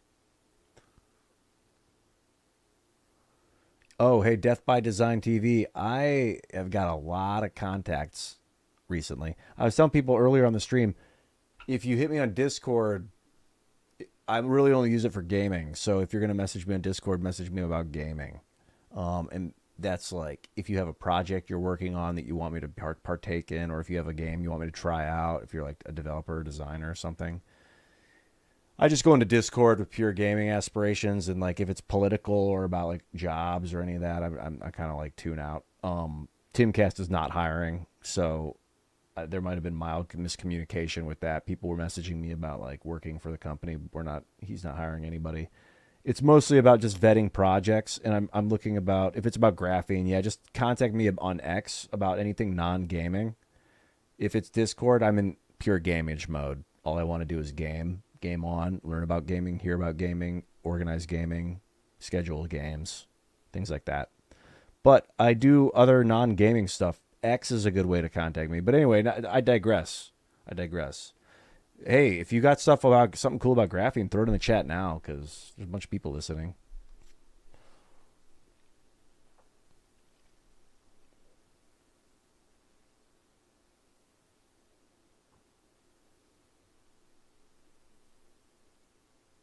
Cool. Kill ya. Catch you later, man.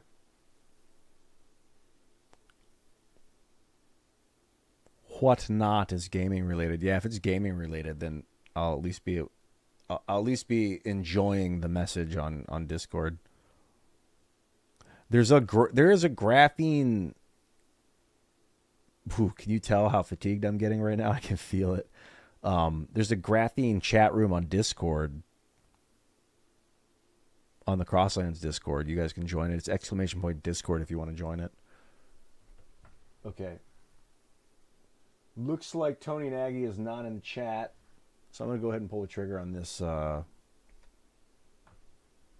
some of this data. On some of these pieces and parts for, MCA RPG bundle, which is coming in on character sprites.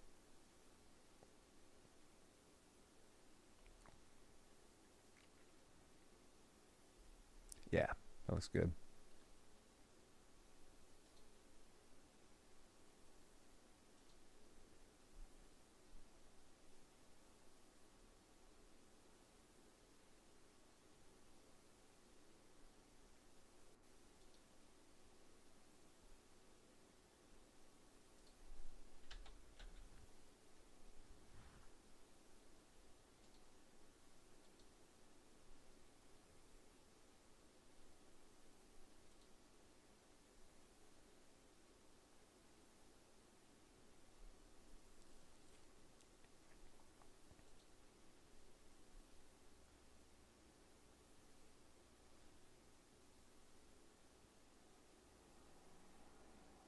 Downloading the data. Downloading the data.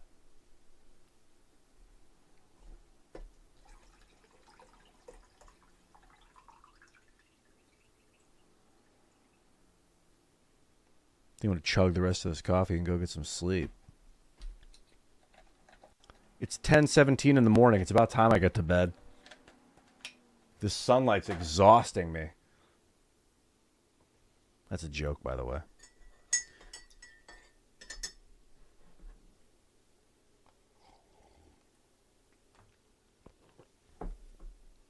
You're on the same boat? Nighttime is the right time. What do you say, Death by Design? You work for a company that makes parts out of graphite? Which is carbon that's been graphitized. Looking for someone that needs high carbon materials. Make me think about the guy you interviewed that makes graphene, and I was trying to find info to contact them. It is Jim Tour at Rice University. He's a professor, and he has public contact info. Actually, let me see if I can whip that up really quick. He's a fantastic human being.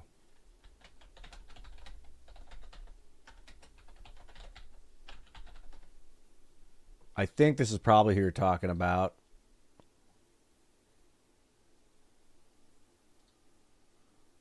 Is James Tour. Oh. Great guy. Brilliant dude. Scientist, philosopher, synthetic organic chemist. Let me see if I can show you his Rice University I contacted him through Rice University and he responded.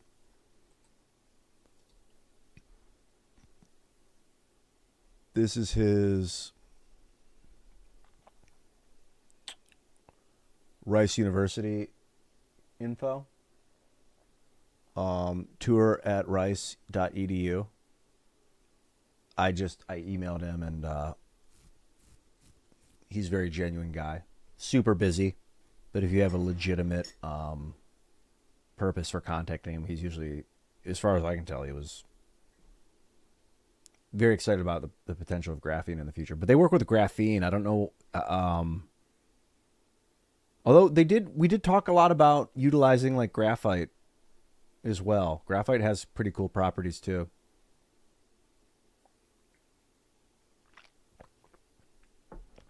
I love him.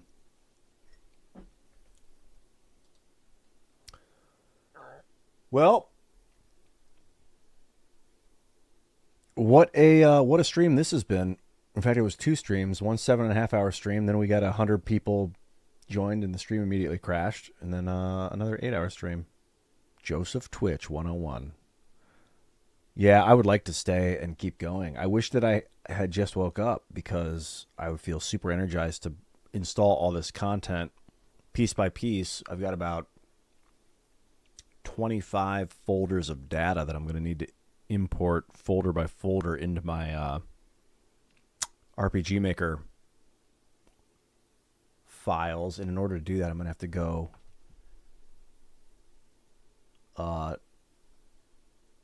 page by page to find out exactly what to put it in. I don't think it'll take as long as it sounds. A lot of these are just go in the tile sets, so it should be pretty quick. But I'm going to do it when I'm a little more energized and go rest my weary head. Joseph Twitch 101. I'll be dreaming about you in my dreams.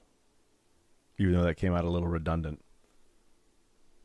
That's what happens when you're running on fumes, baby. I'm going to chug the rest of this coffee and then fall asleep. I used to, speaking of caffeine, my God, I used to drink 2 liters of Mountain Dew and then go to bed. Have the wildest dreams sometimes. You guys have been spectacular. The stream, as usual, totally legit. I don't know if I'm going to be on Timcast IRL tomorrow night or not. I'm flying out to Nashville tomorrow afternoon. I think I get into Nashville at around 6:30 local time, which it might actually be a 7 o'clock show. I think it might be in a different time zone. If that's the case and they go live at 7, I certainly will not be on the episode. But I believe it's going to be Ben. What's his name? Ben and Jeremy. It's so funny that simple things are escaping me right now because of the exhaustion. You know, Ben, he's one of those famous guys in the world. What's his name? Ben Shapiro. I think Ben and Jeremy are going to be on the show. So it's pretty much stacked. And maybe Phil. Phil's like the official co-host now. And I'm doing third chair. I come in and do third chair. So kind of still up in the air, but I think no. I think I'm going to be doing Tuesday, Wednesday, Thursday this week. And as the schedule is indicating, certainly not Friday, because I'll be leaving Nashville Thursday. Wait a minute. I think I'm leaving Nashville on Friday. Because if I leave on Thursday, I won't be on the show Thursday night. I'm locked in that I'd be doing 3 episodes next week. Hey, man. Live and let live, baby. We'll find out. You'll know more. We'll know more soon. I mean, be honest, I kind of want to go to sleep and wake up and stream again. So I'll probably be back on later today. Wait, I'm reading your message, Hanamagi. Love of God, next time one of the members of Congress is on.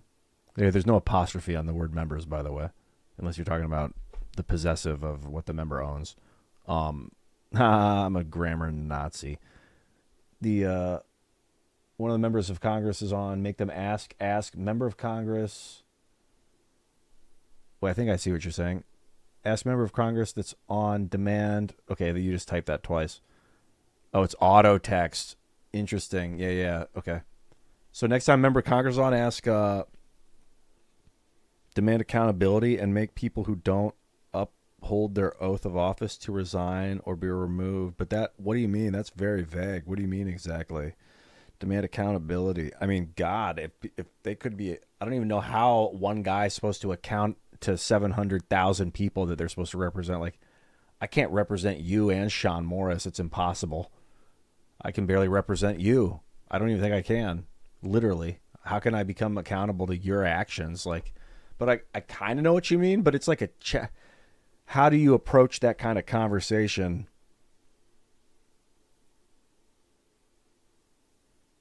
Uphold the oath of office. I don't know what their oath of office is, but might be worth figuring it out, that's for sure. Oh, man. Poop Golem 69. It's so good to see you, dude. What a way to fucking wrap up the stream with Poop Golem. Love it. Is it like a golem made of poop doing 69 sexual positions or something? Because that is wild. That is deeply, like, disturbingly wild. In the hottest, grossest way, man. Yeah, I don't know. Funding the war without declaring war? Oh, it drives me insane. Technically, we haven't been at war since World War II, but that doesn't stop the U.S. military from doing all sorts of bullshit.